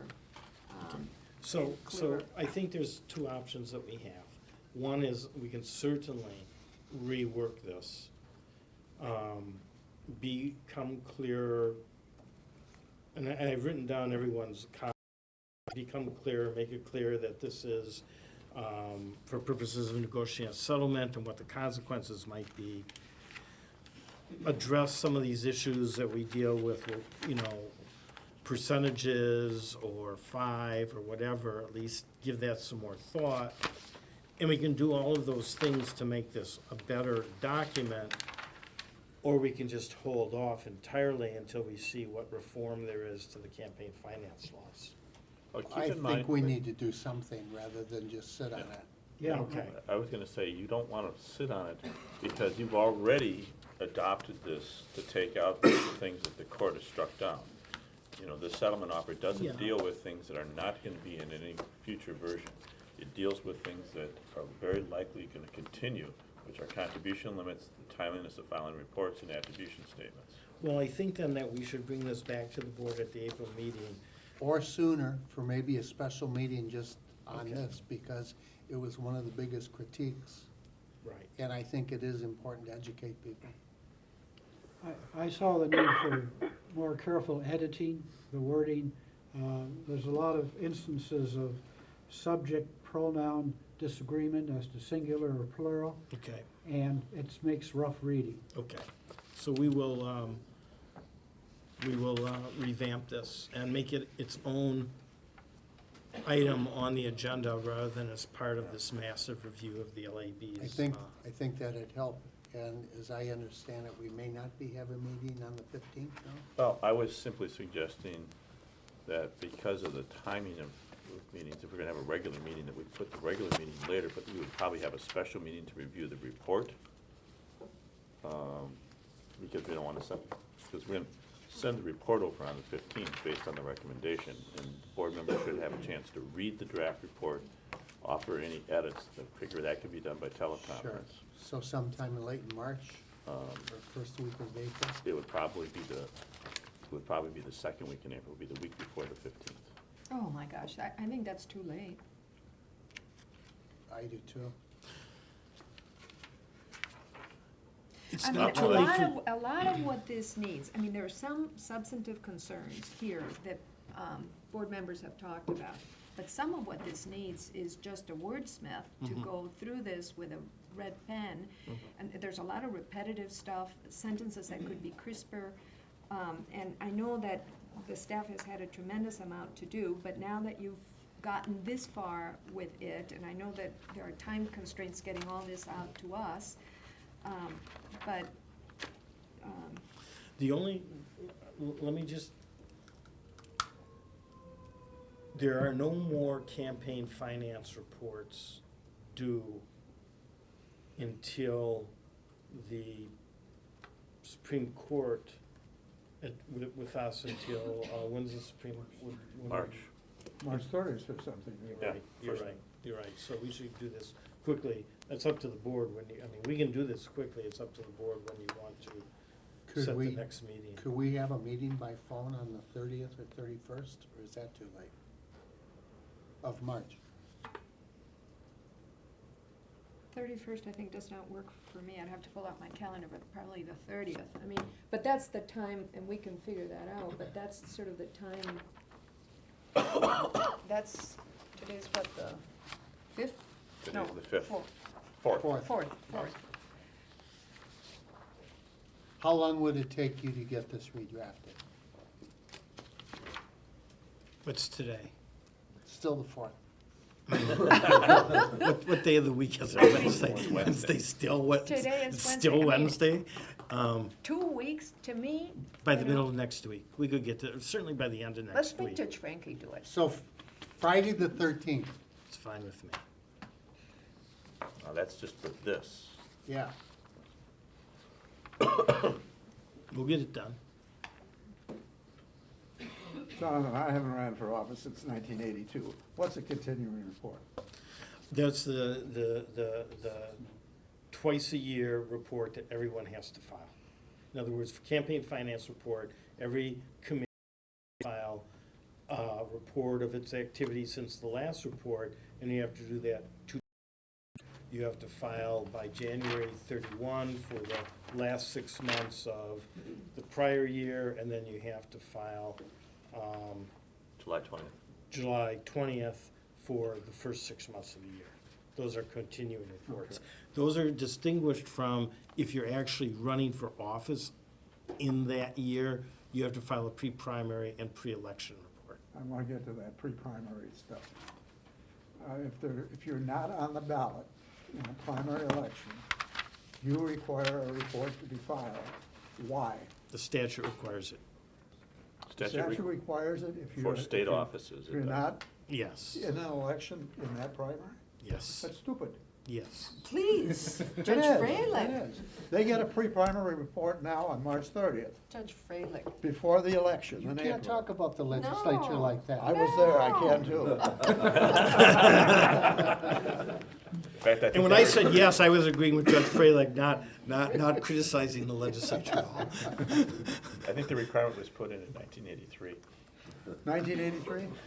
Sure, No, after I mean, left. It only, that's why I said that, Judge. But it was, actually, what it is the only people that applies to are judicial candidates, because all partisan candidates show up on the ballot in the primary.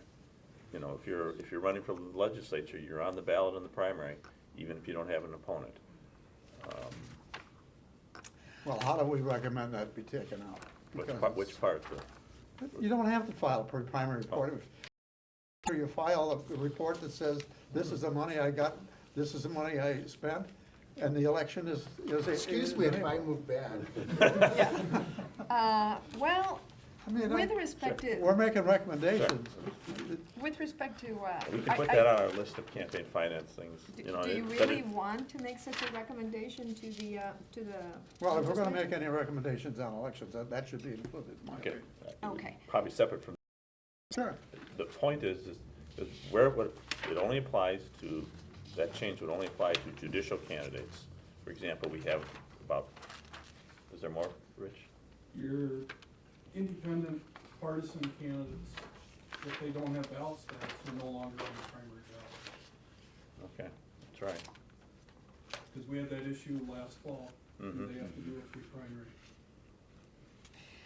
So basically, if you're a Democrat or Republican, but you have no primary opposition, you would still have to file a pre-primary report. Of course, And there's with more this- time between those elections than there is in the other ones, though, so there's more activity. To get back just for a minute to the schedule that Mr. Becker has put in front of us, which goes from pages 53 to 62, was there a recommended motion here anywhere? There was. 52. I've got a couple more questions. On page 54. Yes. On the election-related reports B, it says the board may make a minimum settlement offer of $100 plus $50 for an additional day of delinquency. Where does that $50, how do you count that? Is that from the day of the delinquency or from the day that the offer is made?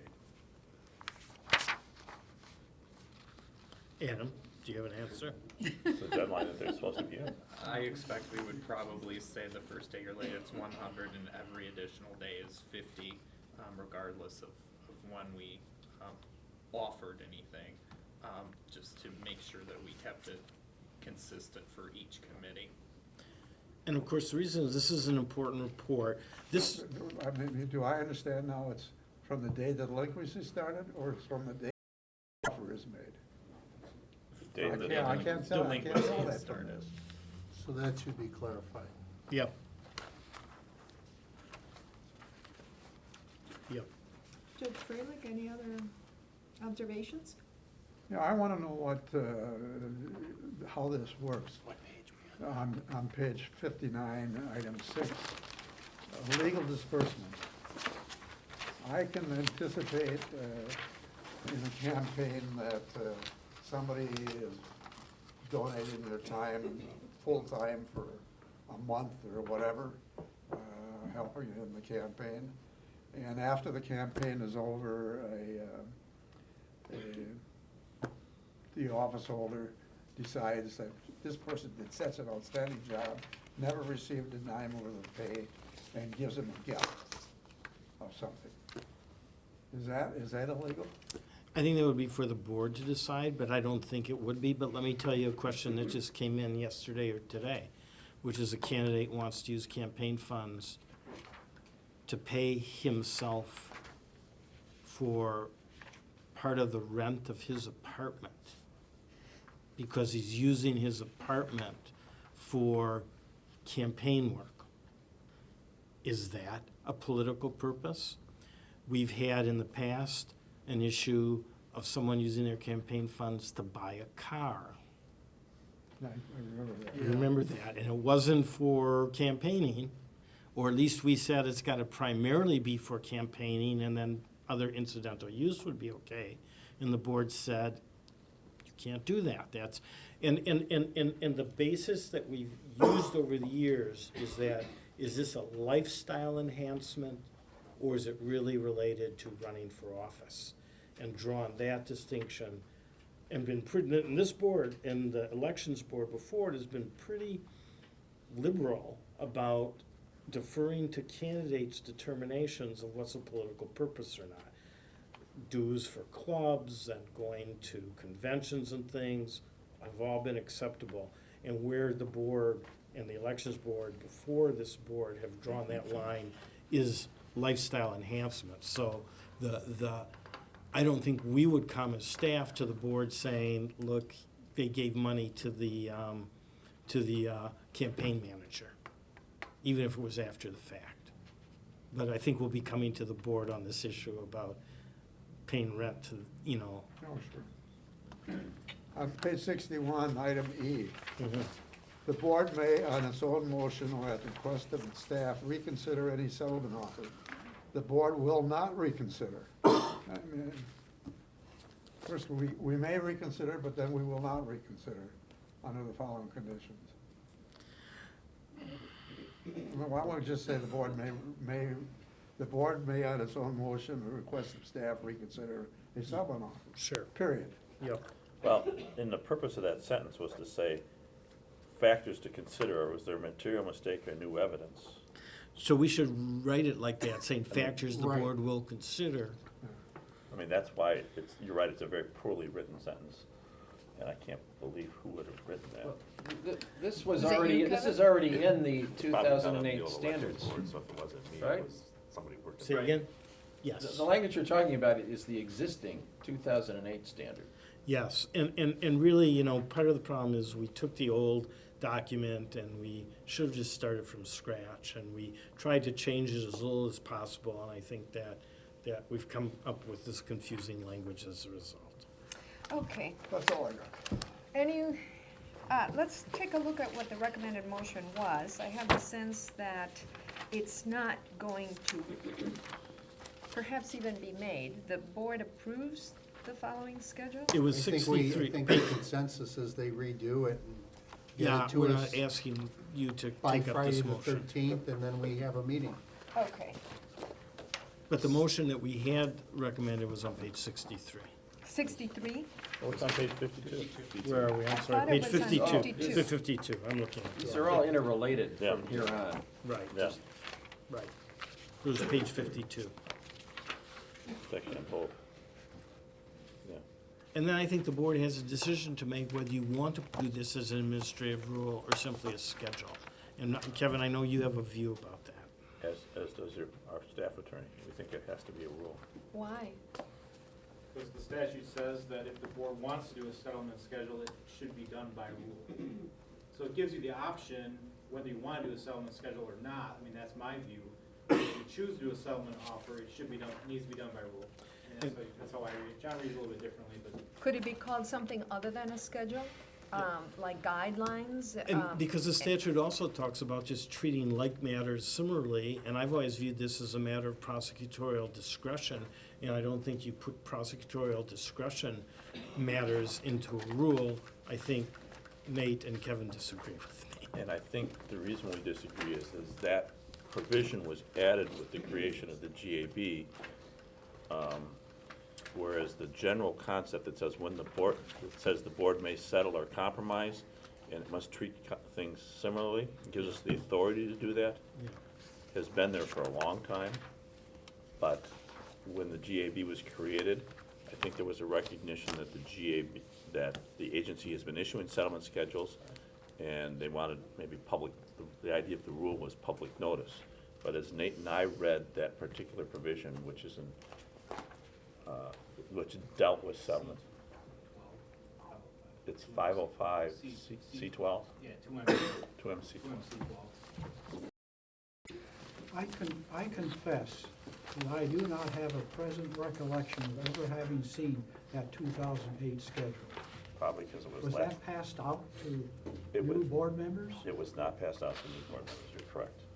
And frankly, my recollection is I was a little surprised when I saw in the audit report references to the 2008 schedule, because we never talked about it for the period of time that I was on this board.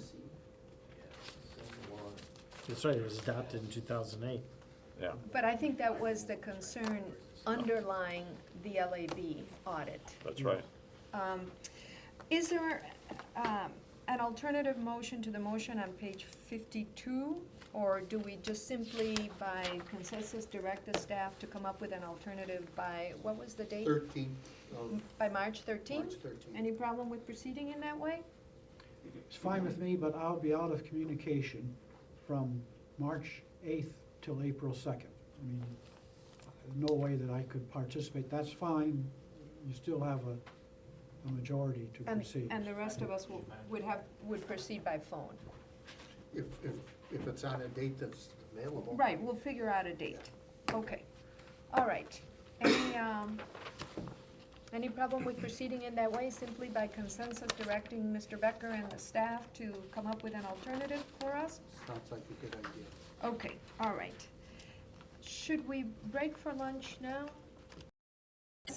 Lunch is here. Okay, and then we will resume at, what is the least amount of time that we can take? Maybe, We could just stand and eat in 10 minutes. what, 1:10 maybe? 1:10? Why not just say 1 o'clock? That's 1 30 o'clock, That's 35 minutes? 35 minutes. Okay, 1 o'clock, Judge Barlin. I'll be ready.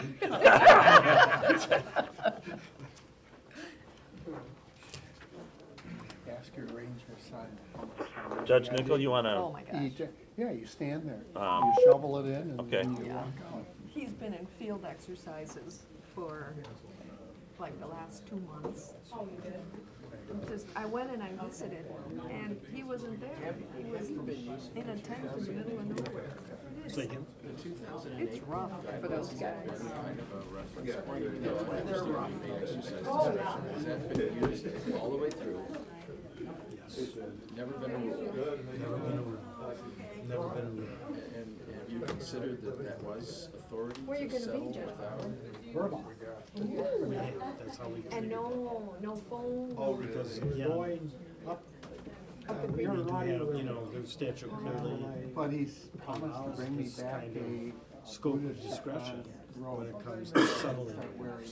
orange in color. So, And now Burma is something else. my mind. Yes, But yes. I do not support the generals.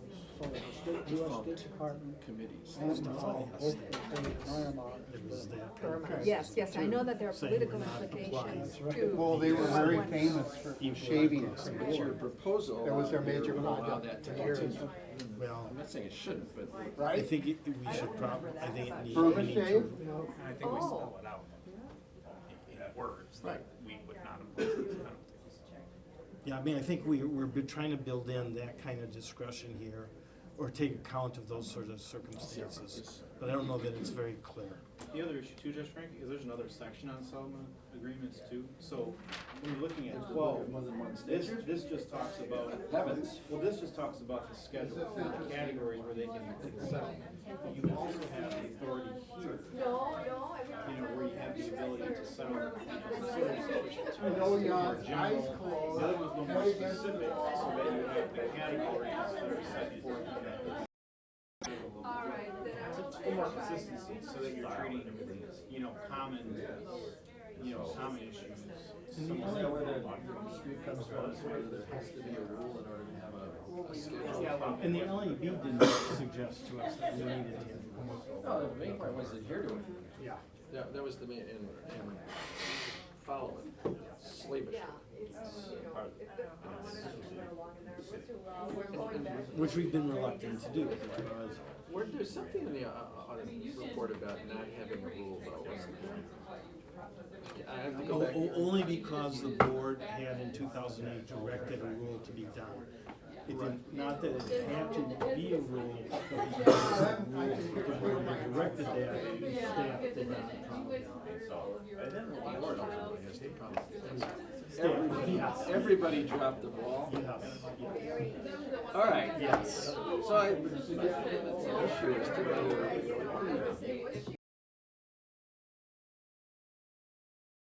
circumstances change. you have to do a scope thing, right? It would take 6 months minimum to promulgate a new rule. What if the statute changes?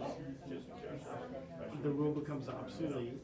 We still have an obsolete rule, major obsolete rule under the books. Because we could, and I'm thinking about it, but I want to direct the staff not to promulgate a draft. That's within the board's direction and authority. You've been working on it since 2008, but stop. Stop drafting right now.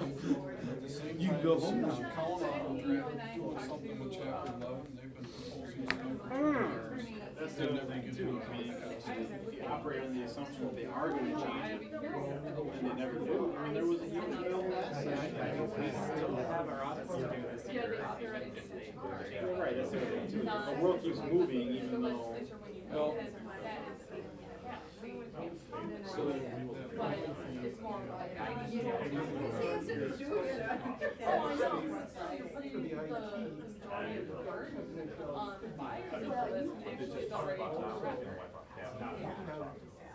all the data that we requested, because in 6.36 it says that all the information on the voter list should be accessible as Accessible and in the case of the lobbying system.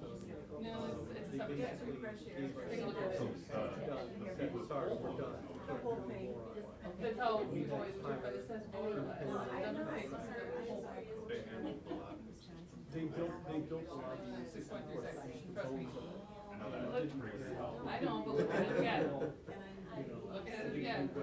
So. And so we have to hire people then. Because yeah, at first I thought it was full, but then I was like, no, it doesn't say full. So, there's I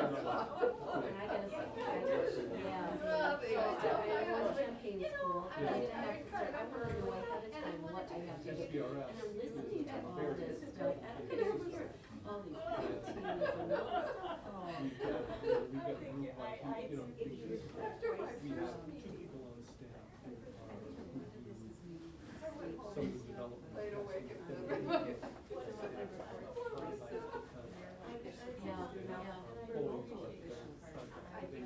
some of the development. Somebody else. Okay. So you would help me. And they know that they're not full. And so, and we're in the middle of, you notice. But I don't want him to know yet that. Citrix, I mean, We're waiting to see it's if something that allows you to run because a lot something, of a program on a web browser. full-time. And so every clerk who uses SPR has to install this sort of middleware on their computer to create a terminal. Yeah, but I heard someone just tell me that Branson said the British Sending that that he's, process over to. thank you, I love hearing his running for, In the middle of this what's the word process, for governor? I don't know how to do that. I said, oh, God. So, we have a number of reasons.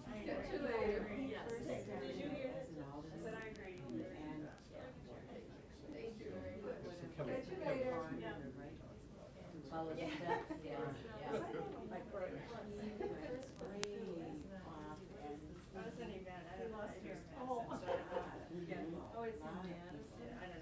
Well, and you also can't, both positions, alderman and Milwaukee County Supervisor, especially what was going on North Cape Road. Right. And all, I was following all that, he wore the hat, I'm sorry, he wore the hat, in Milwaukee County some days, he wore the hat of the city alderman other days. You can't do that. Sitting at a meeting, you could see the, you wanted to say, wait a minute, are you drawing the line? And how, which, you ought to say which side you're. Right, right. And a lot of us realize that, yeah, a lot of the citizens, you'd be surprised, we're following that. No, I know, I would, I'm not sure how much the county helps. I know, probably So, not. I really say education for everybody is so, Yeah. so I would like. Have you ever met Mary Ann Hansen? Mary Ann is very knowledgeable, she is. Hi, And I'm this is Sandy Bucklow. Nice to meet you, and I've heard your name before, so I don't know if we've ever met. I don't think we have, I don't think so. I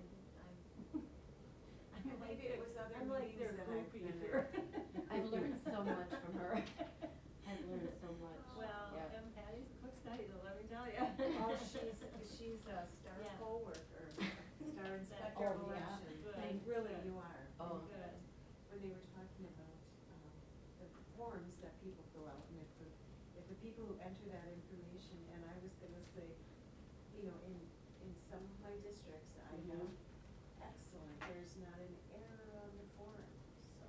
Well, thank You know, you. really what you Yeah. and, I think Jim O'Malley. Yes, yes, Jim, yeah. They were And- just superb. They were Well, just so what superb. was up with that, with our co-chair that day? There was something going Oh, on, I- and it made it hard for us workers. Yeah, I think, you're right, I think both of them are friends, Right. but I don't think they, I Agreed, mean, they, yeah. they work together, okay, but I think they reach, like, okay, maybe 3 hours is enough, and then you Yeah. need to take a break from each other. So Yeah. They're just, I don't know what it is. So. Maybe have one there for so many hours and then one Yeah. there so many, because there were two bosses, that's I'm right. gonna kind of revamp a lot of it, As- and I'm gonna do during the summer, Mhm. because we're getting some new election equipment. Oh, good. For next year, yeah. So during the summer, I'm gonna do different types of, Yeah. poll worker training and just Yeah. different things that we need to Right. focus on, but, Well, yeah, yeah. I'll keep you. Yeah, keep I you always am informed interested in more about training. that. I'm just, you know, wanna make sure I'm doing it right. and, Yeah. so. No, I Oh. appreciate that from my position, that you are always eager to learn and. So I got my closet done. Oh, I was gonna ask you, how's your house I coming? actually have a picture of it in my phone I should show you, I should dig it out later, but it's just a closet. If you see what I gotta go through for that. Stuff to go through. Oh my gosh, I ended up getting a building permit, and the building inspector comes and goes, you're really gonna need a building permit for this, it's a closet. And then my guy said, well, City of Franklin is known to be blah, blah, blah, and I don't wanna get in trouble. Did you have to wait for another and then Oh, didn't yes, somebody? yes, to show up at my house one day. My doorbell rings, and he's got no badge, no city card, he wants to come in my house. Right, and I had the assessor's office call you because Yeah. I didn't know if that was their process lately, but I They thought gave him a new I name. always, He said he's not an inspector, he's, oh shoot, it's been so long, I forgot when you told me they made up a new name for his position. in the assessor? Yeah, right, right. Did you find it? I would have to, I forgot what they called them. I wrote it down at home, and I said, oh, to me, that's still an assessor. Great And so, you know, he stood in my house, and he's like this, checking everything out really fast. Data collector, that was it, that was it. And I'm like, I have nothing to hide. I looked at it and said, original kitchen floor, original carpeting, I was 30 years old.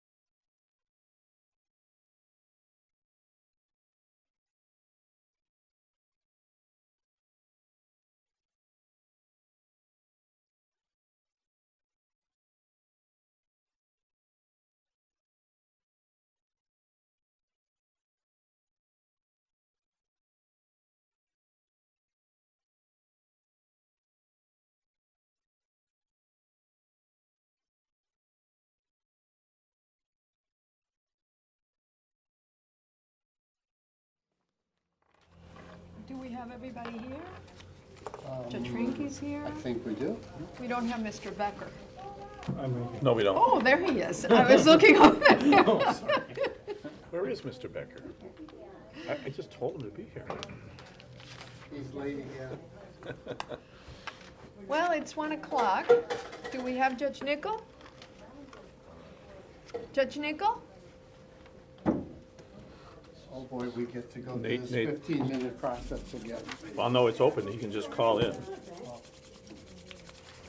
Unless, Adam, did you kick the phone off again? No, you couldn't have because it says ready.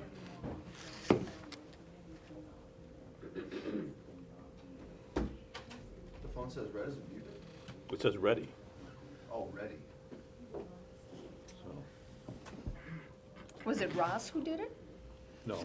No. No, That's right here. You know, I've done that before. Yeah, it's hard. You feel like the smallest person in the room when you do that.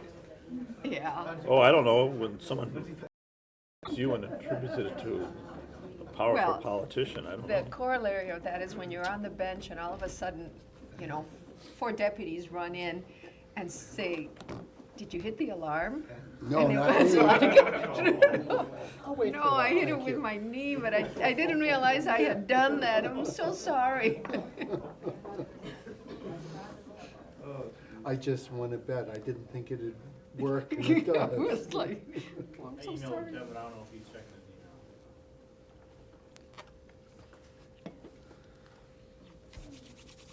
He's probably sitting in the bar, he's probably not at his home. First, we got these pens, and we had to aim them at something to set them off. They actually worked. Do they? Yeah, yeah, that was the first technology. Wow. And then I didn't like the ones under the bench, because if you move around, You can hit them. yeah, with the pen had to be deliberate.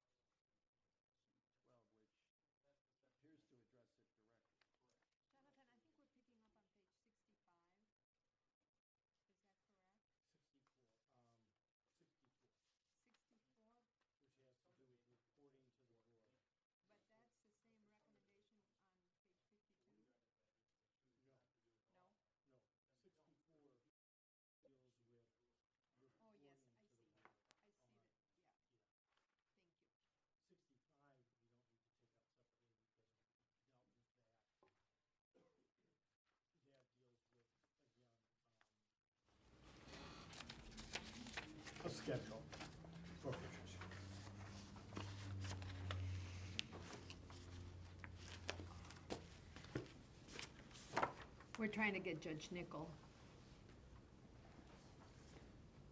I keep wondering, I left the phone on so that he could call back in. Do you have it on mute by chance? No.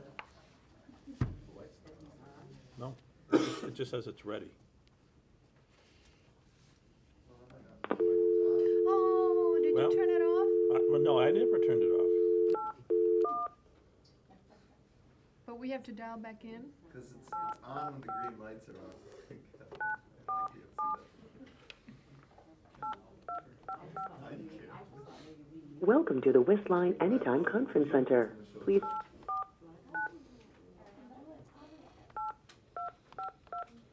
If you are the moderator, press star. Please enter your moderator code, followed by pound.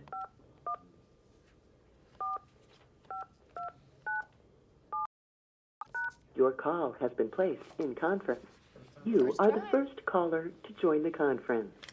Please wait for further participants. Because his phone, his home phone, Judge Nickel? his home phone kept ringing and ringing. I'm on his cell phone. His wife went to the office to check on him, where he was, so. Oh, you lost that now. Well, it's just password kicked out.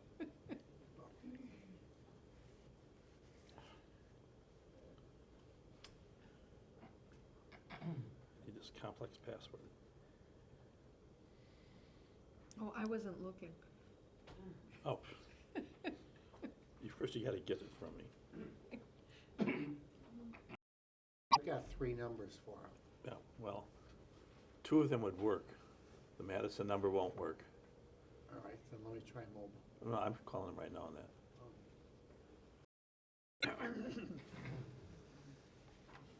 Fine.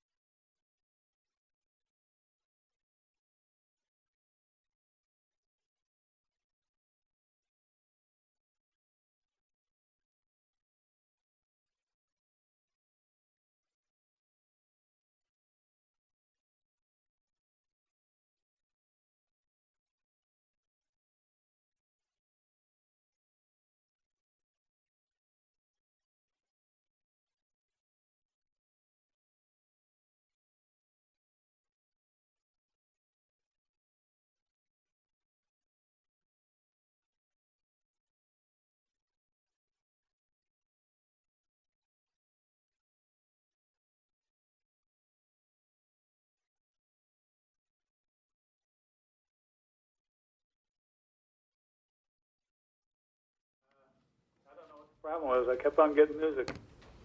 Well, there will be no music here, just fireworks. Yeah. All right, let's come to order. And we were at page 64. Mr. Becker.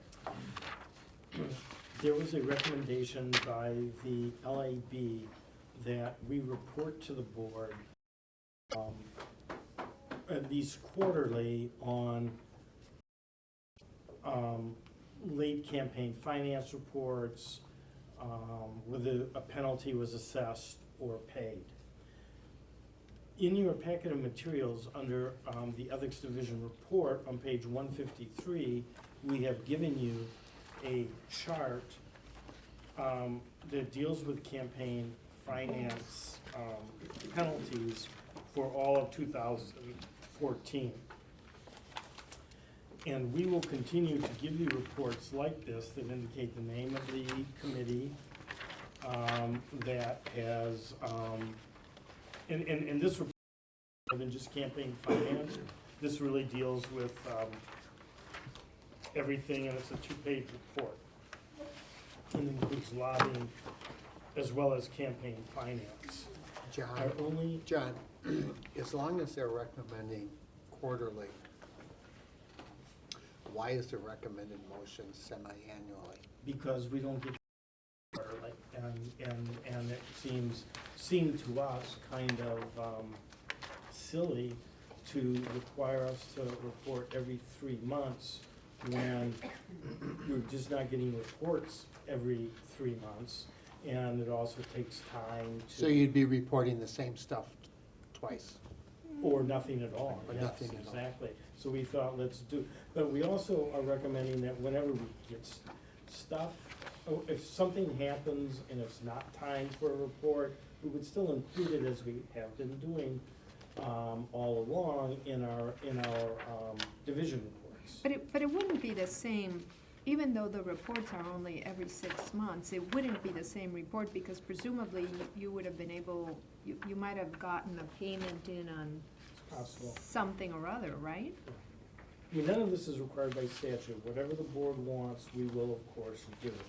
We just thought that every 3 months wouldn't be particularly useful for the board, but we will certainly do it that often. Is it onerous to you? No, it's not onerous. I mean, there aren't that many violations for 2014, it's No, just. because it was not an election, it was not a general election. It's really 2013. This is for 2013. These forfeitures were collected in 2014, but they really involve things that happened in 2013. 2014, just, pardon me? 60, oh, We're on page 64, but the report that he submitted. 153. I'm talking about page 155 report. I'm on pages 155 and 156, or 2 pages of report. Now, one of the things this chart doesn't show is, it just says year 2014.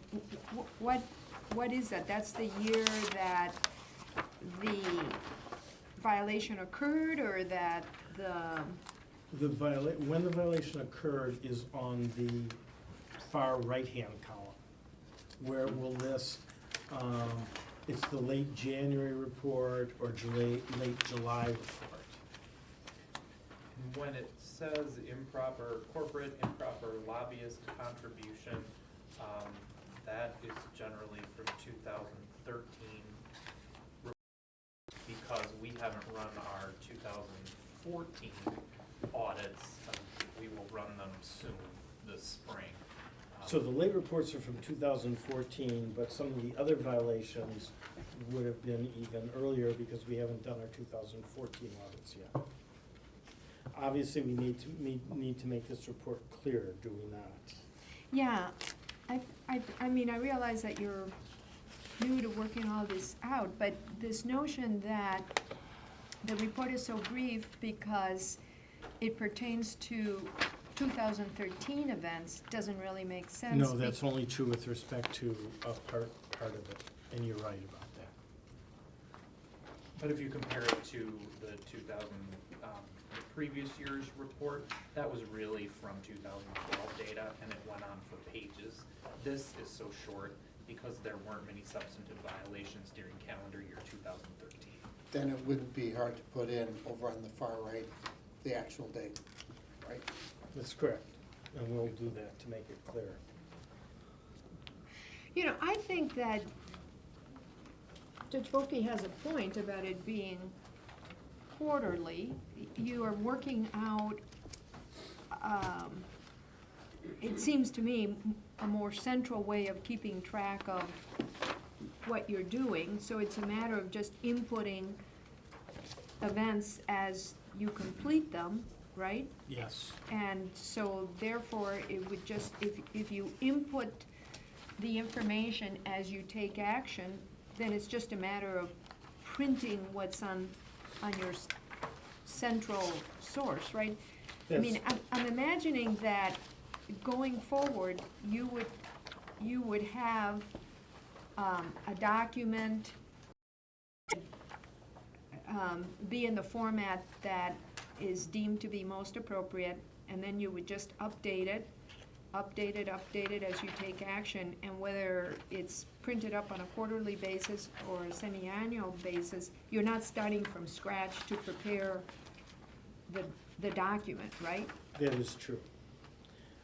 Obviously, we're sort of new at some of this. Yes. And in the past, it has been pretty manual.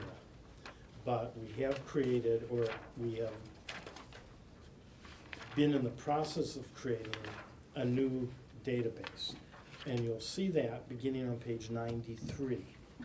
And this also pertains to other recommendations, such as that on page 66, track centrally all penalties. So the reporting requirement flows from the tracking requirement, as it were. And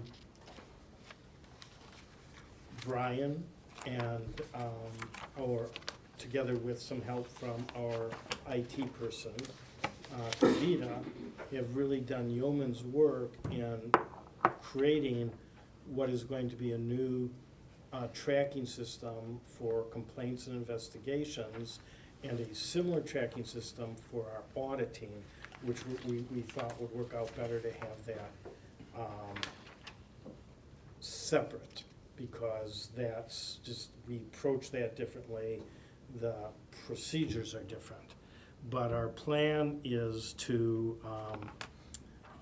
and we have some sample data in there in your closed session materials, which also needs improvement. And we do want to talk about what kind of information the board wants. But yes, we are going to be tracking in this new database who has violated the law and how, and when we've requested a penalty, how much, and when it's been paid. And that will be our auditing database. And our investigation database will be who is the subject of this complaint or investigation, how did it come to our attention? Was there a complaint filed, or was there some other source of information that led us to open this? Information about the substance of the complaint or investigation. We will include, we think, certain information, we could, for example, our plans are we get a complaint in. If it's an email complaint, it will be accessible from the database. If it's a paper complaint, it will be scanned and accessible from the database. We'll track the major activities of any investigation. And we'll include the resolution of whether it's gone to the board and what the board's action was, if the board has requested a forfeiture of someone, when they did that, how much, and was it paid, and when. So that all this information will be there, and then it's just a question of using IT magic, which Brian can generate reports that take whatever information we want from that database. The only thing that makes me nervous about that is just that to create a database with that much sophistication might take a really... It's done? It's done, but it needs some refinement. Okay. In other words, I think some of the labels of the field, I think need some adjustment, but otherwise, what you see, this is the input page, it's working already, it's up and running. So it did take some time, but not, the world of IT now is there's so many tools you can use that have most of this completed, that you can work with. You never have to start from scratch. Maybe you can explain it better. And for both the audits and the complaints, we looked at what we were tracking previously and basically talked about if those fields still make sense. Is that the type of information we're looking for? using the technology that was available, just, they already had the forms created, the database itself. We just had to tell it what we wanted to track, and well, that was it. Rather quick. We have had a database before, it's just pretty obsolete, working on a software that is a decade or more old, and wasn't really giving us what we wanted. It was difficult to work with, so Okay, we're getting there. We're Okay. getting there. Judge Volkey, were you going to? Well, I would just as soon you did it on a quarterly basis. We as will do that. recommended. So you can ignore that motion, well, maybe the motion then should be that to direct staff to, Provide a quarterly report. to provide a Please. quarterly report on all campaign, and you don't need anything further, just the board directs staff to provide a a quarterly report on all campaign finance reports that were not submitted on time, whether penalty was assessed, so et cetera. So it'd be the first sentence of the motion, but change semi-annual to quarterly, would be the recommended motion. Let's strike the last two sentences. Correct. Judge Volkey, are you making that motion? Yes, ma'am. Is there a second? Second. Any further discussion? All in favor, please say aye. Aye. Aye. Anyone opposed? Motion carries. So we covered page 66, I just talked about that. Page 67, we have every formal opinion of the board posted online. There was really never a requirement to post online, it was just to make them available, but we were posting online.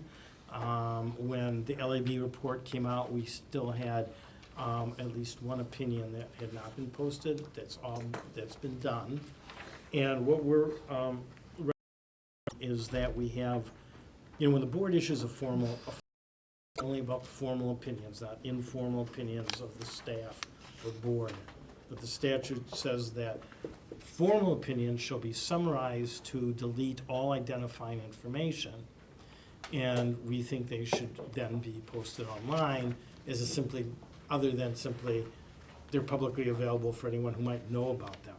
So what we're recommending is that we set up a standard of getting those posted within 10 days of the issuance of the opinion by the board. That gives us time to get the opinion out, requested it, gives us time to then do the redactions that are required, which sometimes, are not always simple, and then we'll post that, and that will be 10 business days. And you think 10 days is manageable for the staff? 10 business days, yes. Okay. We do. I move approval. Any second? Second. Any further discussion? All opposed? I'm sorry. All in favor, please say aye. Aye. Any opposed?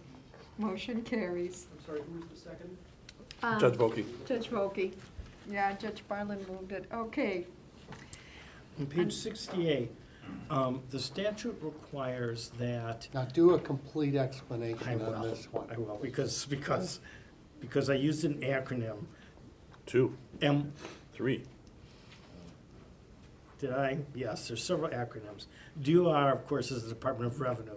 DCF is the Department of Children and Families. And MOU is a Memorandum of Understanding, which is the standard state language for agreements between state agencies. So we don't enter contracts with other state agencies, we enter memoranda of understanding. What's the GAB? Pardon me? What's GAB? That escapes me.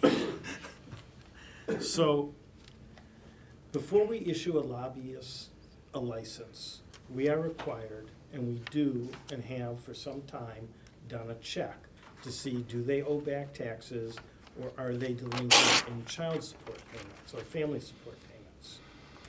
And we do from time to time withhold licenses for that reason. The statute also requires that if someone becomes delinquent after getting a license, the license should be revoked. we had always sort of waited to be told by one of these departments that something had happened, and then we would have revoked. But the departments, children, families, and revenue, they're not that proactive. And the LAB, though, recommended that we be doing checks throughout the legislative session to see if a lobbyist license needs to be revoked. So we've met, by we, it was myself and Brian and others, met with DOR, with Department of Revenue, and you've been in discussions with the Department of Children and Families, and why don't you report to the board? Sure. So after meeting with DOR, we have a better understanding now of what all the potential outcomes could be. So that it's not just a simple that they owe or don't owe. There could be a potential hearing scheduled or requested, and so that helped inform our process quite a bit. We learned some that we'll be able to handle differently and will improve the process. Asking both agencies, we're the first ones to ever ask about doing a recheck. Most people who issue a license just do the initial checks. We'd be the first agency in the state to do so. Wait till the other agencies get audited. You'll turn them in? Yes. So we asked them about the frequency of the rechecks. So the system that we're using now to do the initial check runs overnight electronically, and it can handle up to 10,000 requests at a time. With the lobbyist licensing, we're talking right now about roughly 600 or 700 individuals at max each session. With that low volume, comparatively to what some other agencies are running, they're completely fine with us checking nightly if we want to. Though they thought anywhere from weekly or monthly would be sufficient as well.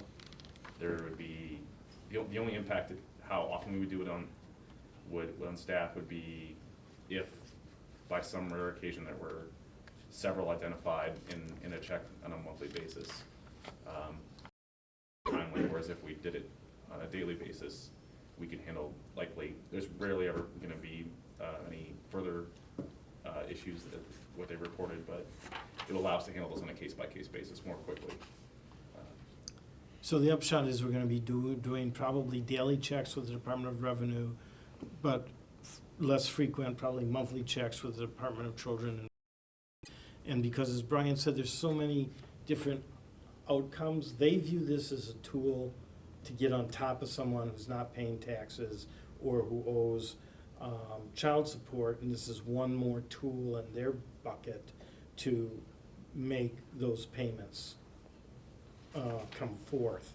And it's really their programs, not ours, but we are going to be, from now on, running these checks on a more regular basis. Do we need a motion on this? No, I don't think we do. I'm just, Ellen, you want a Unless motion? they No? guides on how often they want us to. yeah, unless you care how often we run Any these issue how checks. frequently we're running them, otherwise we can the agencies. Okay. Out here is that we either have accomplished already the recommendations of the audit, or we're well along implementing the recommendations of the audit. For example, in the creation of our database and these schedules. And so 69 and 70 deal with the same issues in the context of lobbying law as we've dealt with campaign finance. Recommended motion on page 69 for the schedule. Oh, yes. So 69 is the schedule for filing of statements of lobbying activity and expenditures. And I'm lost, Jonathan. I don't know where you are. on page 69. I'm on page 69, but the recommendation that I see there pertains to the, We're on lobbying, late filing of lobbying statements. There's a chart below the. And there's a chart, you see the oh, I chart? see that. Yeah. Yes, I'm sorry, I was looking at Sorry. recommendation 29. And the first column deals with, this is the first time someone's been late, and the second column, which would would have us seeking harsher forfeitures deals with someone who's been late in the past. And we would not seek any forfeiture for someone whose files no more than 2 business days late. Thereafter, we would not be on a business day schedule, but on a day, real-time day schedule for imposing or seeking rather forfeitures. Do we need language on this similar to what we discussed a short time ago?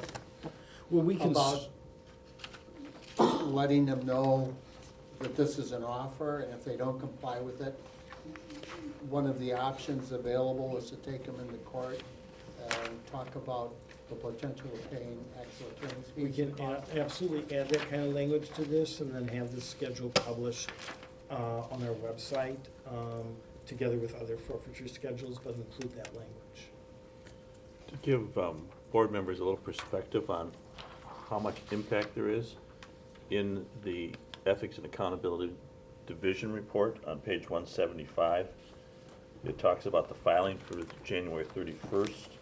701 reports were filed on time, 9 were 1 day late, 8 were 2 days late, 4 were 3 days late, 1 was 4 days late, and 9 were 7 days late.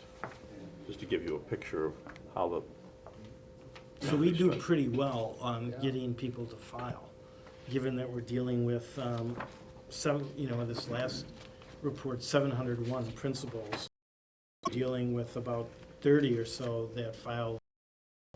And even there, of those 30 or so, over half filed within 2 days. So they're pretty good, and we do, our staff does a really good job of of sending out emails, and even being on the phone with people to remind them to file. I have a note about the new forfeiture schedule. Is that in the memo that we've deferred?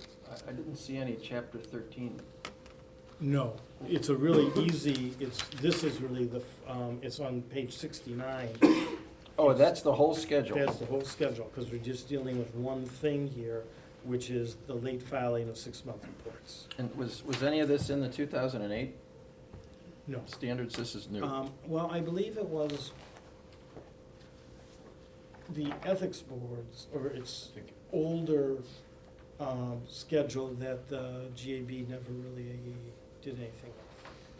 I'd move adoption of this motion with the additional language that number 1, it'll be posted on our website, and number 2, there'd be additional language concerning the consequences of non-compliance, including court action. And what you want posted on the website, is it the schedule or the violators? Schedule. Okay. Schedule, yes, ma'am. Second the motion. And discussion, create a problem where none exists, but it seems to me we have the same issue with this as we do when we get around to approving a schedule for other violations, and that's whether the statutes require that this be done by rule. I'm not entirely adverse to violating the law, but I just like to know when I'm doing it. And maybe this is so ambiguous it doesn't matter, and if this is I'd prefer that none of this be done by rule. That seems to me kind of inflexible. Does it have to be done by rule? Let's read you the 2 provisions of the statute that into this. Nate, can you give me the first one? Sure, they're both in 505. We have 505C, which is kind of your general, the general authority of the staff and the board. 505. 505(1)C. Okay, let me read that. 505. It's real long. Right, but Essentially, it starts with the second sentence of that section. The board may compromise and the settle. board may compromise and settle any civil action or potential action which, in the opinion of the board, constitutes a minor violation or caused by excusable neglect, or for other good cause shown, should not be prosecuted. And for the most part, we will regard these in that, in that. Any settlement made by the board shall be in such amount as to deprive the alleged violator of any benefit of his wrongdoing. In settling civil actions or proposed civil actions, the board shall treat comparable situations in a comparable manner, and shall assure that any settlement bears a reasonable relationship to the severity of the offense or alleged offense. So that's the general Authority for the board. power, authority of the board. Then there is, what's the next section? 505, 2M, C12. Next page over, John. And that says the board may, by rule, prescribe categories of civil offenses which the board will agree to compromise and settle without a formal investigation upon payment of specified amounts by the alleged offender. The board may authorize the administrator of the Ethics and Accountability Division to compromise and settle such alleged offenses in the name of the board if in the aggregate the payment is not more than $1,000. So you have the board may and not shall. The alternative is to give you the authority.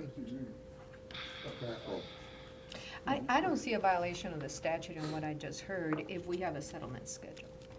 I don't either. know if it, you're looking at the statute, John? Yeah, You- and I was considering the last one that was just read, and when you get a statute that says may do something by rule, does that mean that you can do it, and you can do it by rule or without a rule? In which case, what's the point of the statute unless it means you may do this, and if you choose to do it, you do it by rule? I'm not advancing that interpretation, but that is one interpretation of that language. On the other hand, it would be helpful to the public and to lobbyists to know, generally, first of all, this is not a problem area for the agency. There's been pretty good compliance, right? This is the lobbyist's livelihood, and they're professionals, and they're interested in complying with the law generally. So, That's absolutely correct. Judge Volke's motion is that we adopt this, that we post it on the website. We could entitle it Settlement Schedule, and As authorized by the board. I mean, we're clearly doing what is addressed in that statutory language. We're putting a schedule out there that the staff can compromise these things without any further board decision or input. And the only question is, can we do that by rule? So in other words, and you stated it, you read that statute as saying, you may do it, and one way to do it is by rule, because you may do it by rule, or is it saying, you may do it by rule, but that's the only way you can do it? I don't believe that the statute says that. There's no shall in what I heard. So I just I don't agree, see it's not- why it's a not rule is mandatory. required. And I think flexibility is desirable. If at some point this became a problem, I would imagine that we might seek a modification of the settlement schedule, and changing a rule is a much more cumbersome process. And that's why I said I do not like the idea of doing it by rule, Yeah. but the statute's unnecessary under that reading, because we clearly can, We have the authority. yeah, we have the authority to do it. And so Okay, so, I'm okay with it. I'm not going to oppose the motion, but I want it noted that we duly considered okay, whether we were violating the law and decided we weren't. there was a proper exercise of And that it was brought discretion to your there. attention by Nate and I as a possible issue. Okay. So Judge Volke has moved the adoption of the recommended motion at the bottom of page 69, with the addition that the settlement schedule be posted on the website, and there be a description of the consequences of noncompliance consistent with the general language about these matters. Is there a second? Has this been seconded? Judge Bartlett did. Judge Bartlett, second it. all right. Any further discussion? Can I ask whether you might want to consider including language that specifically authorizes the division administrator to do this with no penalty under 1,000 within the parameters of the statute? So that we can point to this as, I don't know if you adopted the schedule, but you've directed the staff through the division administrator to collect that? Based upon what Jonathan read to us from the statute, that would be my, to give him the authority to do that. Okay. Is it clear if we pass this motion whether we still retain discretion to impose greater or lesser penalties if the board wants to? That's the whole point. If Jonathan does it, he follows the schedule. If there's a concern about this, it's going to come to the board, and you're not under that provision. If we get a fifth, sixth, seventh under the chart, that's resolved as a second or greater, but is it clear that I think it is, simply, Okay, good. if for no other reason, the maximum penalty is $5,000, and we're only talking about a maximum on this chart of 1/10 of that. I mean, I know this isn't maybe written anywhere, but we read these forfeiture levels to apply in the ordinary course. And if there's something extraordinary about a recalcitrant person, for example, or on the other hand, someone, and we get this a lot, their treasurer has died, or their lobbyist who is the one that always filed the reports died or left the state. This has happened, and they call and say, I can't get the information. You know, we would come to the board, I think, and say there's either come to the board to ask the board to depart from or not necessarily adhere to the standardized schedule. I think this is providing you with guidelines in such a way as we don't have to worry about trying to micromanage something. We're trusting your discretion. Any further discussion? Yes, the language refers to it on my page 69 as a new forfeiture schedule. Shouldn't that be the new settlement schedule? That's right. Yes. Again, we're a little sloppy there. So it is a settlement schedule? Yes. Anything further? All in favor, please say aye. Aye. Anyone opposed? All right, motion carries. Page 71.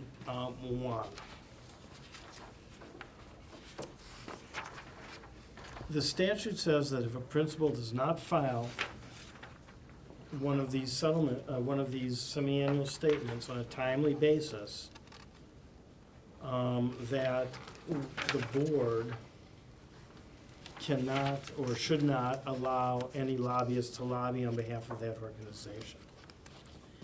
And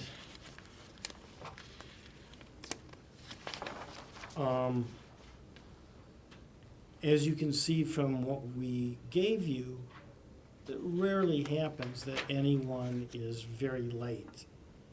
Most everyone files on time, and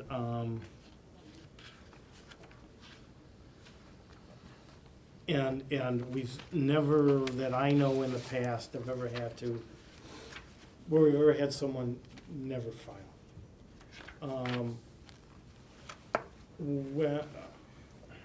We have some concerns about the constitutionality of this statutory provision. Why? You can prohibit a lobbyist from lobbying, because that's just a person representing the organization. But under the First Amendment, every organization has a right to petition the government for redress of grievances. Lobbying is petitioning the government in its most pure form. And so to say to an organization, you may not lobby because you're late in filing, I think is a pretty major step to take that I would not want to do as a matter of course. But they're not requesting that, right? They're just That's what the LAB is recommending, that we prohibit principals that have not filed timely statements. 71. Yeah, we're on page 71. Yes, but I thought that the recommendation was that the principal be precluded from using that lobbyist, be from lobbying at all. Well, lobbyists aren't the ones that file the report, it's the principal. And so you'll see that prohibit principals that have not filed their report from using any lobbyist, which is essentially to say, from lobbying. I see. Well, if that's a question, can't we request an opinion of Attorney General? We certainly could, yes. And I Why think don't what we do we've that? recommended here is that we would never automatically suspend anyone, that we would work with principals as we do now to get a file, to get a, to get the filing. We could even notify principals of this provision of the statute, but we would never take any action without coming to the board. What- And it might be a good idea to ask the Attorney General for an opinion about it. Why don't we just ask the Attorney General whether or not what the audit, what the LAB is recommending is constitutional? Yeah. Good idea. I'd like to move that. That's, Judge Freilich has moved that. Any second? Did you hear that, Judge Bartlett? I'm sorry, I missed it. Judge Freilich is moving that with respect to the matter on page 71, the prohibition of principals that haven't filed timely statements, that we ask whether or not that's constitutional, ask that of the Attorney General. Oh, I'll second that. By statute, we do have to give them 10 days, but after 10 days. All right, a motion has been made and has been seconded. Any further, did you hear that, Judge Nichol? I did. Any further discussion? All in favor, please say aye. Aye. Aye. Anyone opposed? Does that motion also include approval of the process the staff is Yeah, following well, that's to something ensure separate. compliance?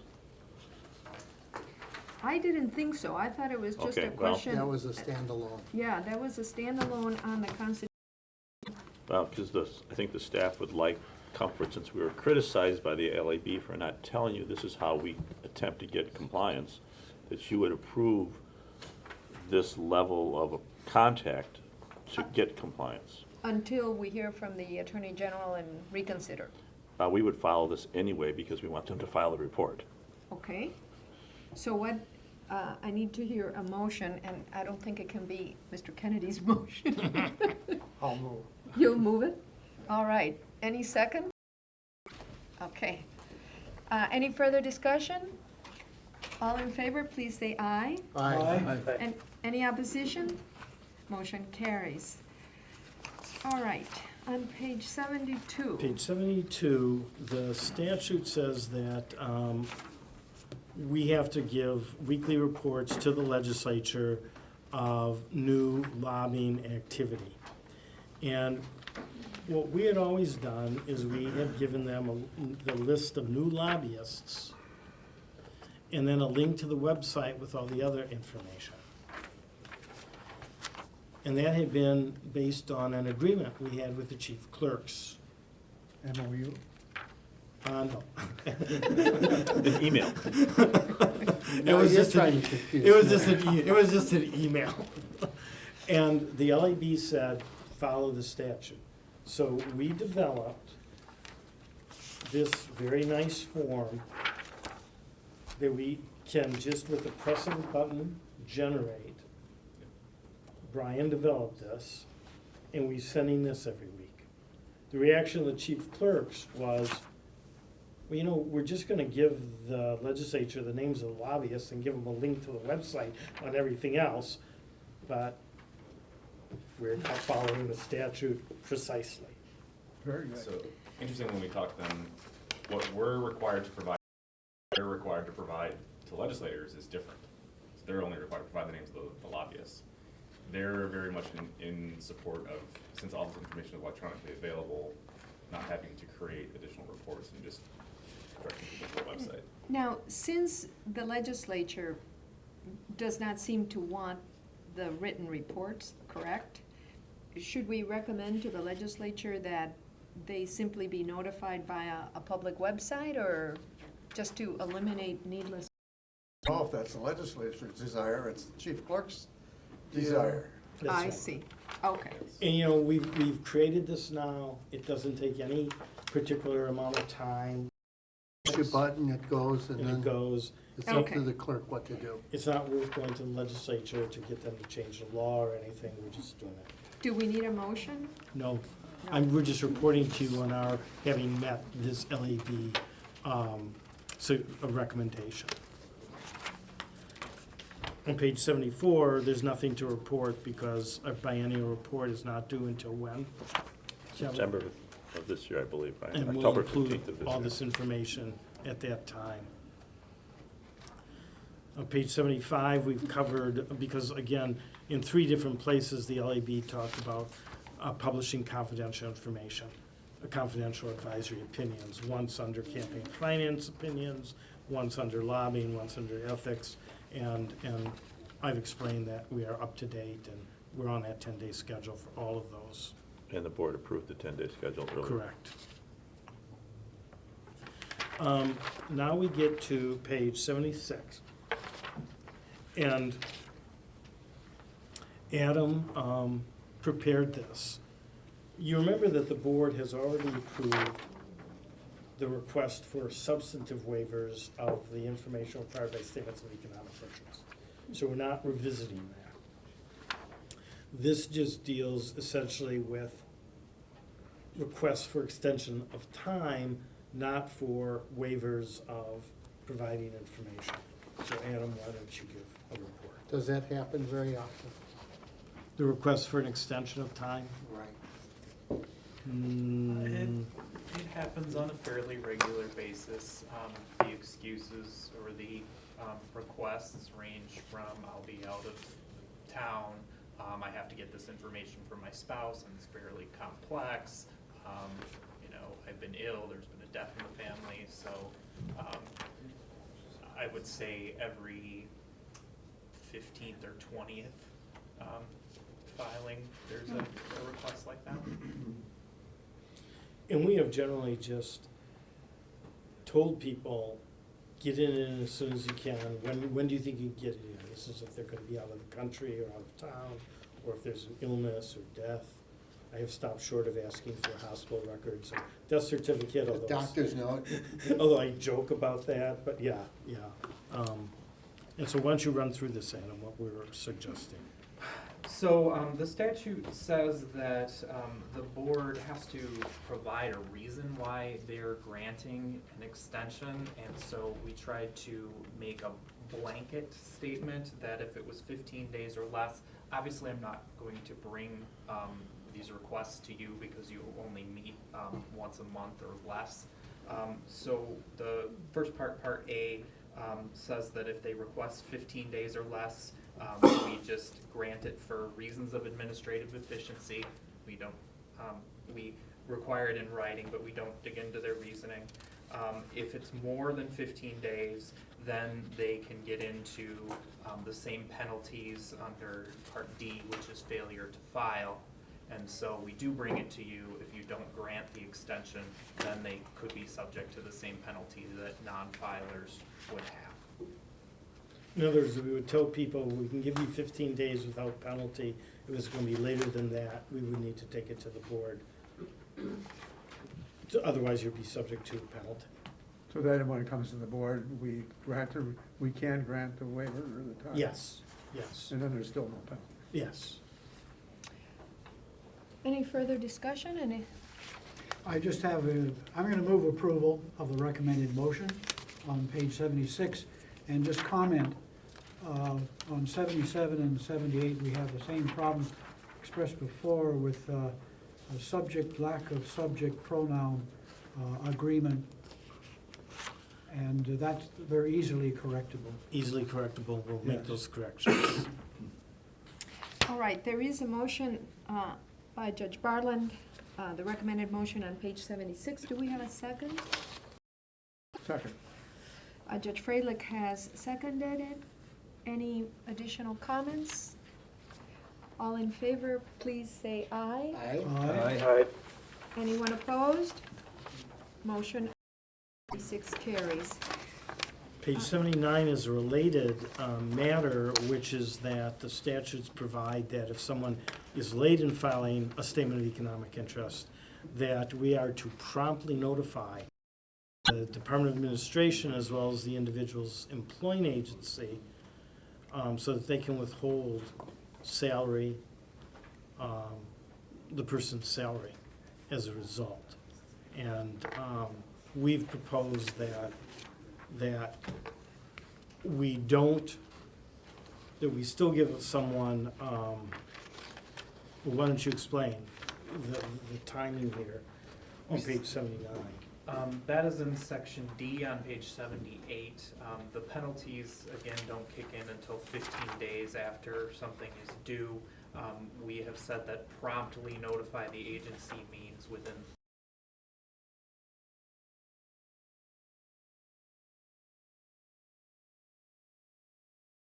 once or twice a year. Exceedingly rare, but really what we're asking the board is to in essence, define promptly as 30 days. That we give someone 30 days before we notify an agency of salary.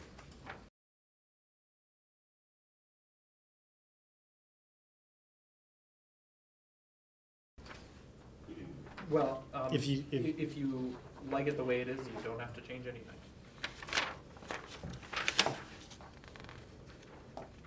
Can you just strike out? Strike out that word. If desired. Yes. And so, in essence, what the staff is recommending on page 79 is that we adopt what's in the memorandum set forth at pages 77 and 78. Am I reading this correctly? Yes, that's correct. With respect to the notification issues. Right, really, on this one, we're really talking about 78, just page 78, item D. Well, should that 79 motion read, the board makes, or directs staff, the board directs staff to follow the updated procedures effective January 1st, 2015? Yes, that's a good note, that's a better phrasing, yes. I'll move accordingly. I thought it had already been moved, no? No. Okay, so your motion, Judge Freilich, is the board directs staff to, Follow the updated procedures effective January 1st, 2015. Second. discussion? All in favor, please say aye. Aye. Aye. Anyone opposed? Motion carries.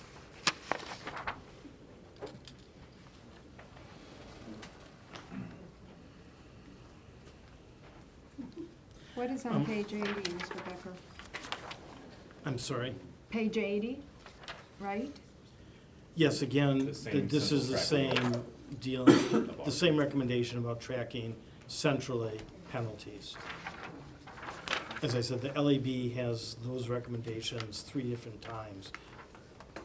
Forfeiture schedules, tracking, reporting to the board, because they separated out campaign finance, lobbying, and ethics. All right, let's take them one at a time, just in case any problems develop. Do we have a motion on, with respect to the recommendation on page 80? Is there a need for a motion? We There's did, no, on this one, this is No just, action? there's no action required. This is just, we 81 showed and you that 82, new we got database that we've created or in the process of creating. then with respect to the recommended motion on page 81,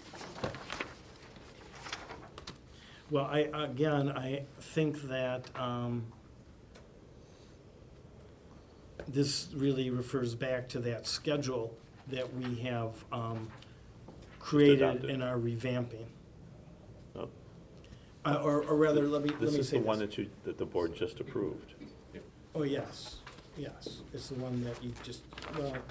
Judge now Freilich's I'm motion becoming is slightly confused. as amended. Yeah, it's the same as. Yeah, that's right, you just, The board approved this in number 38. yes, so what is 81? Just a repetition? yes. Yep. Yes, It is. It's basically already done it. Right? Okay, Yep. Yes. on So no 79, no action taken, same thing on 82. Correct. no Yeah. action needed on page 82? That's right. Okay, well, it's nice to move along. I mean, it was, Because Judge Nickel isn't here. Oh, no. Judge Nickel, did you hear that? I heard that. That was Tim. All And right. there's nothing required on page 83, really. Nothing required on page 83? It was just there for our reading pleasure? Are we talking about these procedures? Yeah, that's page 83. Okay. Recommended motion. On the bottom of page 83. Oh, I was gonna sorry. say, this is the big thing. I'm just, yes, I just, I will tell you that trying to fit what we've done into the LAB recommendations has been, for me, a difficult process. Because we don't think in terms of those recommendations, we think programmatically, so.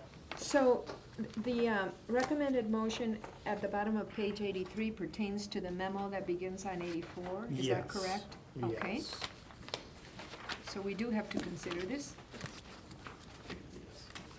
Yes. Mike, did you want to talk about this? I can. I mean, Jonathan, Don't say, John, you agreed to do this, yes? I Oh, developed did these I? I thought we together. agreed Mike would. A recommendation from the LAB about having written policies for considering complaints for both the ethics and the elections division, also maintaining a centralized database or centralized information about complaints, and then reporting to the board. So what follows that recommendation are two documents. One is a memo outlining with some background, and then outlining the different types of complaints we get, and the improvements that we have made to the procedures. And I want to, I guess, emphasize or state clearly that it's not that we did not have procedures in the past. In fact, chapter GAB 20 of the administrative rules is really the complaint procedure as far as complainants are concerned. That tells them the deadlines, how they file a complaint. And but what I think was lacking was maybe internal procedures on our staff, who's going to do what and in what time frame. And so that is where I think we've made some great strides, as Jonathan alluded to. We have this database, and so following the memo, starting on page 88 of the packet, are draft procedures that we are asking the board to sign off on. They are similar for both divisions, but I separated them out just to account for differences in the types of complaints we receive. We do add a couple of screenshots just to give you an idea of what the new complaint database looks like, starting on page 93.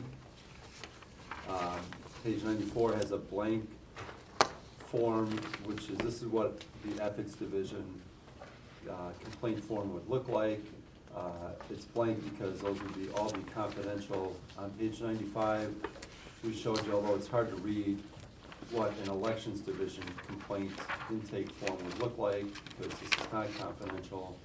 It gives you an idea of the data that we are capturing, and I guess I would just point out right at the bottom of that on page 95, those are showing what the attachments are that are with this complaint record in the database.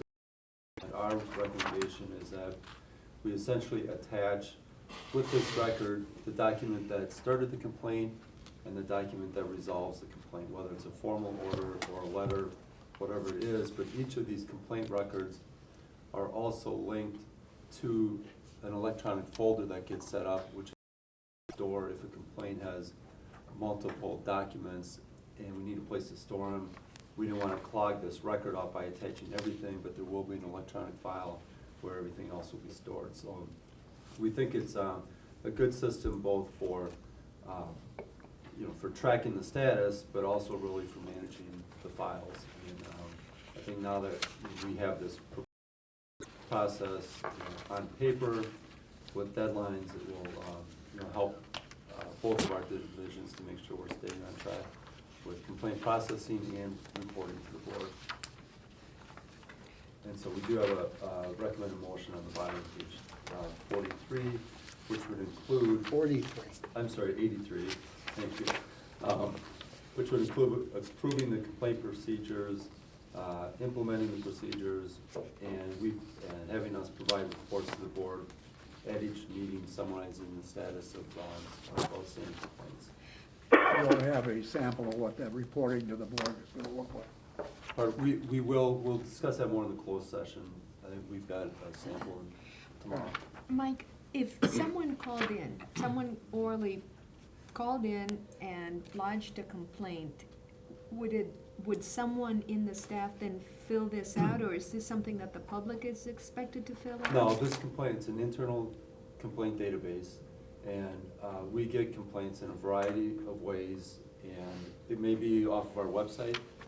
They can send it, if somebody phones it in and deem it to be a complaint, we could just simply record that data in there. The other question is, do we, require them to send us an email? And I think that just depends on how significant it is.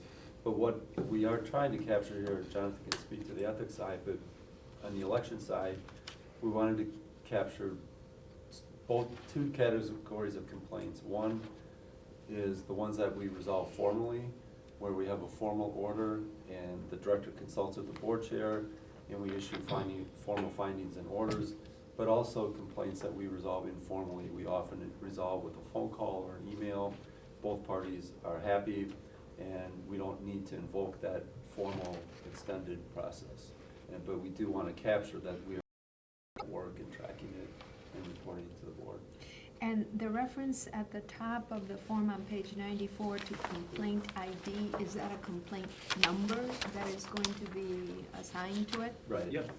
So we automatically calculate, we pull in the year it was filed and then a sequential number, so we can always just refer back easily to that number, and it's automatically assigned.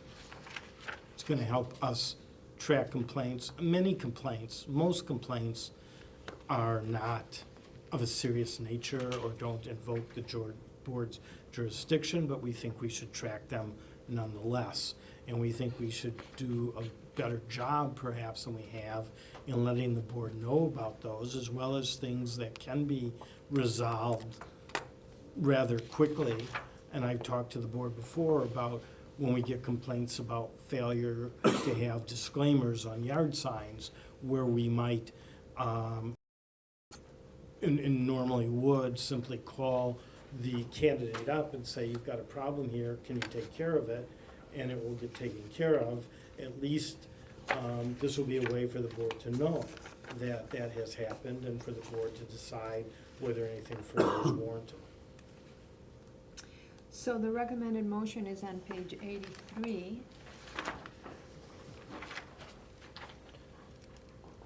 I have a question about the two samples on pages 95. When does that information get posted online? Never. Oh, online to the public? Yes. Never. So this is never going to go up? You will see it if you want. We will see it. You will probably get a shorter form report generated from this information. This is an internal database only, because statute requires it to be confidential, at least on the ethics side. So where you select, on page 93, where you select, who gets to make that selection? That's all internal? That's all staff. Picks that based on the type of complaint, and that determines whether you see the form on page 94 or on 95. And one of the recommendations here is currently, if someone goes to our website and uses the complaint form, they do select the nature of their complaint, and they usually get it wrong, or often get it wrong, and I believe is to eliminate that self-selection, because it's not helpful. On the other hand, if the public asks for a list of all election records, we can then generate the report for them. Because it's a public record. On the ethics and accountability side, they can only get those dispositions that the statute allows, where we've imposed a settlement offer, for example, and we have other reports that generate that. And that's another field that we are going to have on the ethics side, which is this public? Because there are circumstances under which it would be, and that would require a positive check mark, which you see in the lower right-hand corner.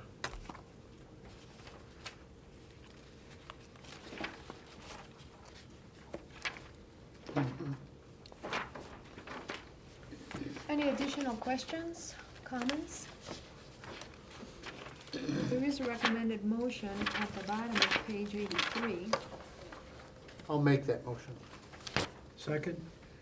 Any additional discussion? All in favor, please say aye. Aye. Aye. Anyone opposed? Any opposition? Motion carries. The last three recommendations deal with the administrative rule process, and you'll be getting an update on that as we assign the staff to that. But right now, obviously, we have not been moving forward. We're near the completion of hiring our staff attorney, but you'll get a regular report on the status of administrative rules. Are we gonna talk about how you are on the hiring of a lawyer? We are going to talk about that. That's part of the closed session. Oh, closed session, okay. All right.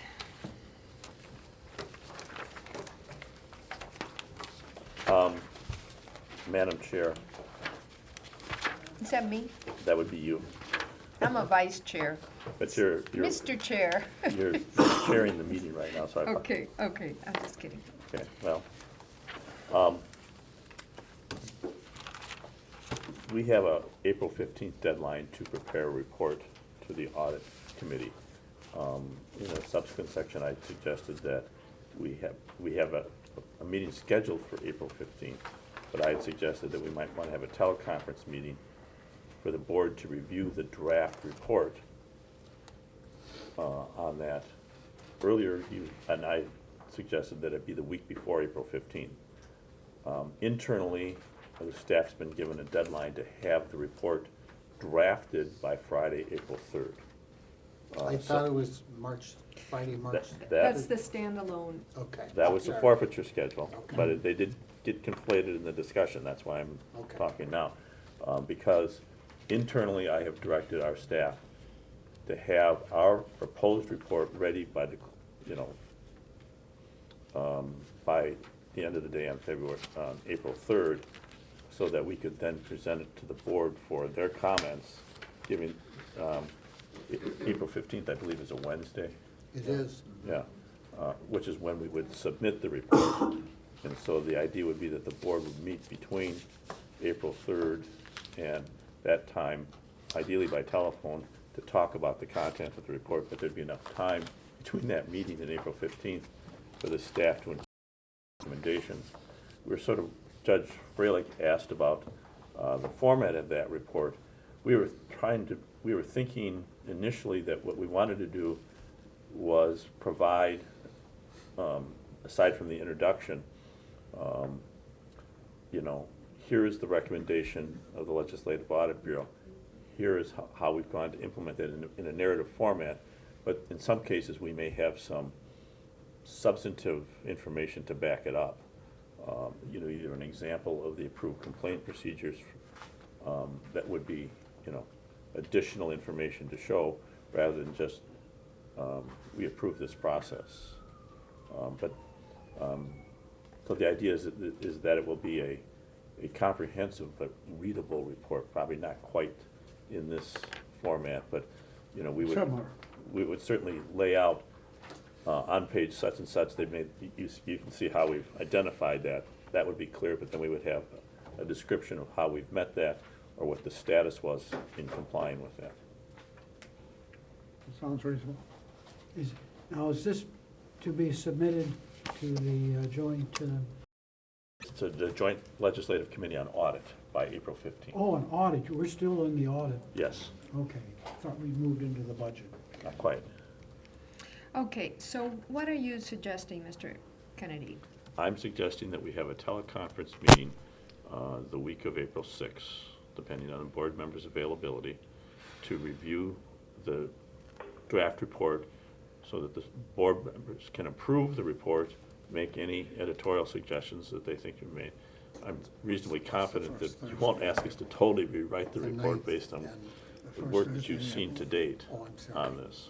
It's the second. That's the day I'm not available, but other than that. Yeah, I'm not available It's the- 2nd or the 9th. Oh, I was just gonna say, the only day that I'm available that week is the 9th. Which week are we on? The week of 6th. April 6th. All right, got it. Judge Freilich is not available on the 9th, No, a second. the 2nd. Judge Volkey's not available on the 9th. On the 2nd or the 9th.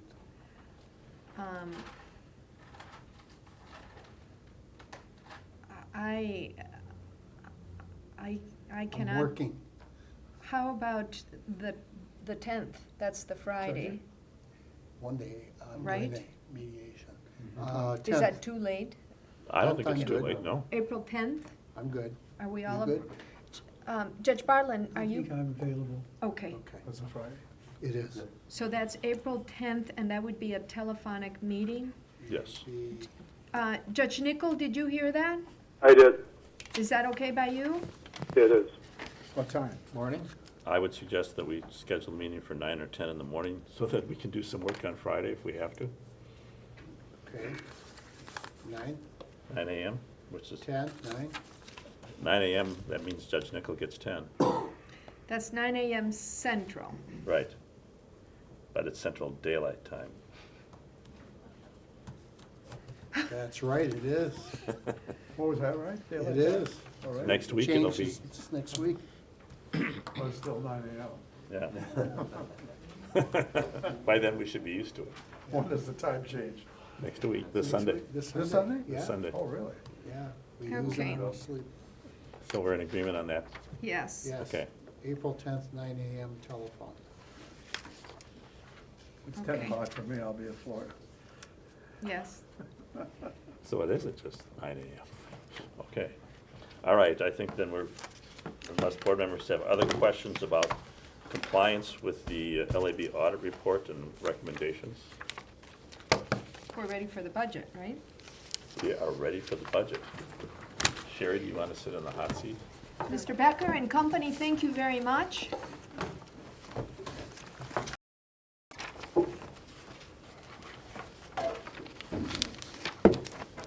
Our budget experts are, for this, are here. The materials begin on page 99. Let me start by simply saying that a lot of this has been in flux, so you'll find that sometimes we have some more information to share with you now than we knew at the time we were drafting this report. But it's safe to say that this budget presents a very real challenge for the agency. You know, we recognize and appreciate that the effort in the governor's proposals to streamline state government to make it more efficient. But this could cripple our effectiveness in delivering services to voters, local election officials, and candidates. Some of the implications of the budget were not evident at the time we prepared the meeting materials. Probably the one positive element in this budget is that the governor recommends providing funding and permanent position authority for the 22 federally funded election positions to replace the 26 expiring project positions. These are being provided on a temporary basis with an end date of June 30th, 2017.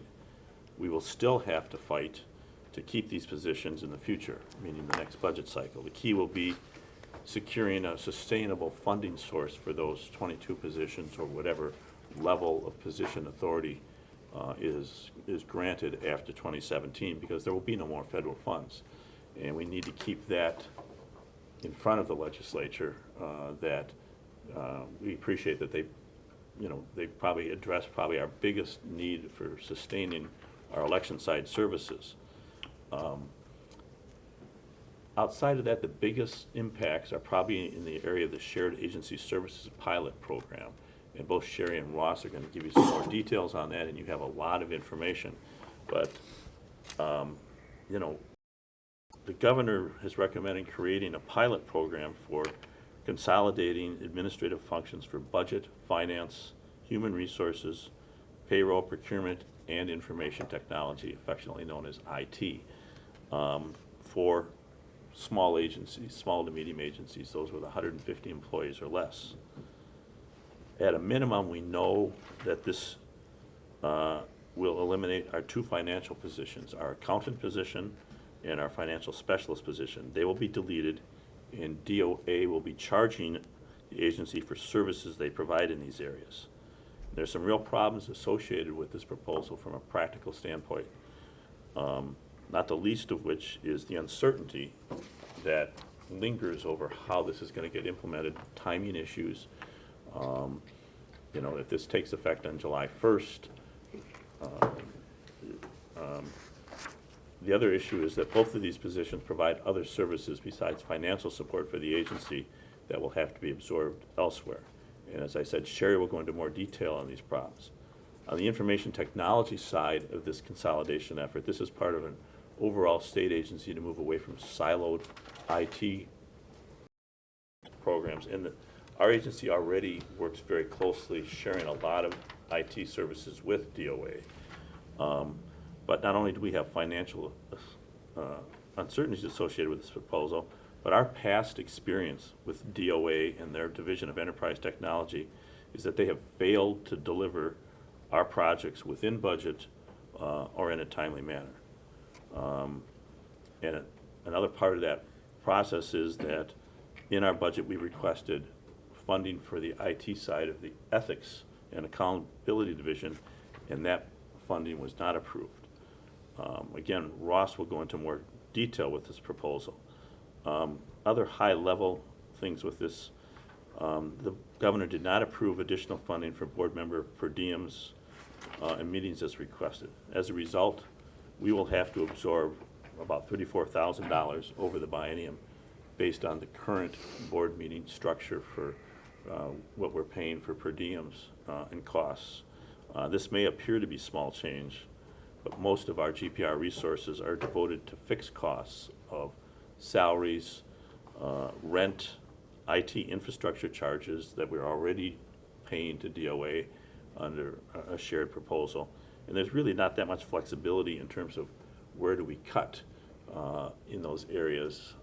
You know, other things such as staff training or printing that would be paid out of these matters, to reallocate those funds to pay board member per diems. And I know this touches you personally, so I thought it was important for you to know. But when we made our budget proposal, we did it based on, you know, 7 years of experience with board member meetings and the costs associated with those meetings.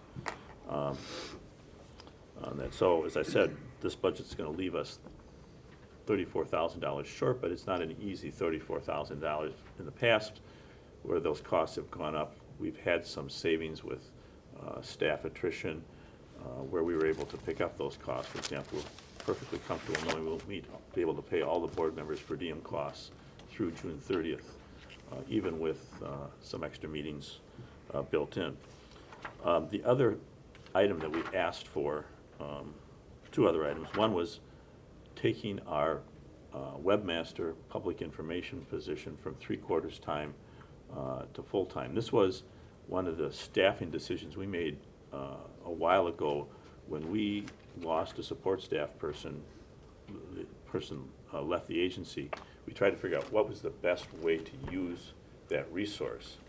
And we had a federally funded public information officer position who could only work on, you know, disseminating information to the public and election-related matters. And we thought, this is too vital, since most of what we do is outreach to the public. We needed that to be part of our permanent staff. The problem was that that position is only 3/4 time.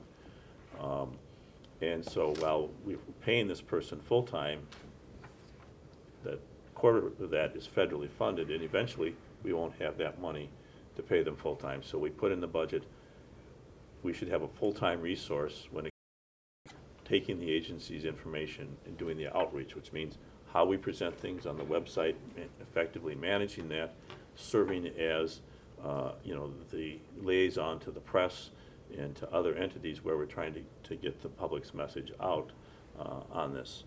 But isn't that 1/4% part of those 22? It's not really part of the, it's not part of the 22, but we're paying, you know, we're able to pay this person extra, you know, for the 25% with federal funds. Once that federal funding is gone. But I mean, if the governor is making the 22 permanent, doesn't that include that 1/4%? No, that was No. not in our proposal. That wasn't, Those that were wasn't, two that's not. separate proposals. They're like two separate proposals. The- So it was 22 1/4. The 22 is for the federally funded positions, and then the extra .25 FTE was for a GPR I position. understand that, but if it's now funded 1/4 by the federal program, then it's part of the 22 that are made permanent, isn't it? It doesn't work that way in the payroll structure. Oh. Yeah, we're able to pay this person full-time wages by using federal funds for that. So the Yeah. federal funds go away. Right. How are you gonna pay them that quarter now? We won't. We won't. Well, you hire one of those 22 for 0.75%. You make this one full-time, doing a quarter of something else. Well, I mean, you gotta see it, you gotta Yeah. get the job done. right. That's your job, Yeah. not mine. But we only have position authority for the 22, not the extra point. Unless what he's suggesting is we And he's take a suggesting quarter of that and reallocate, add it to the, correct. yeah. Something that we will have to explore with the. That would be one of the options for that.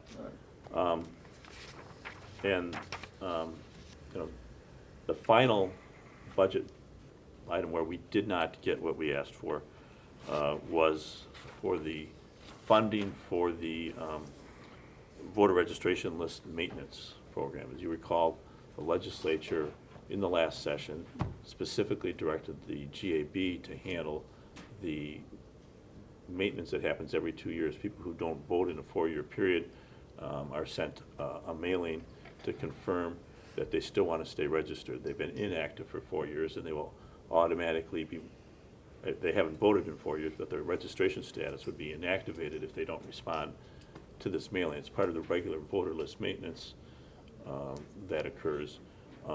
This is a responsibility of the municipal clerks. That's the one we took over. That's the one we took over, but we said it's gonna cost us about $96,900 to do. And we said, if we're gonna take it over, we need the funding to do that. Didn't we do that once? We had done that, but again, it's a question of tapping into the federal funds to do this. And we said, if this is gonna be a specific requirement of our agency to do, then we should have the funding for that. Now, alternatively, what we could suggest to the Joint Finance Committee is, if you're not gonna give us the money, you should give us the ability to bill this back to the locals, since it's ultimately their responsibility. In other words, and what I'm suggesting as we talk about these, that, you know, we need to reach out to the Joint Committee on Finance. We are taking the ideas that are here and putting them into a letter directed to the committees. We're not going to have a hearing before the Joint Committee on Finance. They're only hearing from the 6 large agencies. They're holding those hearings this week. I think next week they have their public hearings. Then they come back and they will start voting on specific motions with respect to the budget. And we'd like to ask, you know, the committee to consider certain things. One of the things with this would be,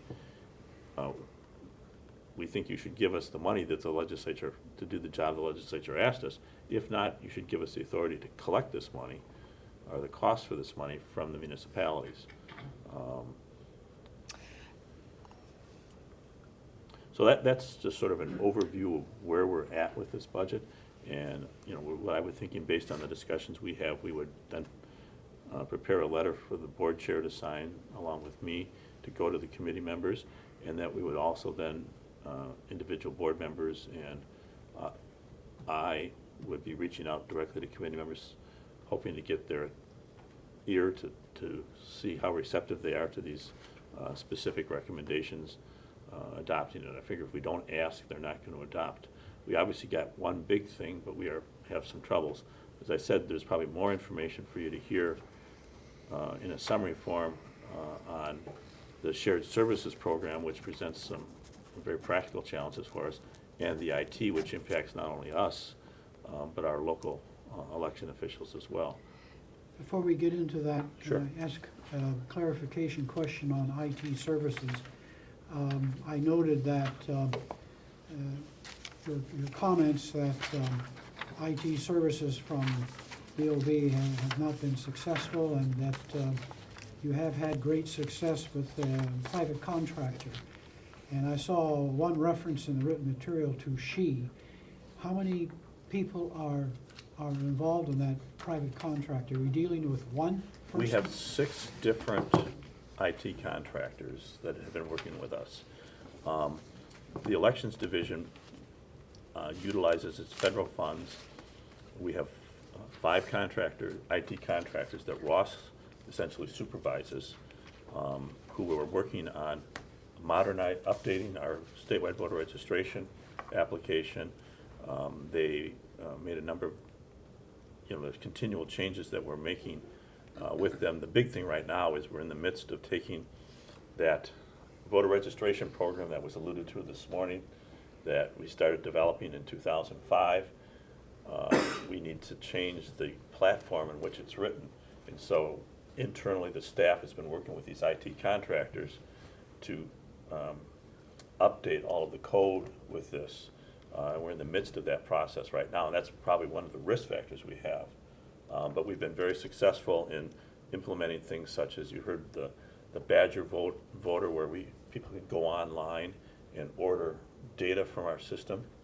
That was done with the help of our contractors. Ross can give me a couple more short-term projects that. My Vote Wisconsin, where we created the voter website where voters can search for their sample ballot, find their polling place. Military voters can retrieve their ballot electronically, same with permanent overseas voters. The felon audit dashboard that we talked about, that was created specifically by our IT team. Let me stop there and just say, the sixth person is the person who serves John's division, where we asked for, the funding to pay for that, which I think is $176,000, is what the annual cost for having that contractor is. That person came on to finish the job that DOA did not complete. When we built a lobbying database, we went to DOA and said, we had gotten permission from the legislature to do this, and in doing that, we'd gone to DOA under the proposal that they're saying now and said, can you build this? How much is it gonna cost? What's the time frame for this? They gave us an estimate of just under $100,000 and 2 years to develop this. We went to the legislature and said, we need to replace our existing lobbying database. Here's what DOA says it's gonna cost us to do this. They raised the funding, the fees they charge lobbyists to pay for that. And it took DOA twice as long to get the job done than they'd said.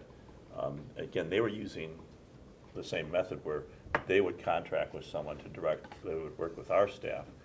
The cost essentially doubled to do that, and at the end of the day, we still don't have, while we have a very good lobbying database, it still doesn't do everything that was in our specifications to do, which is one of the reasons why we have this additional person who has been helping us fix those things, plus look at, how can we now bring our statement of economic interest database into the 21st century, because you all file statements of economic interest along with 2,500 other state public officials, and what you get is a piece of paper based on what you filed last time, and then you update it, we key that in. We'd like to be able to have you put your own data into the system like is done with the lobbying information, so that we, again, bring things, modernize it, and also so we can generate reports. It takes, we have to hire someone just to generate those reports that we send out to the 2,500 Is that people. additional person you just referred to one of the 5 private contractors? That was the sixth one. So we have 6. We have 6 at the moment. We have 5 people who really work for the elections division and 1 person for the ethics division. And again, just to reiterate, we had done some informal inquiries, how much would it cost to rebuild our existing lobbying database? We thought it would be $200,000, went to the legislature and said, why don't you raise lobbying fees for 2 sessions, and it would be enough to generate $200,000. We went, then when we started to put things out for bid, DOA said, we can do it for $100,000. We said, great. So we entered into an agreement with them for $100,000, and that's what the legislature authorized us to spend. $100,000 later, the thing was nowhere near completed. We had to go back to the legislature and say, we need the other $100,000. They released that. We spent that.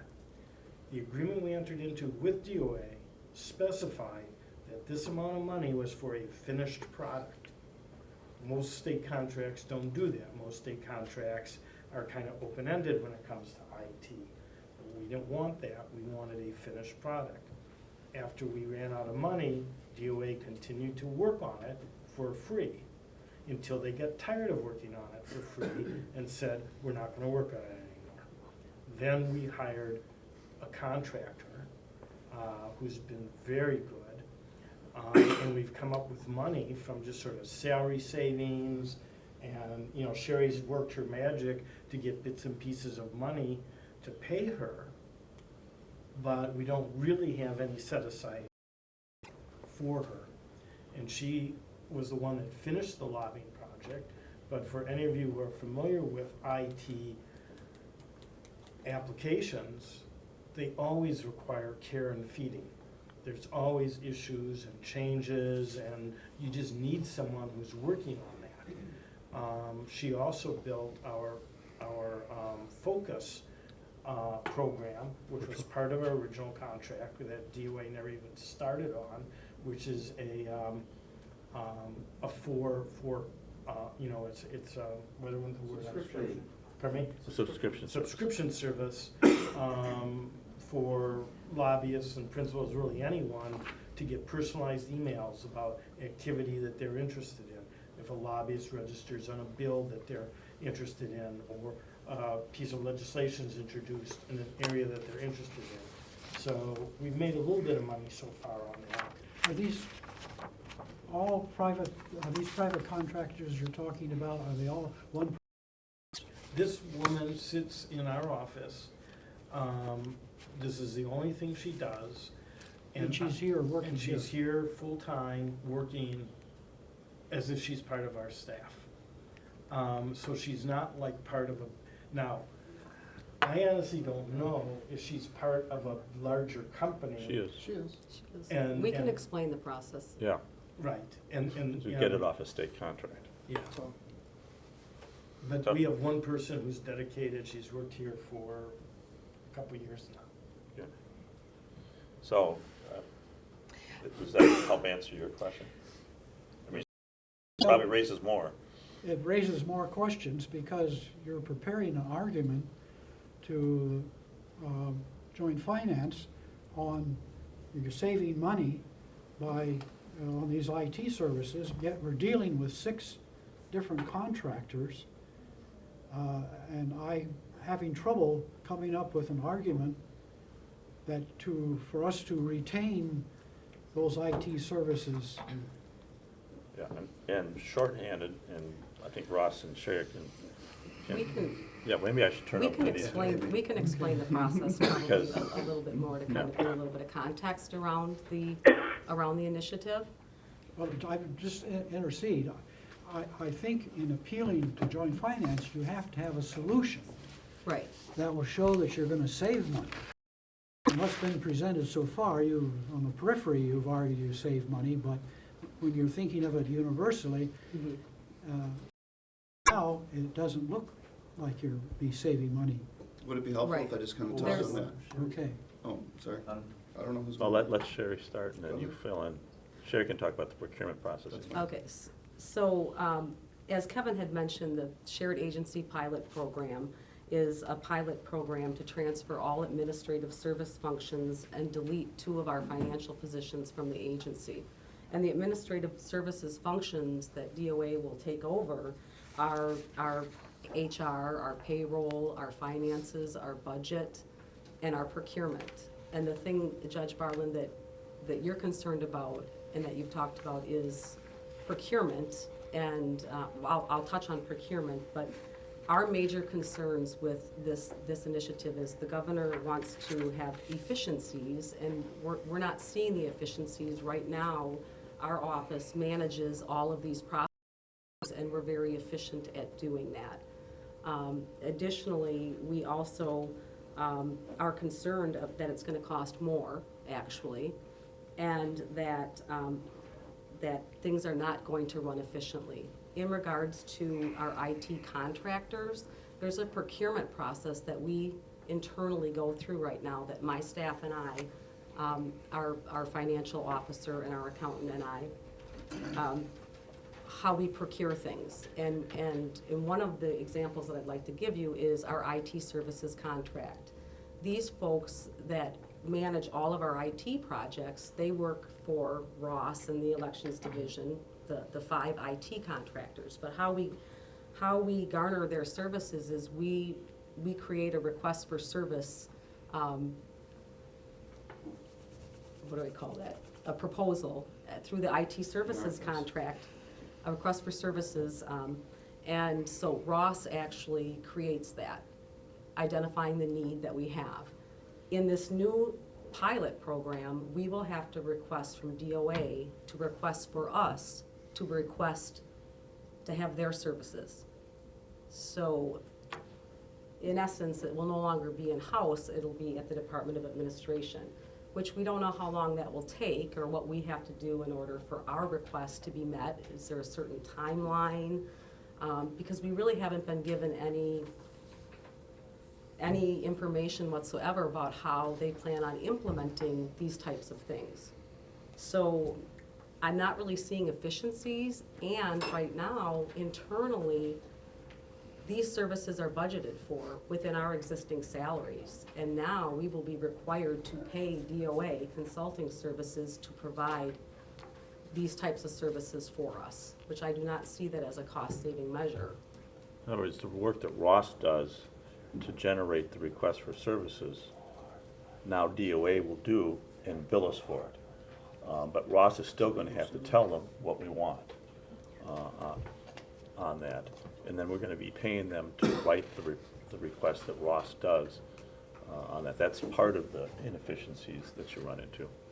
Right, and that's just one type of procurement, but obviously this is a huge procurement. And let me just suggest that let's focus primarily on IT to start, since that's where the questions came from, and then we come back Sure. to your financial, so. Sure. Okay. So does that mean that I'm on now? Is he on now Yeah. then? Because my flow is No, I understand that, completely but I different. think Okay. since the questions were focused on IT, That's what, okay. that's why I thought you could explain how it starts, but Ross Sure. could. And we'll get back to you. Okay. Thanks, Kevin. Thanks, Sherry.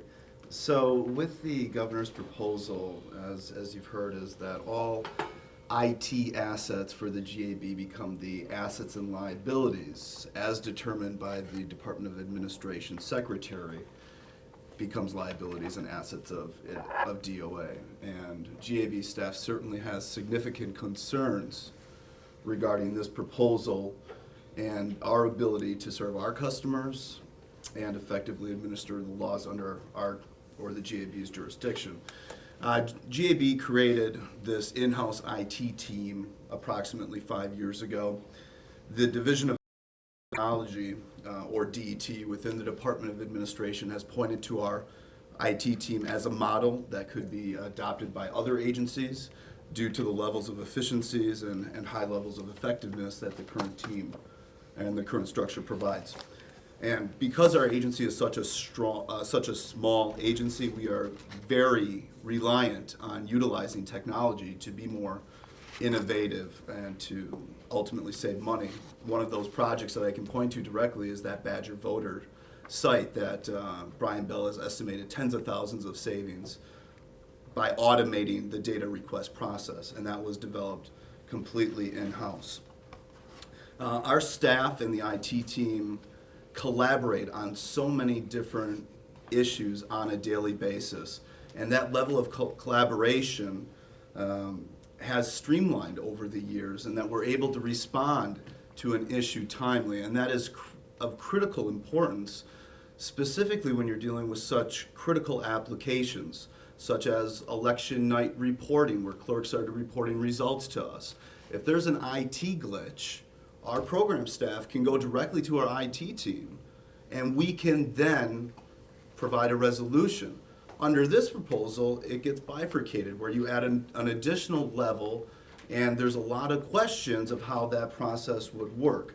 Additionally, when we worked with DET for developing applications, we ran into many issues where we believed that they were not fitting our needs effectively and efficiently.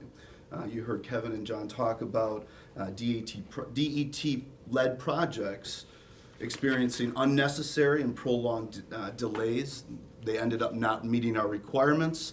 They exceeded projected costs and created challenges for our now current IT team to untangle that code that DET created. So with the successes of our current team that we have developed and contrasted with the potential difficulties created by this DET developed application, we have significant concern, and I'm going to get into the now. You can see on page 102 and 103 of your board materials all the various IT applications, and now those serve, and that goes over all of the election division and also the ethics and accountability division. And as you can see, they're numerous, and many of them are very complex, specifically the statewide voter registration system. Additionally, Kevin mentioned the modernization project that our IT team is working on, and that is a very large project that has been worked on for quite some time that we're looking to put out at the end of this year. We'll be reporting to the board in the next meeting or in June, depending on what the agenda looks like, to give you more of a sense of how that project goes. But our point is that this proposal could be significantly affected. The proposal leaves the scope of the pilot as well as the costs and the effect on the GAB directly and entirely up to the discretion of the DOA. We at this point can't even intelligently advise the board regarding the full impact on agency programs, finances, and effectiveness without definite answers regarding how that discretion will be exercised. Unfortunately, GAB staff anticipates that reverting back to an IT support model provided by DET would lead to lower levels of efficiencies, diminished levels of effectiveness, and decreased levels of accountability for the GAB.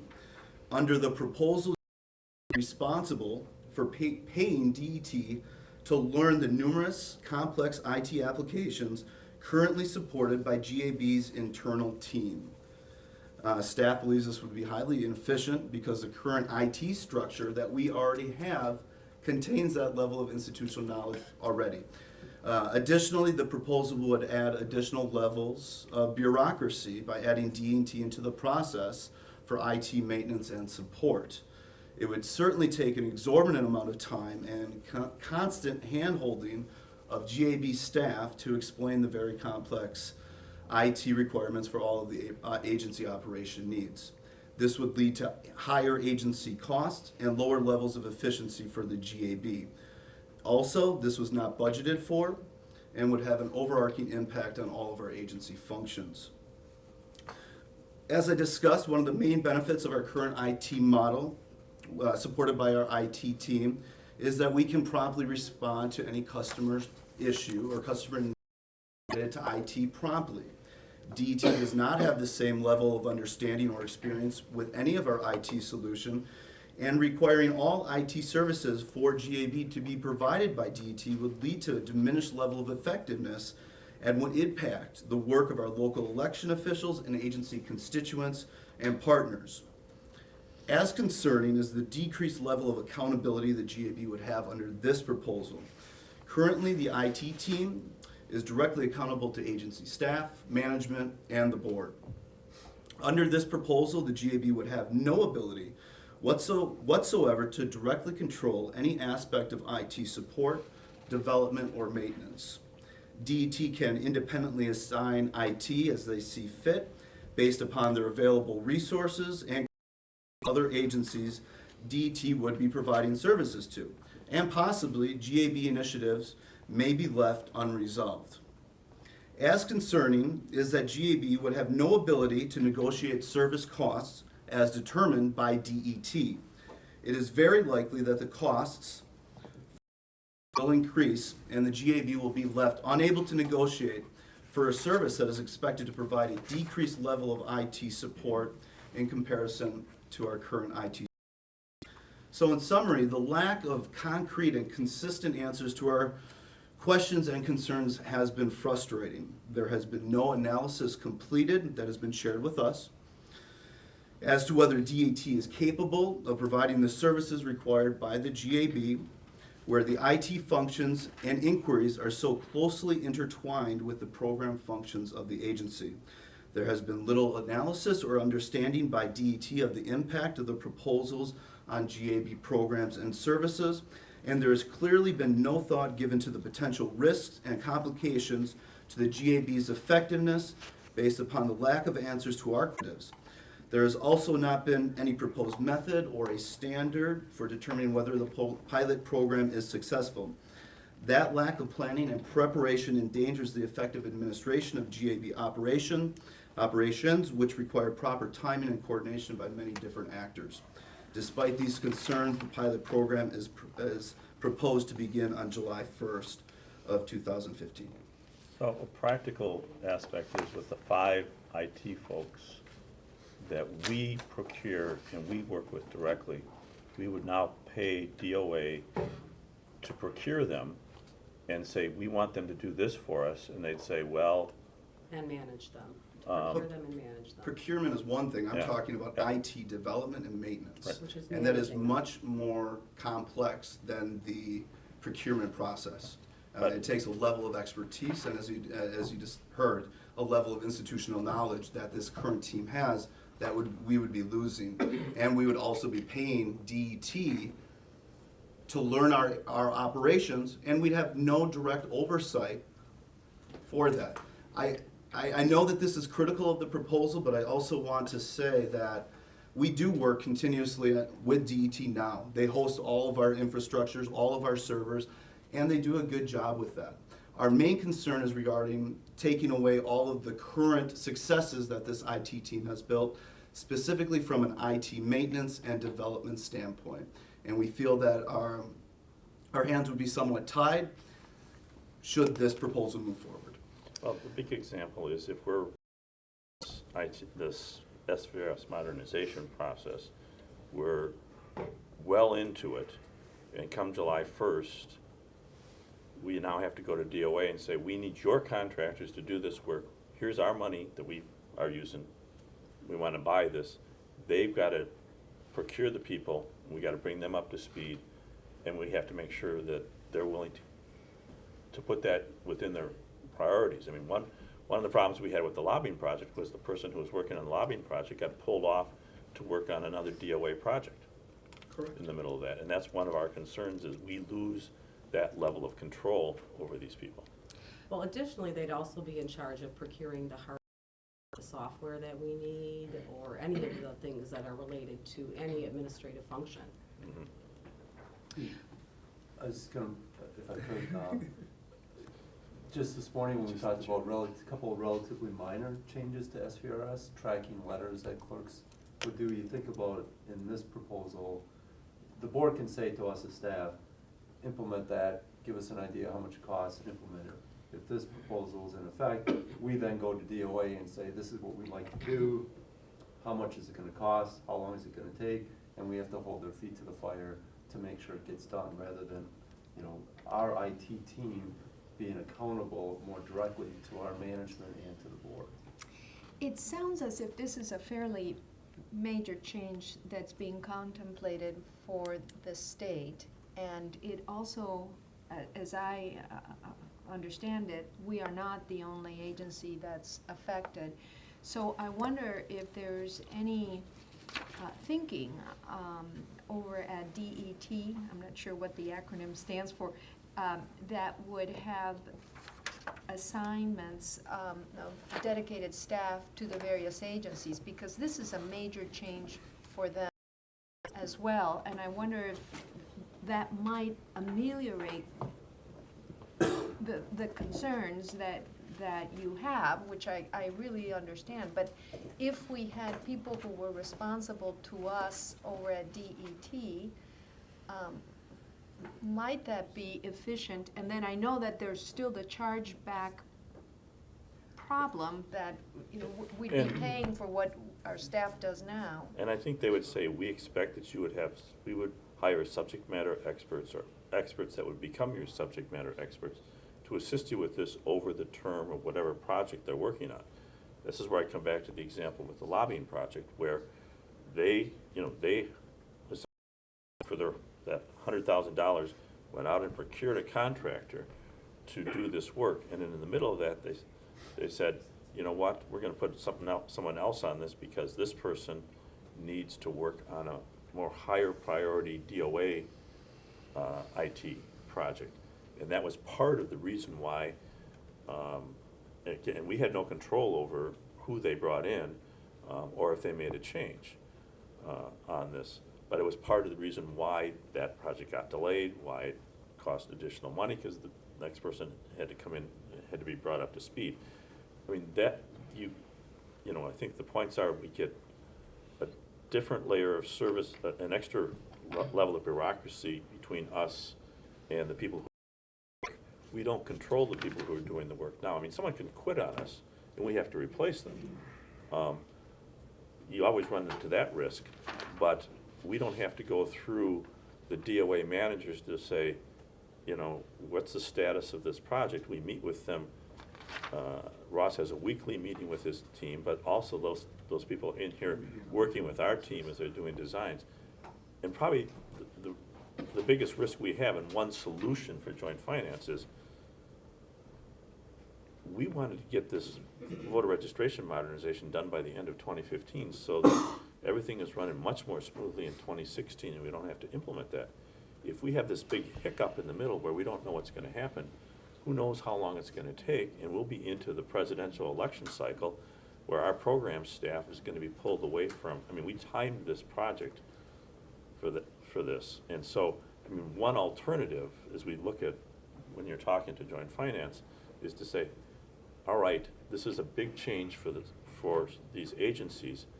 Why not give us a 2-year delay on that while you work out the bugs and we can finish our projects, and we'll see how well it's working for the rest of the state, because it may not work. But it'll also allow us to continue our projects during that time period. We'll be able to get answers. I mean, right now, when Ross and Sherry and I and Mike and John are talking to them last week, we're asking them questions, say, well, we're not quite sure how it's going to work. We have no idea what they're going to bill us And for that's these the real costs. thing, because Judge Jimenez, you said, well, maybe they would assign a team that would work just for GAB and things would be fine, and you're absolutely right. And the problem is there's no certainty, and we seem to be getting conflicting information from the DET, which is Division of Enterprise Technology, on the one hand, and other areas of the Department of Administration and the legislative fiscal bureau. Again, the entire goal is for efficiencies in state government, and our concern is that the Department of Administration will be charged with providing these services to several different agencies with limited resources. Under the Shared Agency Pilot Services Program, there's about 76 positions that DOA will pick up as a result of that. Some of which will work in IT, some will work in HR, some will work in procurement. What that number is, we don't know. So if there's several, you know, several different agencies that are being listed by DOA, and they pick up one person in the HR department, are they gonna be able to provide all the services for several different agencies in addition to their workload? I don't have the answer. It wasn't clear to me from the materials in what sense this is a pilot program. I thought maybe it meant there were certain agencies that have been selected. Well, But it sounds like when this goes into effect, it's going to be a done deal and not a pilot. It is a pilot for small agencies to see if it will work enterprise-wide, and then they're supposed to conduct a study of how this operation works so that they can roll it out to all of the state agencies in the 2017-19 biennial budget. Is there a list of the state agencies that are going to be in it? Yes, yes. Basically, it's agencies 150 staff or less. I'd like Kevin, for once, idea that I don't see any efficiencies or savings by going to the outside agency with what they're, and with this project now underway and the need to complete it by the end of 2015, why don't they give us a holiday for the 2-year period and look at it in the next budget? And who knows, if it's working well and there are efficiencies, we probably should go there. But right now, and I'm extremely worried too about the 2 positions we're going to lose because they do far more for us than just are in the financial area. And so I think that might be the best tack if we're going to have some success, rather than say we're different, you know, and you should treat us different. We are different. We don't have enough staff for the obligations and the 150 tasks that we're required to do under the statutes and the code. And I just think we should be probably go and say we have some problems with it.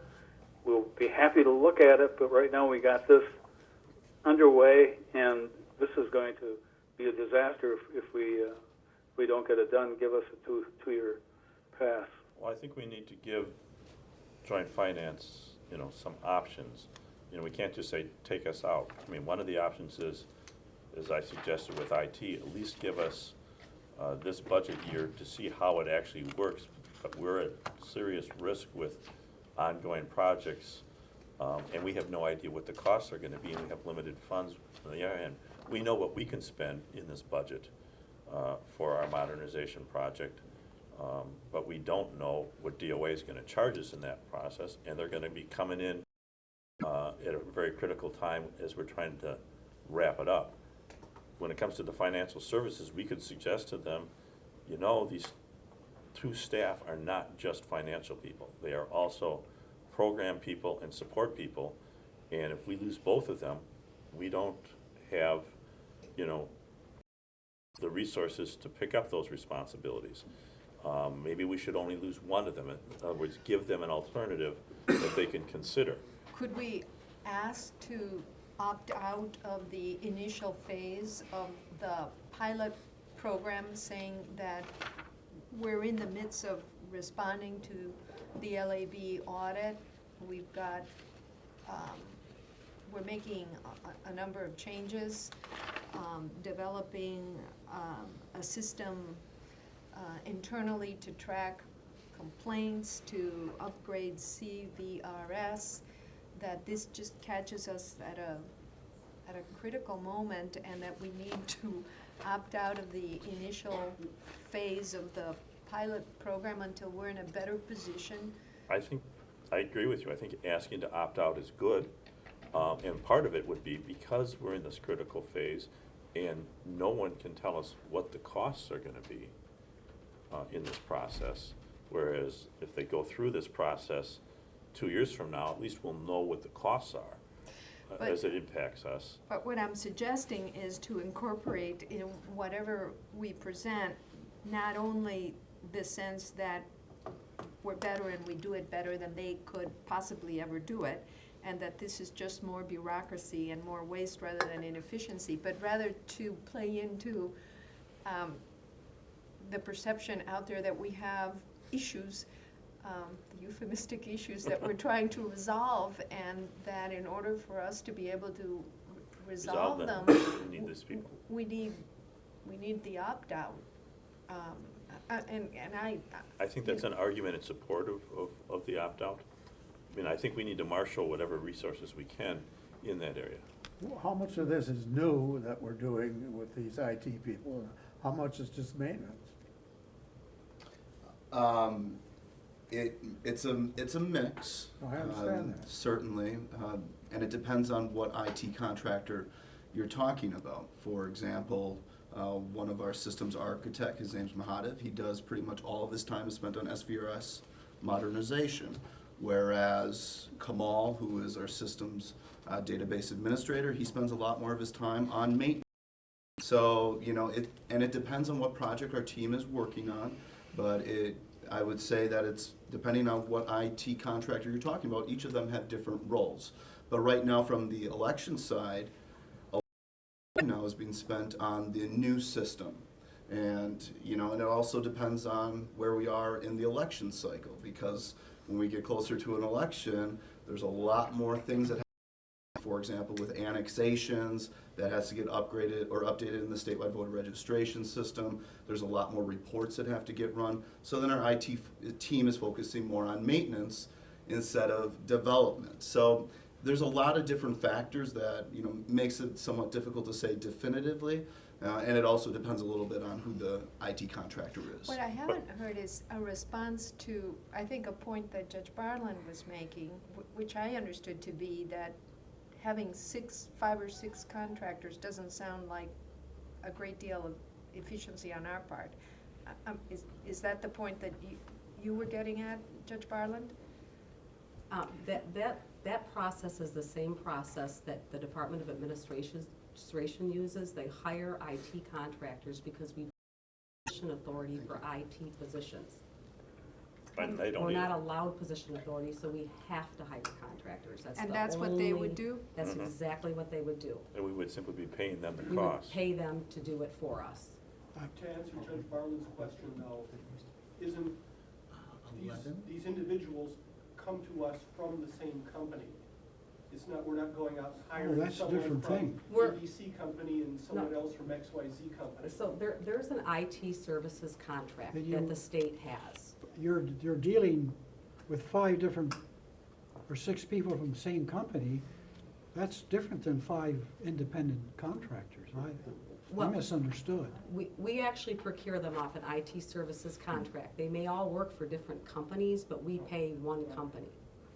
Well, I'm sitting here listening to the arguments, and I'm sitting here listening if I were on joint finance and minority party, and we have an agency, the GAB, coming up, which doesn't have much of a reservoir of goodwill to start with.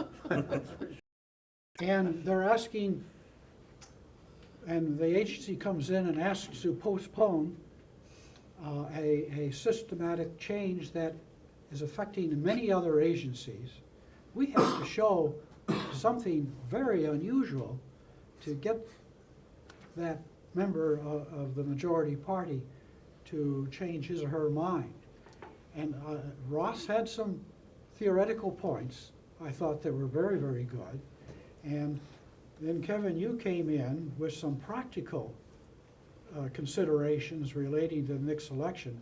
I think you have to build a case based on some very specific kinds of example, and which is believable, and not just something, a tale of woe manufactured, because other agencies are going to take the same approach, the smaller ones that also don't want to do it. So, you know, that's a difficult job. Otherwise, it's a quixotic quest that we're on. I don't think it hurt if we reached out to the clerks and had them put a little pressure on their local representatives too, talking about what good service they get from us and how they're afraid it's going to be impaired. And I do want to note that we met with the Wisconsin County Clerks Association yesterday, and we discussed the budget and the potential impact of the IT team and how that would impact the local election officials. And there was significant amongst the county clerks. And their request to us was, how can we help you? What can we do to help get the word out? And our response is certainly reaching out to the legislature is a great starting point, and that we can provide you the information. I did want to also point out that the actual team that we have right now is a much smaller team than what we had previously.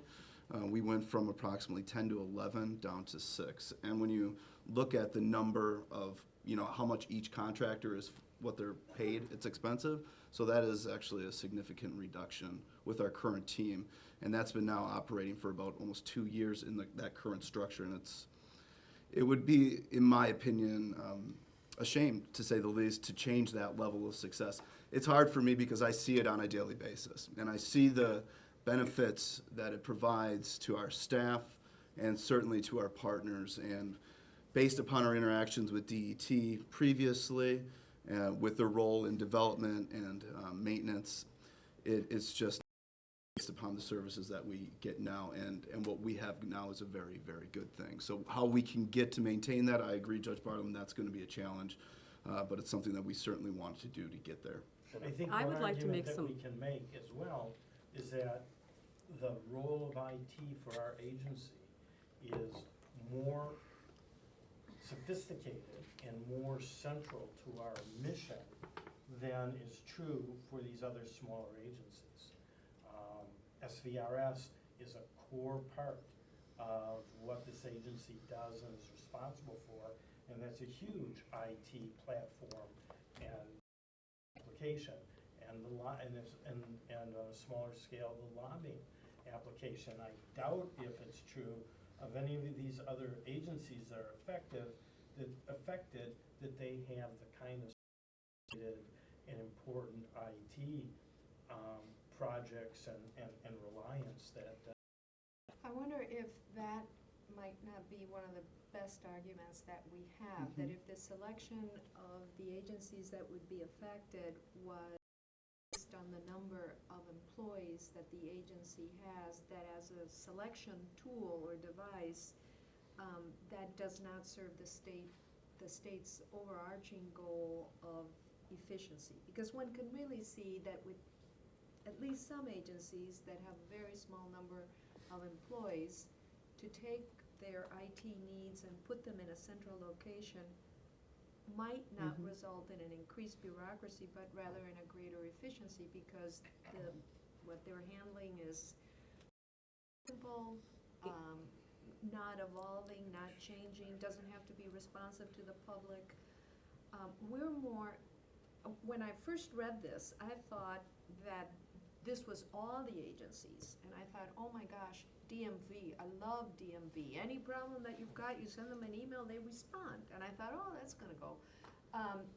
But DMV certainly would not be impacted, right? Because they've got to have, they have more than 250 employees. And so just to get the point across that we're more like that in a sense, in that we're an agency that has to respond to the public on many different fronts. And we do the work of 250. So that 150 should not apply. That's why I was asking before, if the list is in. I have a list. No, it's not in your materials, it's in section. Who's on the block I'm trying with to. us, and are they, Yes, they so- different? Because if they really are, or that we're different than they are, then maybe a compelling case can be made.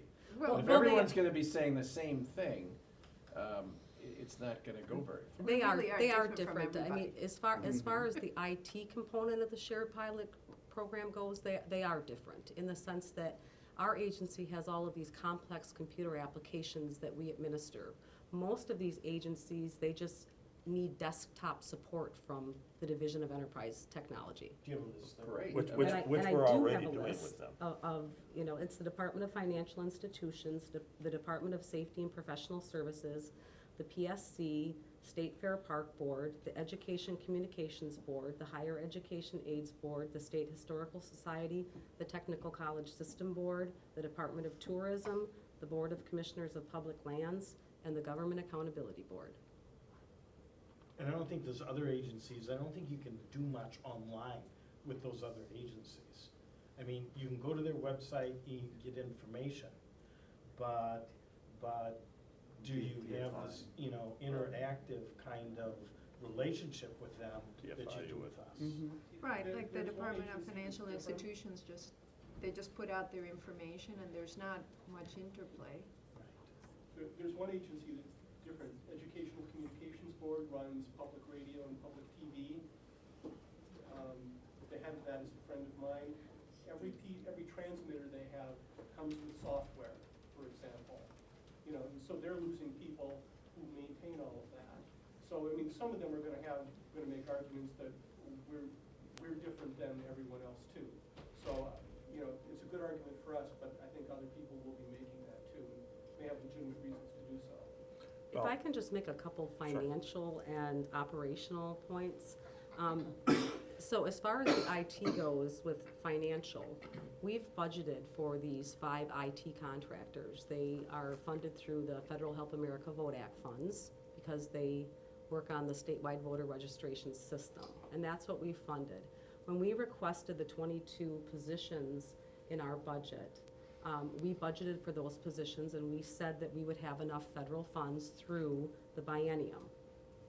However, if we need to pay DOA to start providing these services that are internally provided right now at no additional cost, example, Ross is paid for by GPR funds, then we may have enough money for the entire biennium to fund these 22 positions. It depends how much this is going to cost, and we don't know what those costs will be. Could one say that that cash is essentially lost? Because if the federal funds are used to pay for the IT, right? We've budgeted for their services over this biennium. We have a budget. So could the federal funds then be directed to DET? Would that be their comeback argument? Well, they could, but we won't have enough. I mean, we have enough as we've budgeted What we're in our paying for with request. federal funds is X amount of dollars for 5 contractors. Plus our staff, rent. Well, let's just look at the IT part of it. So, assuming that DOA takes over and hires 5 contractors for us at the same rate. Well, they will, because it's the same contract. Well, they should in theory. That's a wash. But to the extent that they charge us to do what Ross does in terms of managing, that's money, additional money we're gonna have to pay. And they may have other associated overhead costs that they bill us, but we don't know what that is. That's one of the benefits of postponing this is, for, getting the 2-year holiday is, sure, you can run it with this, you can set your rate structure so that when we get put into this, we will have a sense of what you're gonna bill us to do this in the next budget. Right now, as Sherry said, we're at risk that the money we have set aside, we'll have to pay more than that. And then we'll have to decide, all right, do we scale back a contractor, delay the implementation to, you make those kind of decisions on that process. But it's gonna be more expensive because, yes, the contractor cost should be the same, but the overhead that they charge us for providing these services that we're doing right now is not money that's gonna come out, is money we don't have. I mean, we can't say, Ross, I have you assigned half-time to oversee IT. But I'm gonna have you only work half-time to work on election stuff, so I can use that money to pay DOA. Would you still work for us? If I made half of what I made now? No. You don't have to work half as much. But that's the problem that we would run into. Now, on the other hand, we're still gonna have to have. But for you, Kevin, yes, I would. Thank you. I mean, what we're still gonna have, and this shows up on the financial services side, is you still have to have our staff working with either the IT contractors or with the DOA procurement people to carry out our wishes. In other words, The problem with that argument, the way that I see it, is that the fundamental concept underlying that argument is that this is not a bright idea, that this is going to increase bureaucracy, and it's intrinsically inefficient. But somebody outside of the GAB has decided that this is a great idea, and they're probably pretty wedded to that idea if it's gone this far. So I think it's a tough road from a practical perspective to go in there and try and talk them out of what at least some people are convinced is going to produce a greater efficiency, at least for some agencies. If I could, can I just prepare you though for like the operational impacts of the agency and what potentially could happen as a result of this initiative being passed? I mean, our 2 financial staff positions will be deleted. We will no longer have financial staff to process payments, to procure goods and services, to do any of that. And the Department of Administration is charged with doing that. But in addition to that, I'm not disagreeing with the dire impact. I think Right. you've laid that out in a pretty persuasive way. If I could just add though about, the state is also embarking on the Shared Agency Resources, the STAR project, and it's an enterprise-wide system to consolidate the multiple financial and IT systems for the state to make it enterprise-wide. Currently, right now, my staff and I are working on role mapping for this so that we can pay the bills in the future using this new system. And we are role mapping those roles to ourselves, and we have been told to do that. And just to move forward as if, you know, maybe the budget won't pass in its current form. So July 1, if financial positions are deleted, there will be nobody here that can touch the system to pay a bill or to procure a good or service. I mean, our operation will Unless stop. DOA is roll map there. It'll stop. One other point, Judge Lemay, is just, and I agree with, you know, if this is in the budget and the right people are wedded to it, it's definitely an uphill challenge. But I think we also have an obligation based on experience. This plan, they pulled out, when we met with them last week, it was the same plan as 2 or 3 years ago, which we tried that model. And so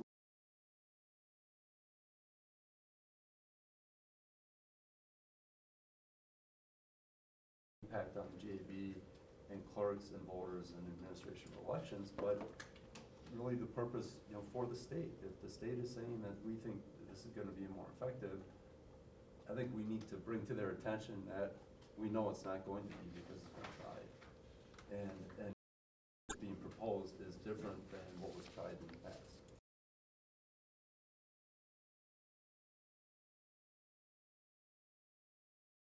Individual we've worked with for years on this, and you know, several years ago when we were, you know, looking at how to cost effectively deliver IT services, DOA said, why don't we do this? And it's exactly, you know, the paperwork they gave us then looks exactly the same as what's in the budget. Will this person, or might this person be responsive to our concerns? We met with him last week, and it's interesting, he's the deputy. We don't need to know right Yeah. now Okay. who it is, but it's just, Well, we, you know, can the case be pleaded to this person? Additionally, can I just say, the financial staff not only provide financial services, but they also provide and administer our Contract Sunshine program. Our accountant provides grants management for the Help America Vote Act funds, which we, you know, would be in great jeopardy of being in risk of federal compliance because the Department of Administration is not familiar with our grant programs and the administration of those programs. So that would be a impact, and our forms and records management. that's right. In addition to the staff also assist, you know, with all the other programmatic needs that we have on election day, you know, helping answer phones, review nomination papers, provide information on fiscal estimates that we talked about today that need to be done for all of the other initiatives. So these things won't be able to be done without these people. I would just add further clarification regarding Judge LaMela's comment or question about do we know who within DET did this, and we don't with any degree of certainty. We do know that they provided a white paper concept to the governor as part of the budgeting process, but specifically who did that, we can't say with any degree of certainty. So we also haven't seen the white paper. We have not seen the white paper. We We've asked requested for it, but they have not been responsive to that request. We are trying to get as much information as we can for you. I did plead with the budget office and let them know that we were meeting today and that you would be asking for, you know, definitive information on the budgetary impacts, and we were just not able to give you that information because they don't have that information. Everything's in the working stages, and I'm just really concerned about when they are going to get to the implementation phases, because another part of our financials, our fiscal year ends June 30th. And we have to close our books, you know, is in our 13th month, which is July.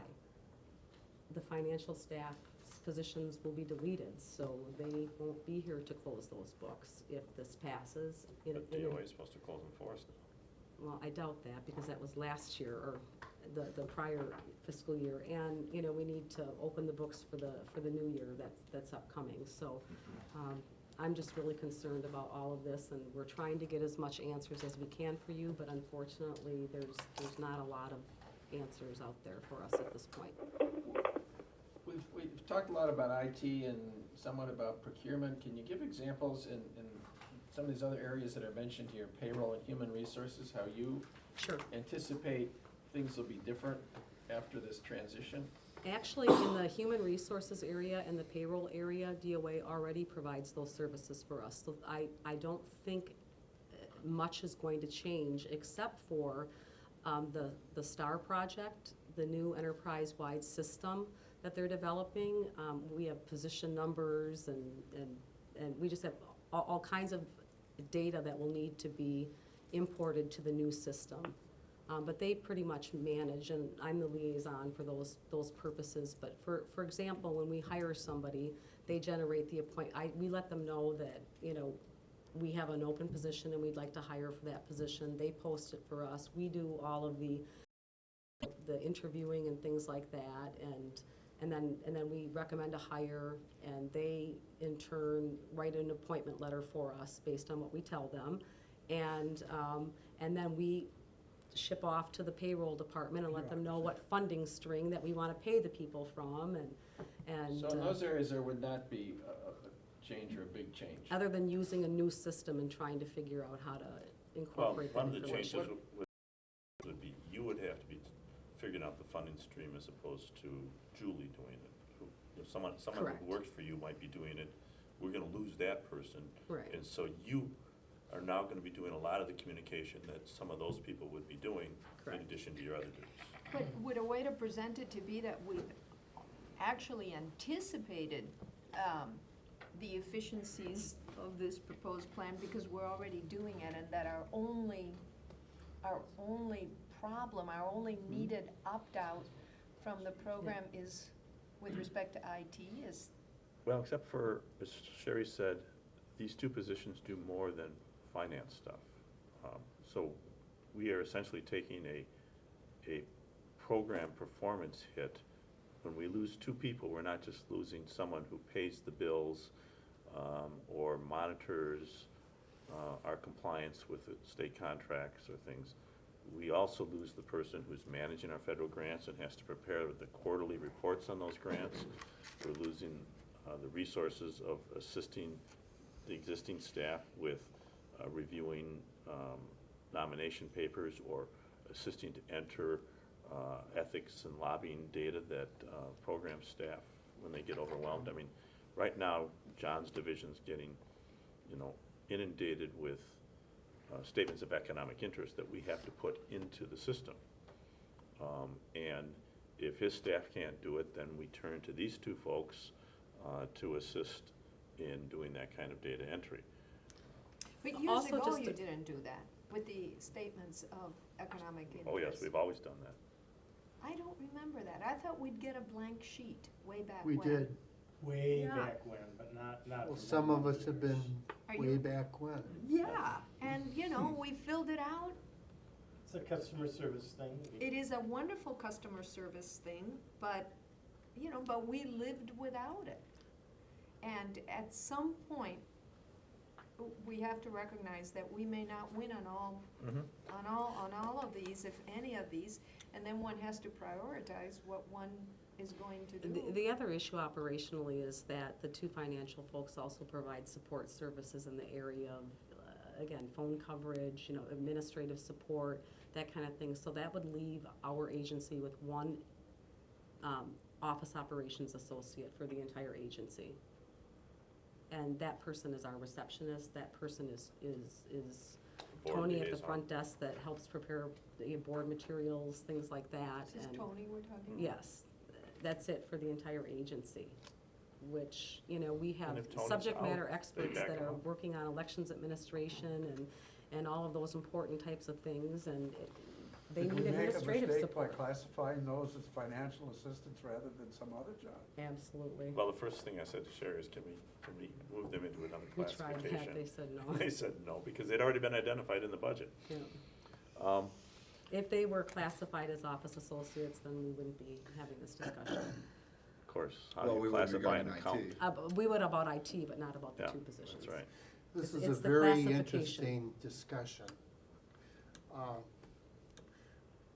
One of you referred to the fact we don't have much goodwill with the government. the Capitol. And it occurs to me that, number one, the government is committed to reducing the size, and we're part of it.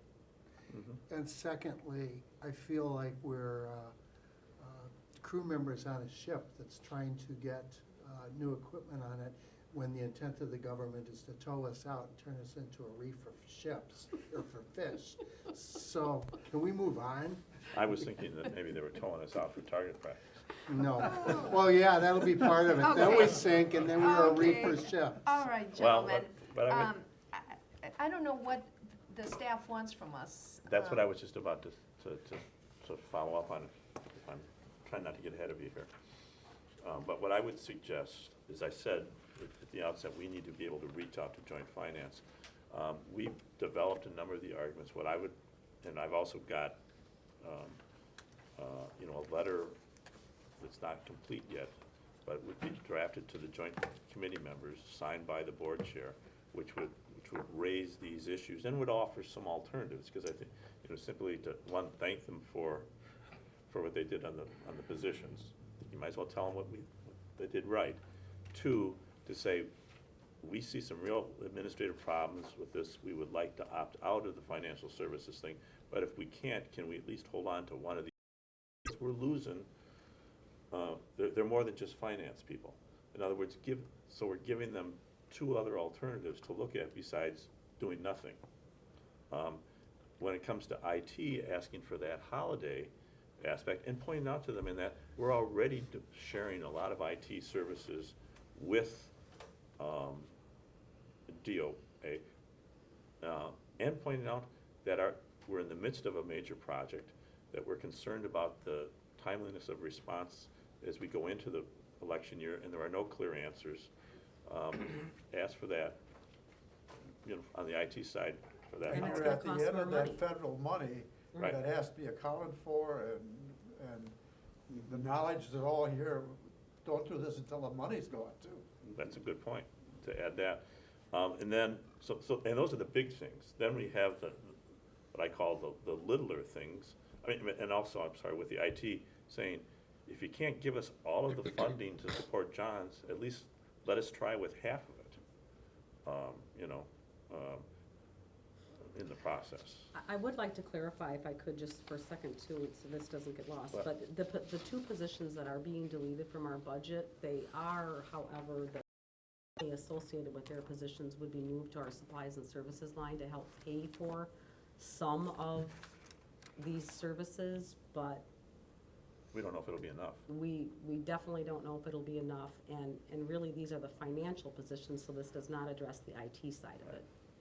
Technically, we're not losing in the IT as we see it, but they're gonna be at risk, in terms of, because since Ross is not classified as an IT person, we don't lose Ross. He's classified as an election supervisor. Had I classified him as an IT supervisor, he would have been gone. In view of our discussion, is it reasonable to reconsider this tomorrow, after staff has had a chance later today and early tomorrow to digest the discussion and perhaps come up with a new recommendation to the board? And I was working on a way of combining both alternative 1 and alternative 2. They're not mutually exclusive. And I wasn't, I thought that the words of the board go on record supporting the feasibility study. I would eliminate that, frankly. We're trying to stand on two sides of the same issue in doing that. And I was very impressed with the information on 102 and 103, the list of the various IT systems that we have, which I think makes us stand out from the other agencies that are in the same category that we are. I mean, those are just some suggestions I have. And finally, on attachment 1, there's a lot of information there that's very good, but there are giant paragraphs there, and I don't think any legislator is going to read it, and I don't know whether staff of the legislators would, considering how voluminous attachment one is and the way it's written, but there is information that could be incorporated in our case to joint finance. And I will tell you this, that we have already shared with the Legislative Fiscal Bureau these materials because, because this is a major budget initiative, they are analyzing the impact. The Fiscal Bureau, I can understand, I'm sure Right. they're of a mind that they would tend to read that. Exactly, and my point is that by us sharing that with them, with respect to our agency, it helps them analyze it in the bigger picture as well. Okay. Because they're, in the conversations that Sherry has related to me that she's been having with the Fiscal Bureau, it's helping them get grounded on the big project by seeing how it impacts our agency. But how about staff members of the legislature who are on joint finance? Don't they also interact with their staff? Yes. On these recommendations, and that's the staff that I'm thinking about, where we need to get this information to them, but in a more readable and maybe a shortened version. Well, on top of that, first of all, is Representative Nygren part of joint? He's the co-chair. Okay, because when we appeared in front of him, he made 2 points. Point number 1 was, if you guys were having problems with staff, come to talk to me in the past. He was adamant about that. And secondly, was an invitation to come and talk to him. Mm-hmm. So by all means, take him up on his invitation. Make it a point. Well, and I think to get together with him. We want to, if I'm going to go talk to Representative Nygren, I say, this is what the board wants, that the board's behind us on this. That's why we're having this discussion. I think you've got to tell them about the staff person, just like us, that these persons are classified as financial assistants or whatever, but they do this and they do this and they do this that's outside of that classification. Mm-hmm. And now nobody's going to be here to do that. Right. And we're understaffed to begin with. Yes. I have a question. Yes, Judge Neville. With these, it sounds to me like we have one contract for IT, and that you have 6 different IT people who are subcontractors of what I would call the general contractor. Are we under any timeline with them on the contractor, or is it something that can be terminated 30 days from now? It can be terminated at any time under the IT services contract. Okay. Yeah, and actually, what I was thinking of won't work then. yeah. Well, and we can renew, every year we're required at the beginning of the fiscal year, we have to renew the contract. It's through a process called continued appropriateness. And we go and have to fill out the appropriate form saying that we still have the work for those particular IT developers. So we have to do that for each and every IT contractor. And that's essentially a continuation of the initial request for service request. And with that initial request for service, you can request that contractor for up to 3 years. But after each year, you still have to do that request to continue that. They're eliminating that in the budget. They're eliminating the continuing request. Oh, okay. we So will it's no less longer have to paperwork. do that, It's yeah. less paperwork. Okay, that's good. But Yeah. I have a comment regarding the board member per diems, which is set paragraph 5 on page 100, and it simply states the governor did not approve the additional funding for board member per diems and meetings as requested.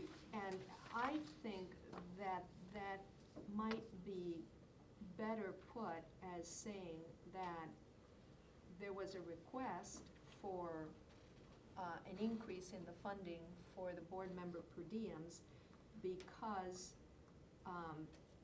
and I don't know how to put this more delicately, there has been greater board member participation and oversight or something along those lines, because I think that that is something that the legislature expects and wanted, and that's something that has been communicated to us.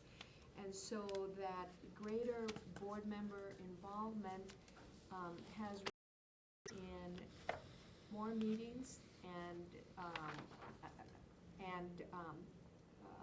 detailed review of materials, and for that reason, there was the greater increase, there was the increase requested, and that was denied. I think that's a good point. Well, Was that, And also, they asked us to come to visit with them and talk to them directly. They basically said, as I understand it, we see your staff, we never see you folks at all. Do you have an interest in this or not? And we've all made a point of going to see them, especially Judge Freilich. The Yes, crude way of saying this is, you have said that you understand that the staff runs the agency, not the board. You want the board to run the agency, they gotta meet more. Simple as that. So I thought that point could be made in a more persuasive sure, way. this was just a This document recitation. was for you, Okay. for Yeah. you, just Okay. as a Yeah. summary Okay. for We're not the gonna board. put this in a letter. Tom, Okay. You guys know how to talk to legislators, the rest of us don't. You know, I said that to a legislator too. I said, you want the board to be more, you want the board to be in better control. They have to meet more often, and if they're gonna meet more often, you have to increase you remember that meeting? Yeah. And you have to increase the amount of money available for per diems. One of the meetings I had with a legislator, I won't name him, he said to me, would the board have more control if we paid you more? I mean, He's missing I said, the per point diem is set by statute, that's fine. But but I didn't know we were gonna run into this problem on the number of meetings. Yeah. I'm gonna go back and talk to him.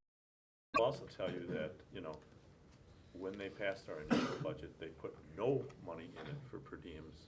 And we had to make it a separate budget request in your second budget year of our existence. And a part of that was because we weren't there to prepare the budget, it was prepared by someone else.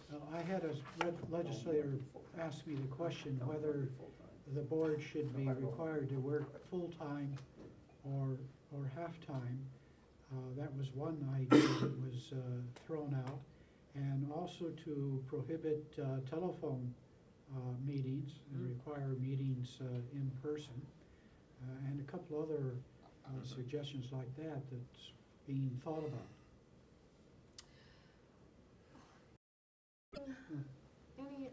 Any other thoughts or comments on the budget?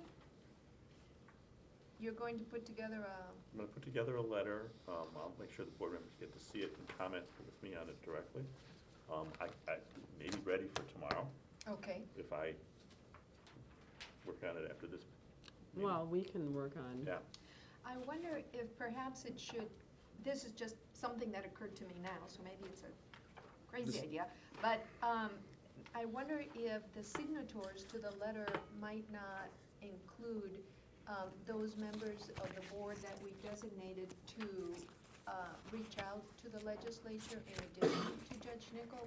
Would that help if Judge Freilich and Judge Farland also signed the letter?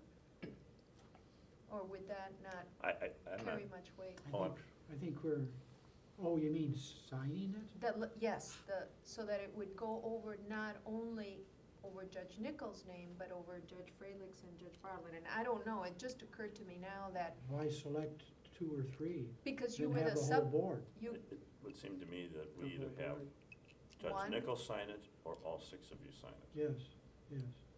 well, I just thought that, Might be worthwhile to have the whole board sign it. I agree.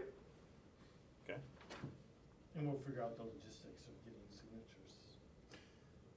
well, they can just be faxed in and all attached. I mean, that's how motions. Well, you can get the last sheet of the letter and we can all sign it tomorrow.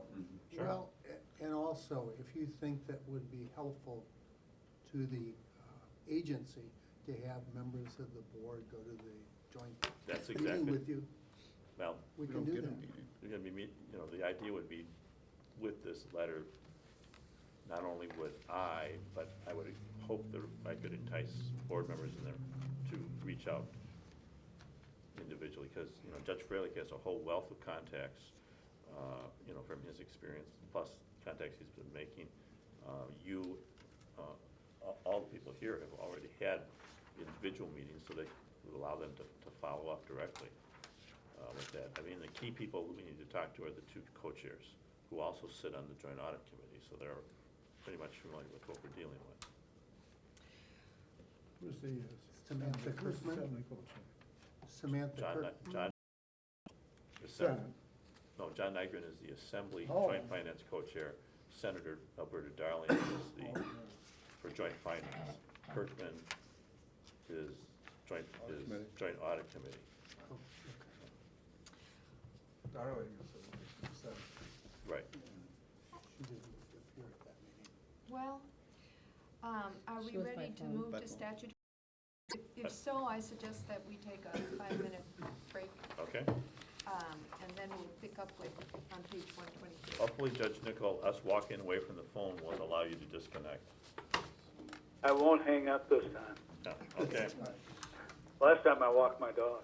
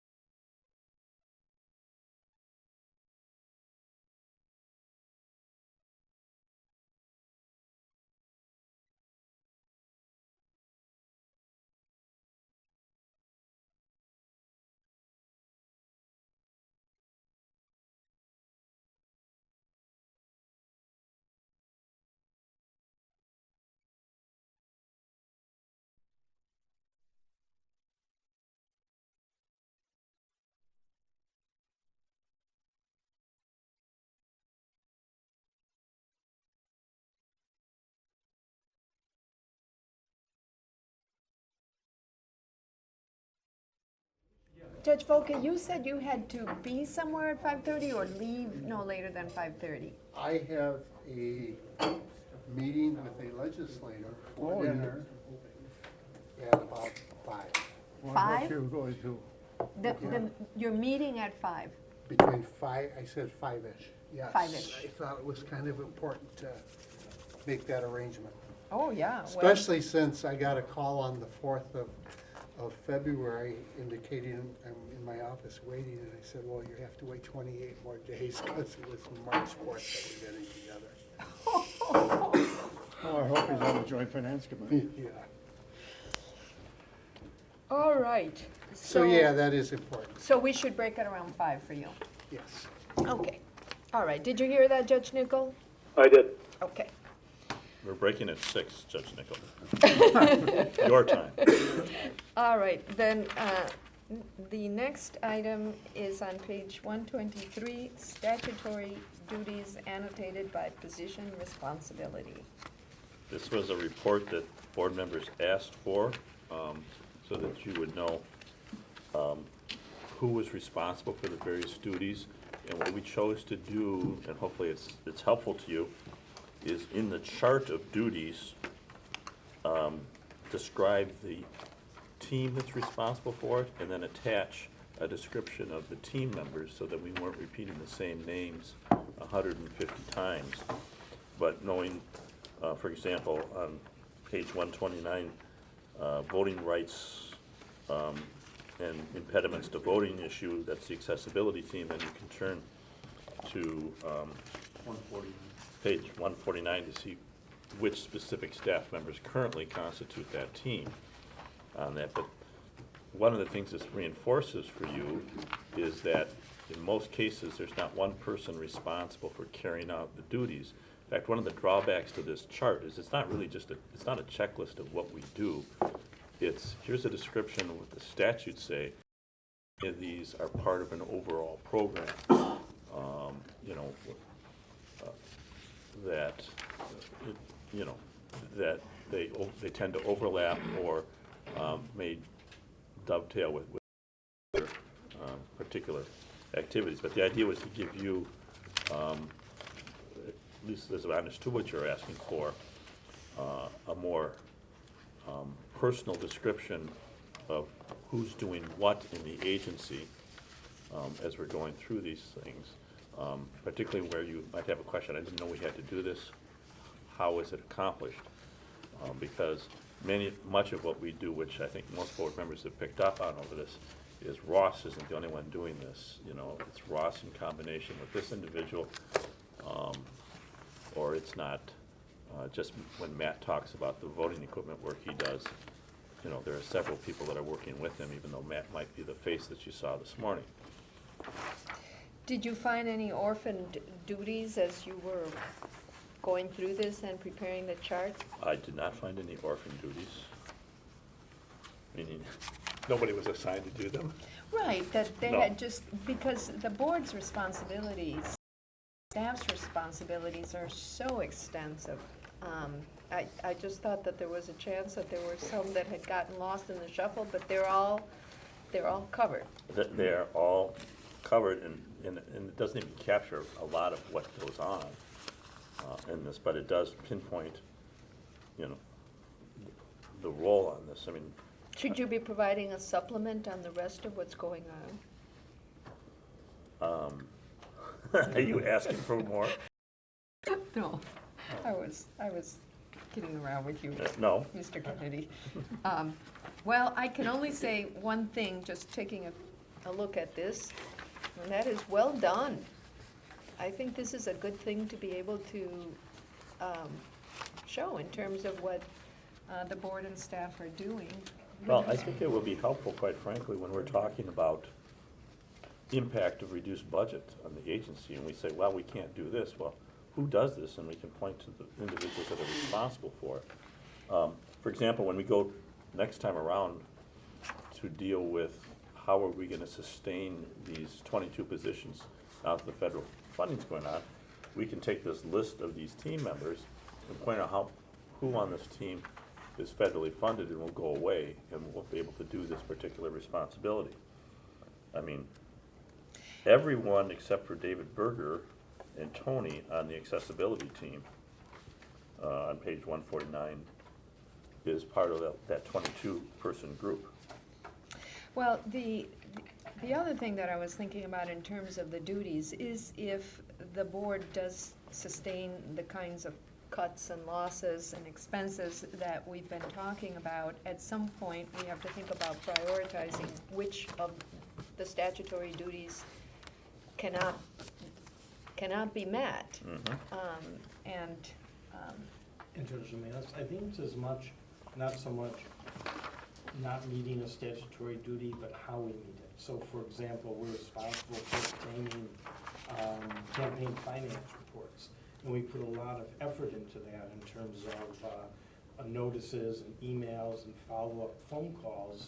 And we'd still be performing our statutory duties if we collected those, but we'd have to cut back on the effort we put in to collect those, which would result in more late filings. And I think, you know, I think that you could notice if we really do lose staff and more resources, that we just won't be able to provide the customer service that we're providing now. that's probably a less compelling notion, that, you know, less customer service. I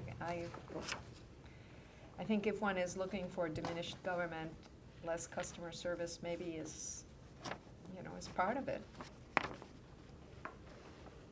But anyhow, really well done. Clearly a lot of effort went into this, and I think a very helpful document. Well, when schools get cut, they cut football or basketball or something like that. What's our football or basketball? Do we have a softball team? Bowling? Well, you know, one that immediately comes to mind is keying in the changes to the SCIs. Yeah, we send them a form and we collect the paper and put it in the box, and when someone wants to look at it, we pull it out. Yeah. You know, we're available to answer phone calls and emails. We got people around here that work morning, noon, and night because I get emails all hours of the day and night. Where's Reed? Oh my gosh, you know. That man doesn't sleep. He sleeps with his phone, much to the chagrin of his wife. There are no Saturdays and Sundays that he doesn't work. Yeah, if we only had $1 for every email we get from Reed. Okay, all I right. guess there's no answer. I So- mean, really, you know, we don't have frills. We, you know, 4 years ago, we offered up the campaign finance program, you know, the public funding for campaign finance. When they said, we need money for voter ID, and we want to change how we fund campaign, the grant program, to make it a donation rather than a checkoff, we said, well, why don't you, we're sitting on $1 million, why don't you get rid of the whole funding program, take that $1 million and put it towards voter ID, and that's what they did. You know, we could cut out all of our educational ask for your efforts, permission. seminars and things that we do. I mean, we go elsewhere in the state to give seminars on campaign finance and ethics. You know, we go over to the Capitol, we go to other state agencies. If we really were crunched for time, we would probably cut way back or eliminate much of that. Out-of-state travel. We don't do, you know. We do very little that comes out of our budget. I've gone out of state once in the last 2 years. Yeah. And yes, that would be totally eliminated. Are we on an item I? I think We're that about we're ready to- done with statutory duties. I don't think that we need to speak further unless there's some additional comment. And we are on item I, which is on page 152. Just for informational purposes only. And that is of the Ethics and Accountability Division Campaign Finance and There's- Lobbying Activity. Jonathan, anything you wanted to add to this? It's No, I just thought it would be informational for the. It was, Hmm? it was, And we'll continue to give you this type of information. appreciated it. Yes, it was. Very, very interesting information there, which really gave a lot of background to and fleshed out a lot of the concerns underlying our work. And then, if there is nothing further, we can move to item J, selection of USEAC standard board members. This is something we haven't had to do for the last 3 or 4 years because the U.S. Election Assistance Commission is not active, and as a result, their advisory board, called the Standards Board, was not meeting. But as part of the Help America Vote Act, they created 2 advisory boards. One of them is called the Standards Board, which consists of a state election official and a local election official from each state. And this board has only been incidentally involved in the process because, you know, we first selected our members under the old elections board. But the Help America Vote Act requires that the chief state election official designates someone to be the state election official on the board. That is me per designation of the board. However, our statutes say the elections division administrator shall designate that person, and that's Mike. In practice, we have gone to the board to say, who do you think should be the person on there? Under federal law, if someone can't serve in that position, I can replace them on a short-term basis, and that has happened in the past. For example, I was the initial state election official on this, but if I couldn't go to a meeting, I've had Ross step in to go to meetings for me. When we went from the elections board to the GAB format, the board approved the elections division administrator, who at the time was Nathaniel Robinson, to serve in that role. On the local side, the federal law requires that I supervise a process where the local election officials pick someone to serve on that. And what we're presenting here is a proposed process, which is very similar to what we used before, but what we're doing is we're building in a term limit, not a term limit, but a term of office, so that we're revisiting this on a set period of time, because this group meets so infrequently, you're never quite sure. We actually have in the room our local representative, Sandy Wesolowski, is the Franklin City Clerk. She was unanimously selected as the first representative of local election officials. Then let me ask her the question rather than you. Sure. Which was, are you willing to do it? Certainly, I would be honored.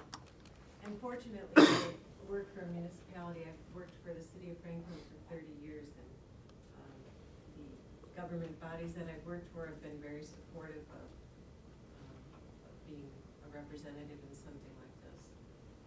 And I do agree with Kevin's proposed process, in case anyone wanted my opinion on that.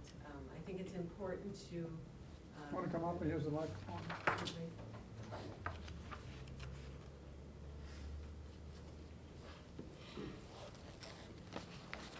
Should I start over? Please. Who are you?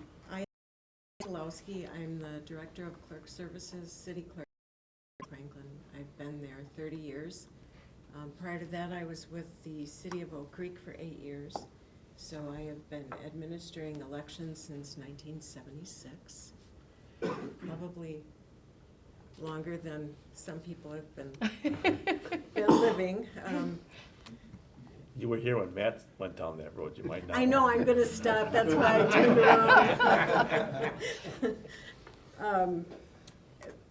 But fortunately, I have had very supportive government bodies that I work for that have always thought that this was a great thing, or being part of the Government Accountability Board was a great thing. They know that amongst not just me as a municipal clerk, but other municipal clerks can sleep better knowing that we have the Government Accountability Board and Kevin and the staff to rely on. So, yes, I would continue until you decided if that was going to be your process through November. I also was elected the vice chair of the executive board of the Standards Board. A long title for no per diem, but I won't go down that board either. So I was elected in 2010, and then the board was on its standstill for a while, so. 2011 till now. Yeah, so my last position was the vice chair. So whether that moves up to chair or not, I don't know. But what that was an eight-member board that when the entire 110 members of the Standards Board couldn't get together, and if action needed to be taken, the eight-member executive board would be available for the 4 commissioners. How do you meet? We have met teleconference. Otherwise, the HAVA, I don't know if that's been amended, but there was a provision in there that they meet in person once a year, and that was somewhat prior to some of the technologies. So, met in person. 110-member board is quite a challenge, but we have met through telephone conference. The executive board meets via phone conference. Were there in-person meetings? There's something in here about 2004, you were first selected. That's right. And was there a long period of time when there were regular meetings? Some years we met once, some years we met twice. In person or the telephone or both? In person, sometimes both. Sometimes there was a year where we didn't meet. My point in saying that this 4-year minimum or 4-year term is, I wouldn't make it less than that. It may take someone 4 years to read the HAVA Act and grasp it. So continuity is important, and I think that 4-year term covers that well. What kind of issues did you advise the U.S. Elections Assistance Commission on? I personally was a member of the Bylaws Committee, so when the Standards Board was established, we had to establish Bylaws Committee, bylaws. I think you were on that also for a while. I was the first chair of that committee, yeah. And then there are voluntary voting system guidelines that are referred to in election equipment certification. They call them VVSG. And I was on a subcommittee where we wrote the voluntary voting system guidelines revisions to another committee that did them. The purpose was really to try to get things uniform across the United States, and I think that this committee did a lot to gear that in that direction. Yeah. We wrote what we test our voting equipment to, the first 2 revisions of that first came to this committee, and we had binders like this of voting equipment standards that we reviewed and offered comments. It's really a sounding board for the EACs. So after they had developed their guidelines, they said, all right, election officials, what's your take on this?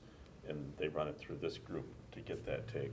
And they do the same thing with a few other of their advice. So that's really what it is. It's an advisory committee to give state and local election officials feedback to the feds on what they're doing. Is the EAC a creation of HAVA, or did it exist before that? It's a creation of HAVA. There's some question, and it's been a politically charged agency, not quite as bad as the Federal Election Commission, which oversees campaign finance, but the fact is that, from late 2011 until just now, there were no commissioners serving there, and so they were really doing nothing, they weren't able to, there was nobody for them to advise, so this group was dormant during that period of time. They were still certifying equipment. Well, it was still certainly doing yeah, things. they were, but they couldn't approve new guidelines. Correct. Part of what the role of this group would be. So what we're proposing basically is, because things were in such a state of flux, Sandy has served as the only local member for quite a while, but we thought, okay, in our meeting in January with the state election directors, the EAC made it clear, and they sent us a letter saying, we want to know who your representatives are. So I talked with Judge Nickel and said, I don't want Wisconsin to be unrepresented. Can we continue to have Sandy serve? And since Mike has replaced Nat, then Mike serve until we have the board formally approve a process of how we would move forward. And in giving it some thought, and talking with the staff, we thought, well, we normally defer to the Elections Division Administrator as the state person. And if he can't act, there's plenty of people on the staff we could have step in for that particular meeting. But at the local level, we ought to have some level of certainty. So why don't we make it a 4-year term so that we're looking at this over a set period of time? 4 years, I'm suggesting we start the term November 1st of the year before a presidential election, so that that person's essentially there for a full election cycle. Now, there may be a vacancy during that period, and that we would use to pick the local election processes. We would take the groups of individuals, and this is set out on page 1. Take the County Clerks Association, the Municipal Clerks Association, the Towns Association, the League of Wisconsin Municipalities, and the Milwaukee City Election Commission, simply because they're a separate entity. As the people we would ask to appoint a representative who would pick the person to serve as the local representative that we would designate, because the federal law says that the locals pick that individual, but that the chief election official of each state supervises that process. So our process would be, we would put out information,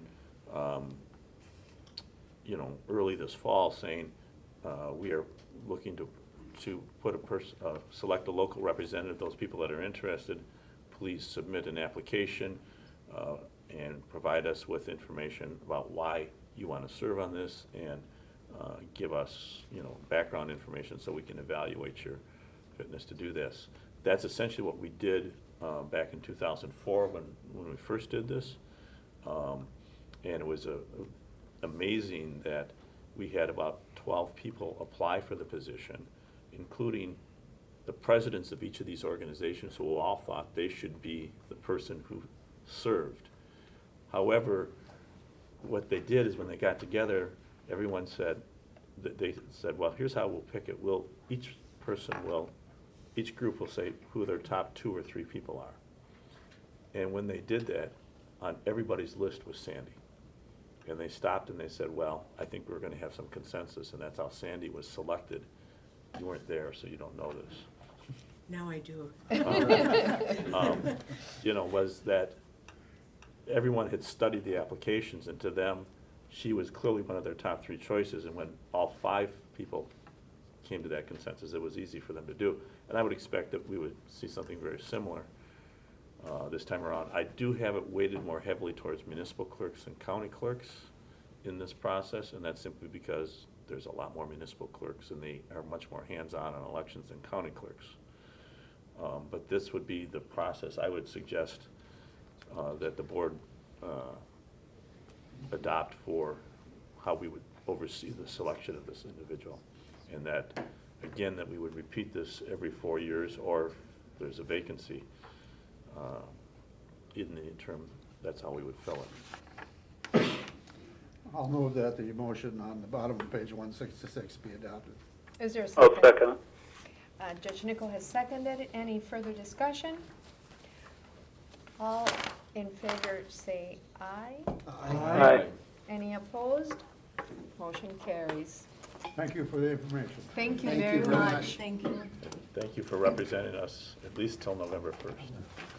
I'm also here representing the Elections Communication Committee from the Wisconsin Municipal Clerks.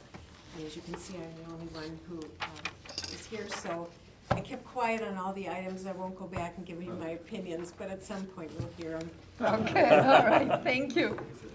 I think. Yes. We are on to the delegation of certain authority.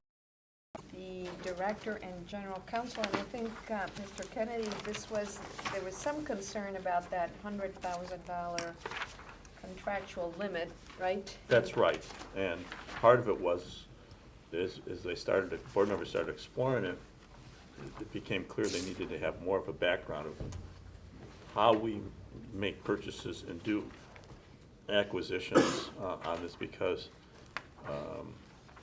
and so one of the purposes of this memo is to give you a background of, okay, here's how we spend our money, here are how the decisions are made, these are the different methods of procurement, and in your annual delegation, one of the things that you do is you delegate to me the authority to oversee purchases or acquisitions on behalf of the agency, but the delegation had been set at, you need to check with the board chair whenever you have a contract of $100,000 or more.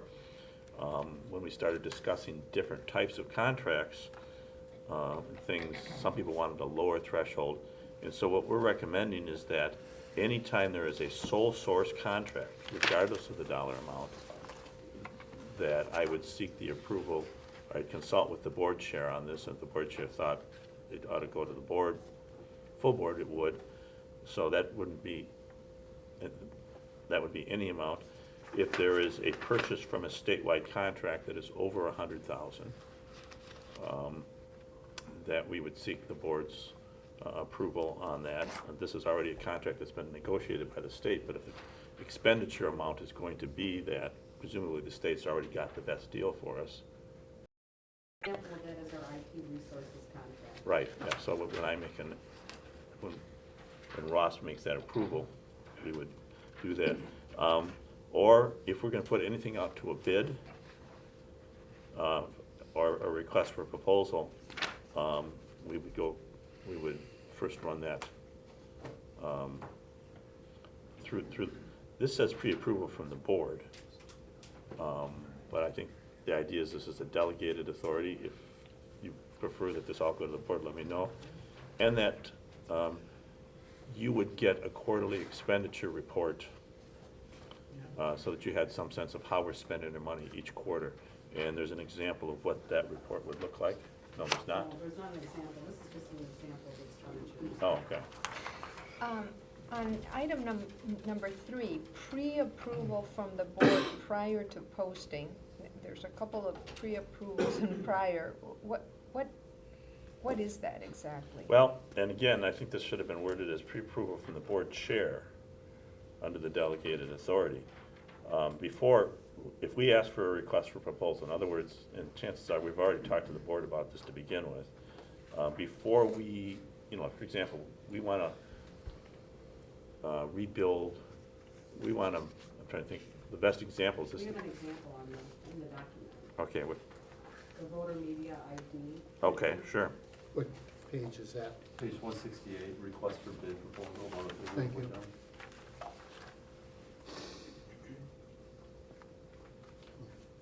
But when we did the media campaign, we had actually presented to the board how we were going to propose things, but when we went to do this, we put it out we did requests for proposals, right? And we had, but before doing that, we would make sure that the board chair was comfortable that we're going to do this.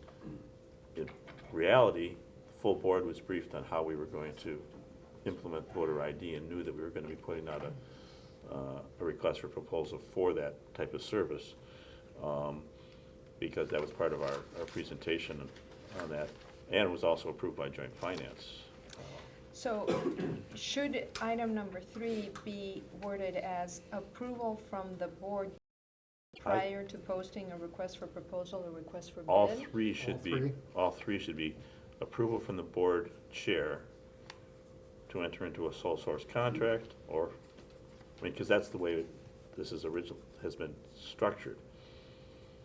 And the way we would fit this into the delegation is that if the board chair thought this required additional approval of the board, we would call a special meeting to do it, or we would delay that decision until we had a meeting. So if I'm tracking correctly, what the clarification that you are requesting is that you have the authority to enter into contracts for sums of $100,000 or less, with the caveats that are at items 1 through 4 on page 169. Is that? It's actually a little bit more specific. What it What's says a is, sole source contract in number 1? a sole source contract means that it doesn't go out for bid. Definition on page 168. This is Yeah. the definition. It's used to purchase a good or services that's unique, it can only get from one source. If it's over $25,000, we need a waiver from the governor, but If it's under 25,000, we don't need any we don't need. gubernatorial approval. But, you know, if we're contracting with someone who has a unique service and it's $10,000, before I would do any of that, I would need to go to the board chair. Huh? 25,000. I use 10,000 as an example. I mean, the way this is set up is that any contract that would be a sole source contract, in other words, where there's gonna be no bidding or anything, before I could do that, whether it was for $500 or $24,999, or I would need to go to the board chair and say, this is what I'd like to do. Are you okay with that? And he might say, well, let's have the whole board weigh in on this. Or he would say, no, go ahead and do that. If it's over 25,000, not only do I have to go to the board chair, but the governor has to sign off on state statute. And that's for anything where there's no competitive bid in the process, any contract. So if I'm buying something off the state contract, an example of that is when we contract with an IT consultant, if it's more than $100,000, I need to do this. But if it's buying pens and supplies from Staples, which is on the state contract, unless it goes over $100,000, I don't need to do that. If it's something that we, and then finally, if it's something where we're going to either ask for proposals before we award the contract, or we're requesting bids, and these are generally going to be IT projects or media projects, which are normally going to be vetted by the board anyway, I still need to go through the board chair before we put that up. So it could mean that whether I'm spending $500, we need the board chair's approval.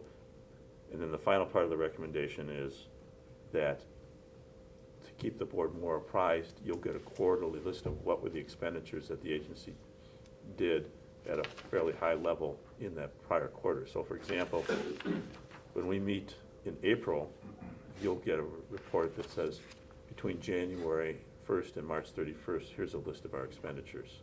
And board members could ask questions about it. It'll be just be part of the report that you get at the end, you know, part of our division reports. My concern was when you have, when you sign a contract for some outside services from an expert in some area, and I'm particularly going back to that contract on the ballot. I want some advanced knowledge of that. I don't care if you talk to the chairman or not. I think that I should know in advance, maybe 10 days before you sign the contract, so that I can raise hell if I don't like it. So then the question is, for sole source, do you want the full on it? Or? No, I just want notice. Sure. And if there's some action I want to take, some objection I want to make, I can make it. But after the fact, I'm not part You of know, it. I tried to address that, Harold, with, I told Kevin that we should summarize our conversations every time he contacts me on a daily basis, and that should go out to the board members, so I think you would get the information. Well, I agree with you. I agree with what you've done, and I think it was great. And I Yeah. think that information is important. And Yeah. I'm glad that it's coming to the whole board, but that's after the fact. Well, Not necessarily, though. I mean, maybe not entirely, yeah, I'd say. Well, they Go. could have a conversation where an approval is, and then we get the notice a day or two later. So you could have put in this recommendation, pre-approval from the board chair, and then put in some sort of notice provision to board members of that chair's approval. prior to. Prior to it being consummated. Yeah, prior to being councilman. If you can give us a notice so that Yeah. I can react if I wanted to, before the thing is signed, that's all I'm Right. asking for. So 1 through 3 would be, Judge Freilich worded as approval from the board chair and notice to board members to Prior. before entering into a sole source contract regardless of the dollar amount. Or is Yeah. that for all three?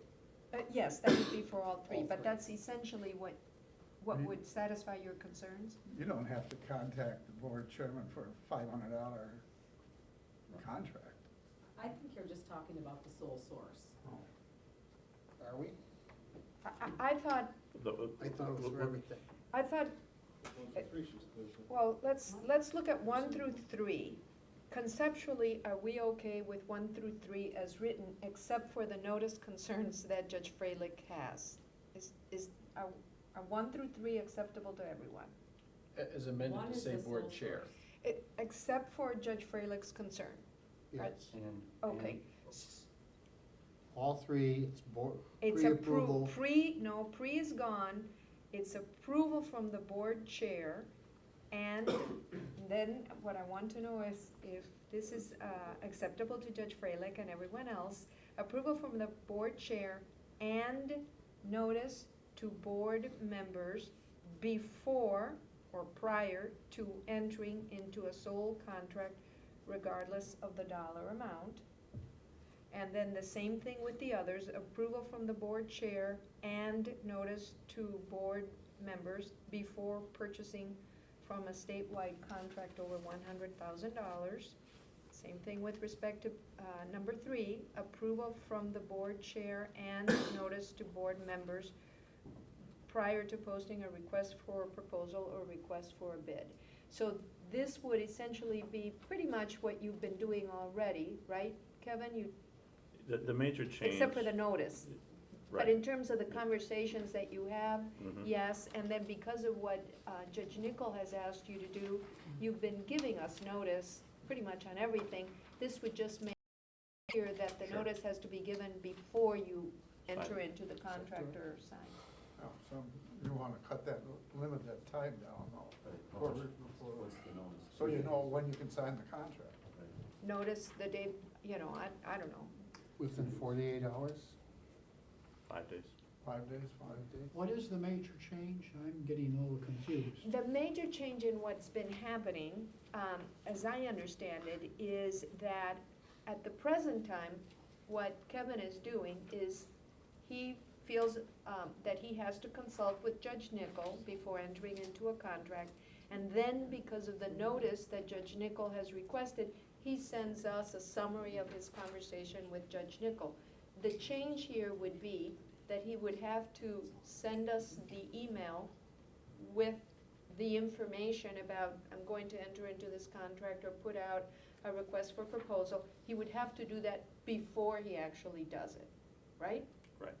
Right now, he can tell us what the conversation was with Judge Nickel after he signs the contract. And Judge Freilich wants to have the opportunity to be Object. heard, but it would not require every one of us to weigh in, and But he has to consult with the chair Yes. before First. signing. Yes, and give notice to the board members, but not consult with board members or communicate with them personally, other than just giving them the notice, right? Within 5 days. This doesn't require you to give us notice on every $500 contract. No, it doesn't. Okay. No. Unless it's a sole And source. did we want a 48 hours 5 days, before? he said. 5 5 I think days? 5 days. 5 days? Okay, So you say 5 days prior to entering.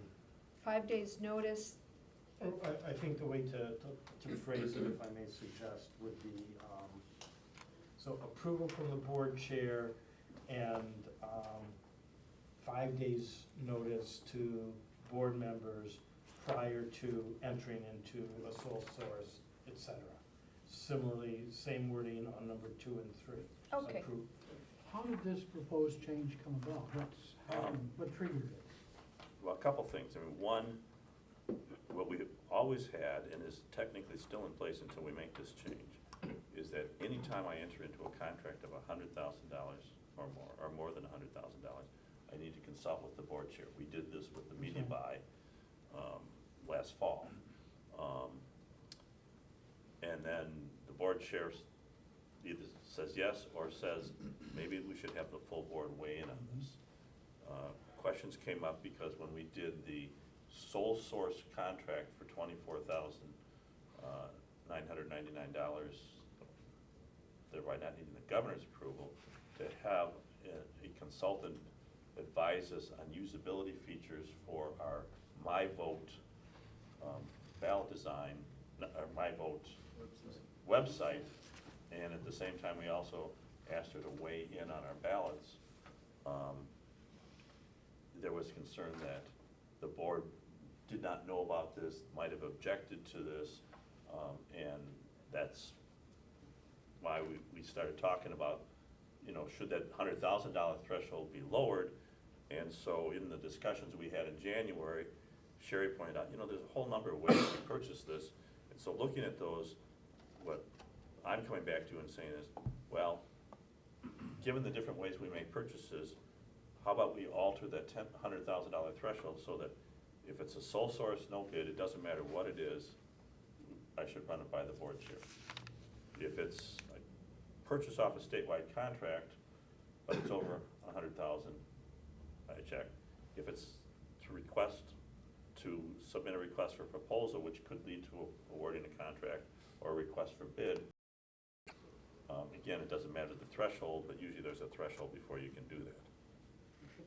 $50,000. There were concerns raised about just the blanket delegation. There may have been something in the audit too, some reference to that, no? The real thing that triggered it, and Judge Fraley specifically mentioned it, was we did award a sole source contract for a usability design, but it also had an impact issue. And it got totally misrepresented by the people who were challenging this, that we somehow had picked some partisan individual to do this when, we were picking a person who had been hired by. Okay. There's a second reason why I raised that question, was that when Representative Knudsen, he was concerned with the fact that the board gave you all this power on contracts. That's right. That's where I heard it, probably, yeah. Yeah. So, would you like a motion on this? I think that would be exactly what we should have. Judge Frankie? Why does the word, other than being clumsy and maybe unnecessary, why do we take pre out? I missed that discussion. Because it's redundant. Well, it's just gonna end up being, I'm not worried about it because we clearly intended it be. It says before, that if it's approval before, we don't need pre-approval. This is like the word pre-planning, which drives me insane. Well, number 3 says prior. Where does before? I think They that all will all have three say are going before. to say approval from the board chair Before. and notice to board 5 members. days 5 notice. days I see. prior I get it. to, Okay. Before. and we'll say that. So if you have notice, you don't need to, we don't need to pre-plan. Good. Fine, I get Is it. this okay with you? Yes, absolutely. Okay, is there a motion? I'll make the motion. Second. Any further discussion? All in favor? Say aye. Aye. Aye. Aye. Any nays? Any opposition? Okay, motion carries. And then we move on to page 174, the director's report. 171 is the legislative status Oh, report. sorry. There's only a handful of bills pending, although I noticed today that there were two that aren't listed oh, on here, there's two that are not listed. that I'm aware of, redistricting and the presidential primary.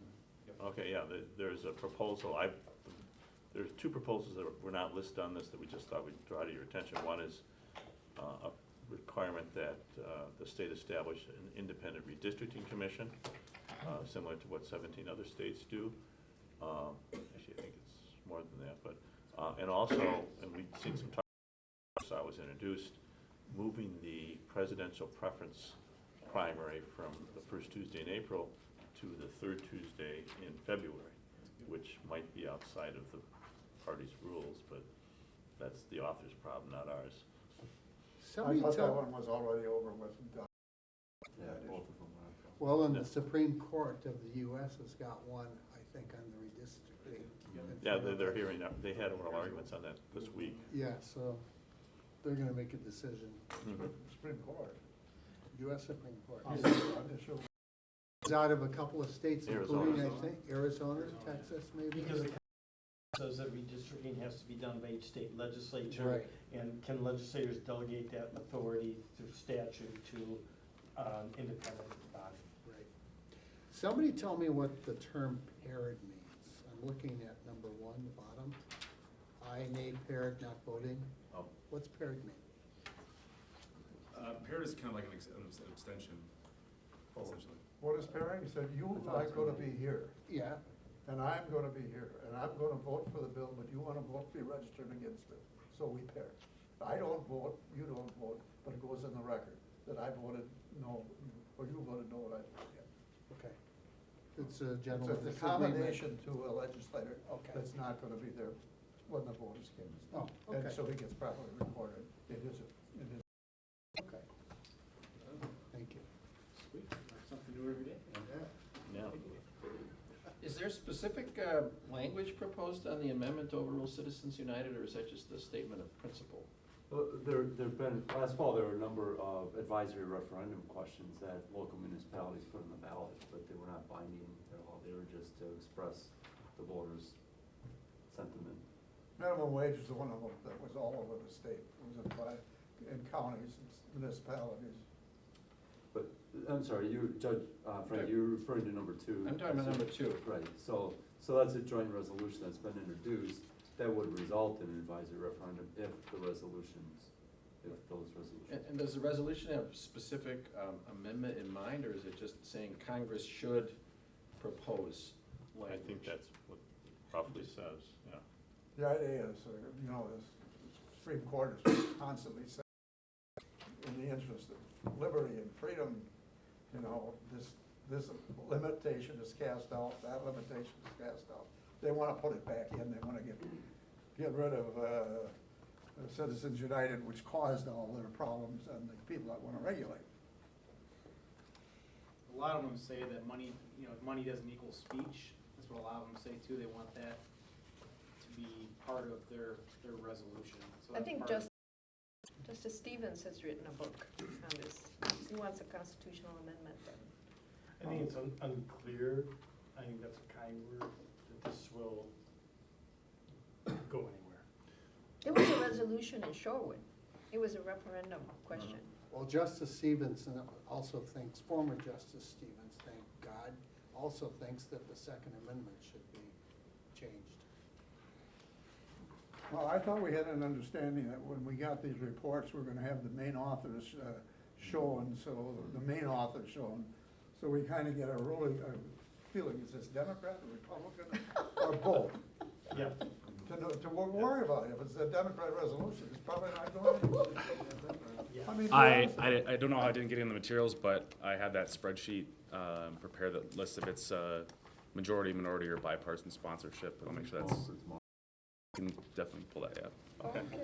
And then the other 2 things just in the report, just to draw some attention to, the bill that it would allow LAB access to investigatory records has passed by voice vote. It's up to the governor to sign that at this point. That was pretty much unanimous, I take it?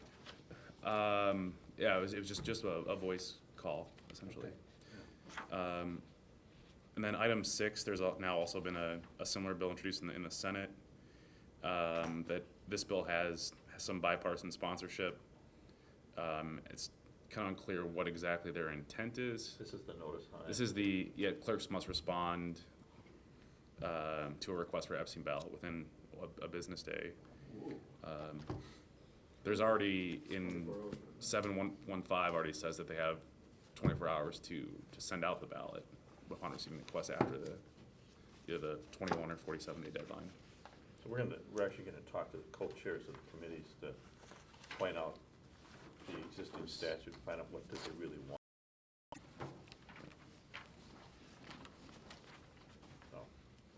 Okay? Thanks, Brian. Ben, Thank we'll get you the annotation on that. I'll go print off right now, actually. Okay. And then, now moving on to, Kevin's gonna take longer than 10 minutes. page 170. You want to carry that over till tomorrow? You want to break now? I would. Are you, I'm moving to adjourn until tomorrow, 9 o'clock. Could we, well, because there's a couple things in your closed session packet that I just wanted to briefly, very briefly. Don't tell them mention. what it is, because you're on camera. Pardon me? I'm saying, but what I'm asking is that the board move to closed session as opposed to adjourning. Well, we haven't finished with the open session. But you can move back into open I know, session. but we're also at 10 to 5. Is there something we have to act on today? There's one thing I need to have an answer to today. but it'll take some And that time is- for the They camera can to remove go, the camera. and Judge Volkey does have, They can remove the camera fairly quickly and stop. They can't pull up everything up, but they can pull the camera out of here fairly quickly if we need to, but. okay, well, Judge Volkey has Whoa, whoa, moved to whoa, whoa, adjourn. whoa, whoa, I'm sorry.